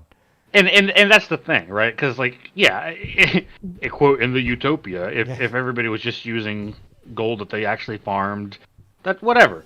But they're not, and that is the problem, and I agree with you. And that's why my whole point wasn't even about GDKPs. It's more about Blizzard's response to the GDKPs is what I was really wanting to try to focus on. No, fair enough. I think if you wanted to go back to... sorry, go ahead. Sorry, go ahead, Al. I think they've shown over the course of the 20 years that they've put in a really good fight against bots, and they're really doing everything they can, and it's just like an unwinnable battle. I will say I can't wait for the Reddit post, because like you one of you guys just alluded to this, but like this isn't going to make bots go away, but that's okay, because it's about, like we say, deterrence, putting a dent in it, blah blah blah. But the Reddit post is coming. Fucking lock it in, Eddie. Where 2 weeks or 1 week into SOD, we're going to get the like screenshot of the train of bots, and the GDKP guy is going to be like, great fucking work, Blizzard. Really glad you banned GDKPs for this.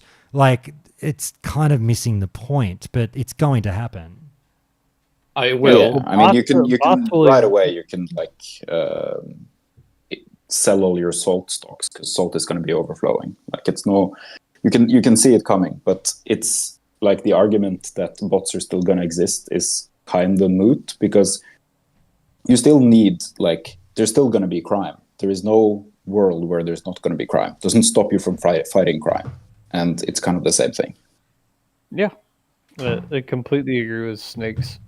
Work in law enforcement, and we appreciate new statutes, and we appreciate the government's trying to levy punishments that fit the crimes. And it's not about how we enforce them. It's about that you're setting the standard that, hey, if you want to participate in this community, you have to abide by certain rules. And we did not put gold bidding in the game to begin with as one of the general loot distribution options. So we don't want it in the game, because it furthers botting and everything else. So don't do it. Was anyone else like Describe to me how shocked you were. I presume we're all shocked by this. Tell me how you received the news. I wasn't shocked, man. Really? Like it's the problem. It's a lever that they can pull, to try and deal with the underlying problem. I mean, you've got to attack the market to deal with the gold. Mate, buying and stuff. I was blown away. I've said so many times on this show, and now I look like an idiot, obviously, and this is why no one should ever listen to anything I say, particularly when I'm crying about PvP and STV and everything. But I said repeatedly on this show, it'll never happen. Never. Nah, they'll never ban GDKP. Never, never, never. Because I always thought it's just too hard to police. But fucking here we are, January 30, 2024, it's done. But maybe 12 months ago, I would have been like 100% shocked by what had happened. But seeing those images and seeing it with my own eyes as well, like the amount of bots that are around, it's hit critical mass. I guess they felt like they needed to do it. And this is definitely something that's worth trying if it doesn't hurt the community. You know, like they need to do that experiment. They need to try it, see if it works. I was pretty shocked actually, but very, very positively so, because I was like you, Jeff. I never thought they would actually intervene in this type of player expression, but I think SoD is like the perfect playground to test these things, and I can't really applaud it enough. I think it's going to be really good for the game health. Ubiquitous, you got to run. Yeah, I got a dip. I'm glad those two guys just mentioned it I put it in the chat. It's the best time to try this shit out, because if it fails miserably, they can undo whatever. But another tangent. A Grand fucking Here we go. He's having plays the game, mate. He knows how much we use Discord. Do you think they'd implement this and they wouldn't be confident that they are aware that we're going to be sneaky weasels with secret Discords and shit? Oh yeah, they know. So maybe there'll be a way. Maybe they're hoping the community polices it or whatever. Like that's just one. Mate, I'm fairly certain that this is why part of why I'm shocked as well is I'm fairly certain much of the classic team loves a good GDKP. Sorry, Ubiquitous, you cut out for much of that. Oh, sorry. I was pretty much saying. After saying a Grand knows what's up because he plays the game and is in Discords too. Yeah, they play the game. He's probably in GDKP. Sorry, mate. Weaseling away. You're just cutting out again. That's all right. That's good. all right. Mate, we'll catch you later. Have a good one. Next time. Thanks, mate. Look, I mean, I was saying that, like, I'm shocked. Part of why I'm shocked as well is, like, I swear the classic team have enjoyed a good GDKP or two in the past. You know, I swear I've seen a Grand or Brian go like, you know, we're not going to ban them. I don't mind them myself. They're a fun little new thing, or whatever. But like, you know, like I say, here we are. The temperature has been gauged, and I'm really happy. But, like, it's going to be a fucking controversial issue. We'll be split 60-40 on it, I think. Probably 60 for this, 40 against it. But I think it's a good move. Yeah. I mean, we'll start winding up, guys. Mike? So Elenia and I, we had a celebration around the house. She called me up on the phone, and I had never heard her more excited in her life. Wow. When they said they were banning GDKPs, and I'm with her. I think they were one of the worst things that ever happened to this game.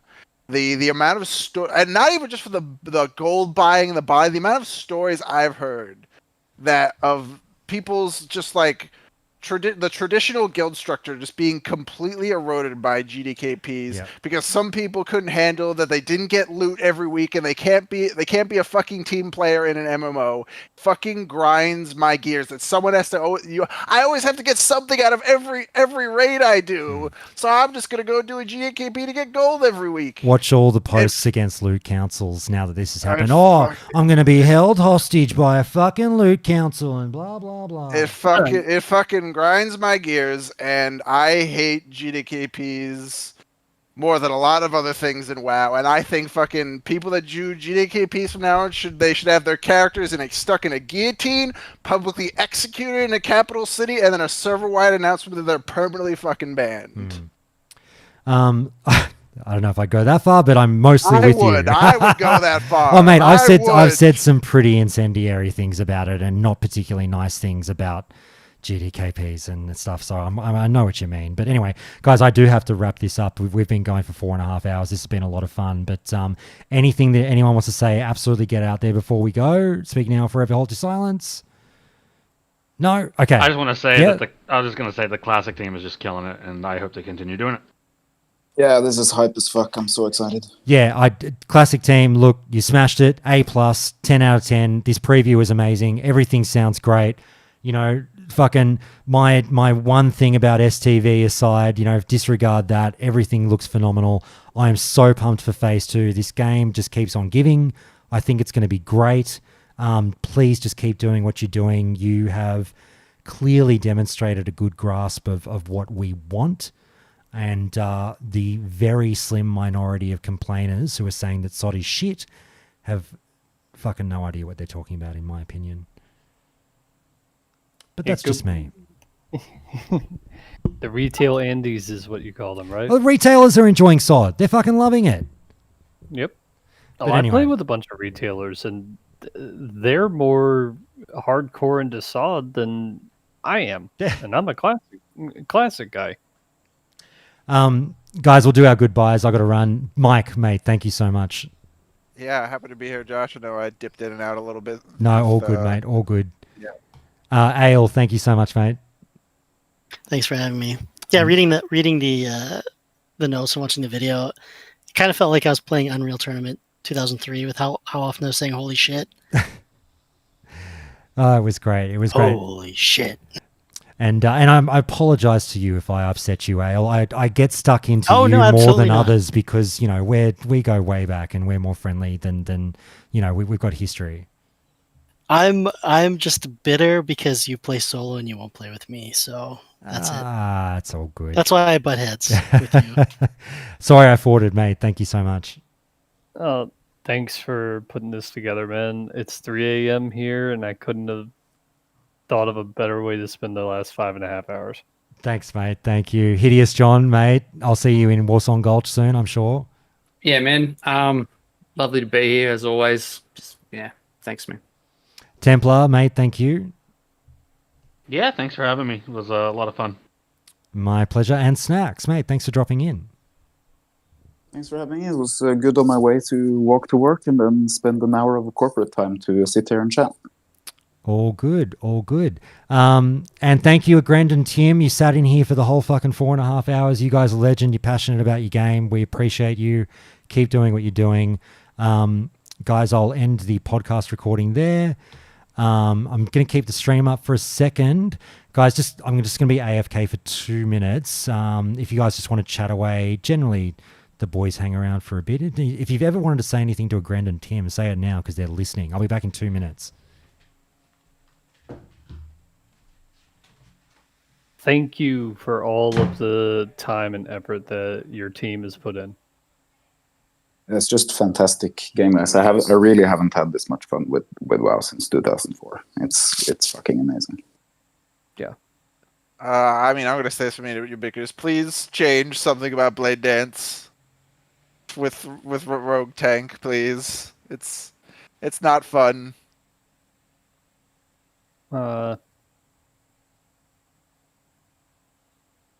Make a priest a holy damage a thing. That would be fun. Smite priest. Big old smite priest. Smite holy fire or holy fire smite penance priest. Dude, I'm actually running that right now as a shadow priest. It's like a shadow holy spec right now for BFD. It's actually a lot of fun. Yep, it is a lot of fun, but it requires a paladin. I feel bad for the horde not having the holy damage buff from Crusader. Dude, I'm not damaging mages on horde. Damn, nice. Do we still have the paladin guy in here? Yo, Ariak? Templar? Yo, Templar. How are paladins playing? I haven't heard much. I feel like Esfand quit right away, and then. Well, Esfand is. What's the temperature of the paladin community at this point as a horde player? I mean, so my only alliance tune is paladin because that's the only alliance tune that I'm playing this time.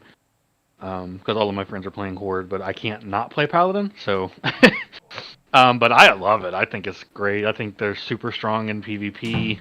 I love them in PvE. Healing is rough, but Yeah, you but know it's always that's to be rough at the beginning. expected. Yeah, I mean with the way that runes work and spell ranks, it's kind of annoying to be a healer at the current moment with a Holy Paladin. But other than that, I have no downsides. I really like it. So Tanking is sick. Tanking is so much fun especially as you're getting like almost toward Biss. You can you can just take on almost as many mobs as you want as a prot warrior or no, I'm sorry, prot paladin. It's Not great. even just prot, just full red. I two-hand tanked a sweaty BFD today. Main tanked, and my threat was through the roof. Like, I was looking at the threat meter, and the next closest person was 30% below me on Akamai and Kelris. Yeah. Yeah, And I've never been tanked. solo tanking I mostly. was barely trying. Yeah, my rogue well, threat and sucks. having bubble be just so like it's such a great tool in this raid. Well, I guess in the whole World of Warcraft, having bubble is great, but it just having a true negates a lot of the damage that most other tanks would just die to. Well, and having a true taunt now. Thank you. Oh man, it's Agrind, so for- nice. Thank Yes. you, Agrind, for giving And Avenger's Shield. The Oh other boys. Dude, it's my It favorite feels so button to good. press in PvP, man. Well, it's and the so fun. animation, I love that they didn't just take the animation from like Retail or like even Burning Crusade. Like they classiced it up, boys. Such a good little touch. I just wish it wouldn't miss quite as often in PvP. Like, I just see it Yeah. flying You off. can't have everything, can you? I see it flying off to the side. I'm like, do I need spell hit? Do I need hit? Do I need spell hit or hit? What do I need to make this hit more? Yeah, I am hoping for a couple of other runes. I have my wish list, but What do you want to see? Otherwise, I mean, Art of War is the low hanging fruit. Oh, but yeah. I just think that will crisp out the rotation a lot. Because right now it can be slightly wonky depending on your haste and stuff. But What's your long range judgment or whatever it's called? Like long range, like 41-yard range spell. That Avengers Paladin's Shield? got in Wrath or something. Exorcism's 30 yards, isn't it? Yeah, it's 30 yards. But I think, are you talking about the rune long armor of the wall? Not the rune, but the talent long armor of the law. Maybe, I don't know. One of the paladins I played with was hoping for a very specific rune that would just destroy in PvP because he could close the range on everybody. That's what it sounds like. Long armor of the law. It basically let you cast judgment at a very long range, and it gives you a movement speed buff when you cast it. Ooh, that's nice. Yeah, paladins are awesome, but I just want to say thank you for adding taunts to all of the different tanks. Yeah, I'm really happy with what they've done with everything for the tanks. Like, and like, it looks like, and I knew this was going to happen. It looks like they've looked after rogue tanks so that it's. I'm still a little worried for the poor old Warlock tank, even though I don't play it. I'd hope that they'll look after it like they seem to have looked after the rogue tank. But Warlock tanks hold threat really. Yeah, really but they're just well. boring. They're just boring to play. Yeah, they are boring to play. It's like 3 buttons and that's it. That's the problem. Yeah, it's I so had, hard to make it fun. I had a friend, and I mean, this could be complete total speculation. Do not take this as anything that's actually happening or will happen. But mentioned something about an emulation aura that's akin to the Demon Hunter one, where you press it and it does like a AoE aura for a pulse, a couple pulses, and then you press it again after a cooldown or whatever. That could be interesting. An idea I had that I thought would be cool is their Hellfire ability. What if you could just toggle it on and it just constantly like deals damage to you and does AoE? Oh, interesting. Instead of a channel. I reckon you just make it a consecrate. You drop it and you can you don't have to channel it. Yeah, that could be cool. You Yeah, basically make your Hellfire yeah, I don't know what you would call it. Then all of the DPS will Burning take Earth. it too. Because you don't like Ale. You're not saying. Sorry, I missed what you were saying. But like, we talked about this before. I was like, if you just make Hellfire like, it won't be interrupted now. But like, you don't want to be a tank where you just run into a pack and you're just casting one spell for 10 seconds and being like, look at my threat. No, it'll be like Drain Life, where you just toggle it on and then you can still do other stuff, right? No, like maybe it'll reduce the damage by a bunch, but make it like Consecrate and make it Scorched Earth. A Scorched Earth rune. Selly, are you enjoying your Warlock tank? Oh yeah, man! I love my 2 buttons, dude. I can't tell if you're being sarcastic. I don't even cast Corruption anymore, man. I'm not. When I play my lock, I don't care about parsing as long as I hold threat. Like this is like my just whatever pug, Yeah. class. But basically, Searing Pain's OP. Like it doesn't. You don't have to have all the fire runes and all that crap. It's definitely powerful. Like they're a tank. There's no question that they are a tank. Yeah. I just want the fantasy of Soul Link tanking, dude. Just whether it's good or not, I don't care. I just want them to not to die when I'm tanking Patchwork. That's all I care about. You know what I just thought about with the new Rogue rune, the Slaughter from the Shadows? Yeah. Is you could actually technically snapshot Saber Slash now with that. Wait, you mean? Oh, sorry. Like, you mean? Sorry, you mean the new, not Slaughter from the Shadows, the new one with the 10% stealth buff thing. Yeah. Sorry. Yeah. I can't remember what that was. Yeah, you could snapshot, rip off 3 Saber Slashes, and you snapshot them. Yeah, the dot would be snapshotted on them, and so you keep the AP on it. I'm really excited for it. Good. I actually think I would drop Saber Slash. Like, this is me fucking around in dungeons. I would drop Saber Slash, pick up Shadow Strike, and run up to packs, stealth Shadow Strike immediately, and then get your 10% buff and tank that way. I think that would be really fun. That could be really cool for a tank, yeah. But would you actually be snapshotting Saber Slash or just snapshotting the points? Wouldn't you still, well, the dot Saber goes Slash's up. bleed. Yeah. The Saber Slash bleed will take the highest AP that you have done. So you can snapshot it currently with the Orc racial. To where if you have 3 or 2 Saber Slashes on the target and the bleed's doing the damage, you hit Blood Fury, and you hit another Saber Slash. Now the bleed is actually a stronger bleed because of the AP bonus from the Orc racial. Cool. So you could do the same thing with the new talent. Guys, I probably should go just because I probably should produce this podcast and try and get it out tonight for everyone. But guys, thank you so much for being here. Grand, once again, thanks for being here, mate. I'm fucking shattered, as you can hear after many hours of this. It's funny because and everyone's so good for lasting as long as they did. You can see everyone's volume go down as the podcast gets longer and longer because we all get tired. There was a great 2-hour podcast, wasn't it, Sally? We did really well there. I need to be fucking kicked in the head for always doing that. I'm so bad to you guys, and you're so good to me. Josh, I've been listening to the podcast a lot again recently. I had started listening to you before Classic, like when you were counting down to Classic originally. And I just want to say, man, like this show format that you have going is really awesome. That's a great way to get people within the community engaged.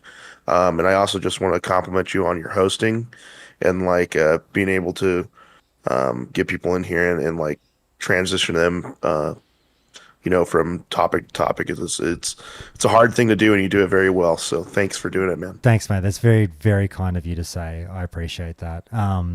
It's getting harder to do as I get older, but like I still enjoy it. So it's, you guys that keep the show running. So that's very, very kind of you to say. Thanks so much. Like, but all of you guys here, you know that like the listeners, the callers, and everything. You guys are the fucking lifeblood of the show. But look, guys, we'll see you all next time. I'm pumped up for phase 2. I've got so much I need to do now. Like, I'm still grinding Warsong. I've got to fucking clean up a couple of things, but I'm pumped. Ale, I'll talk to you later. John, I'll see you soon. Templar, Sally, it's been real. Sounds good. I think we're really fortunate that you run this podcast collaboratively and not how you play WoW, which is a solo lone wolf. I know. You've got to fucking give it to me. It's too. I'm like getting stuck into you, and you're not punching back, and you got to throw a haymaker at me. I'm just so disappointed in you. But like I really stand by all the points I'm making. Where like we'll get into it another day, but I'm like, the players are clearly sending a message that they want some element of solo gameplay in their MMO, which I think is fine personally. But like, you've got to have that balance of both worlds where grouping is encouraged, but not like mandatory for most of the content. It's not mandatory. Exactly. We need to have a whole discussion on this, Josh. Yeah. We're gonna have a whole another podcast. But yeah, I'm telling you, I don't want to go more Debbie Downer, but I'm fucking telling you, my prediction is that, you know, these 5-man groups in STV, we'll talk about them in a month and see how we feel. All right. Sounds good. All right. All right, guys. I'm sure we'll talk about them before then too. Yeah. All right. I'll talk to you later. See you guys. See you guys. Bye.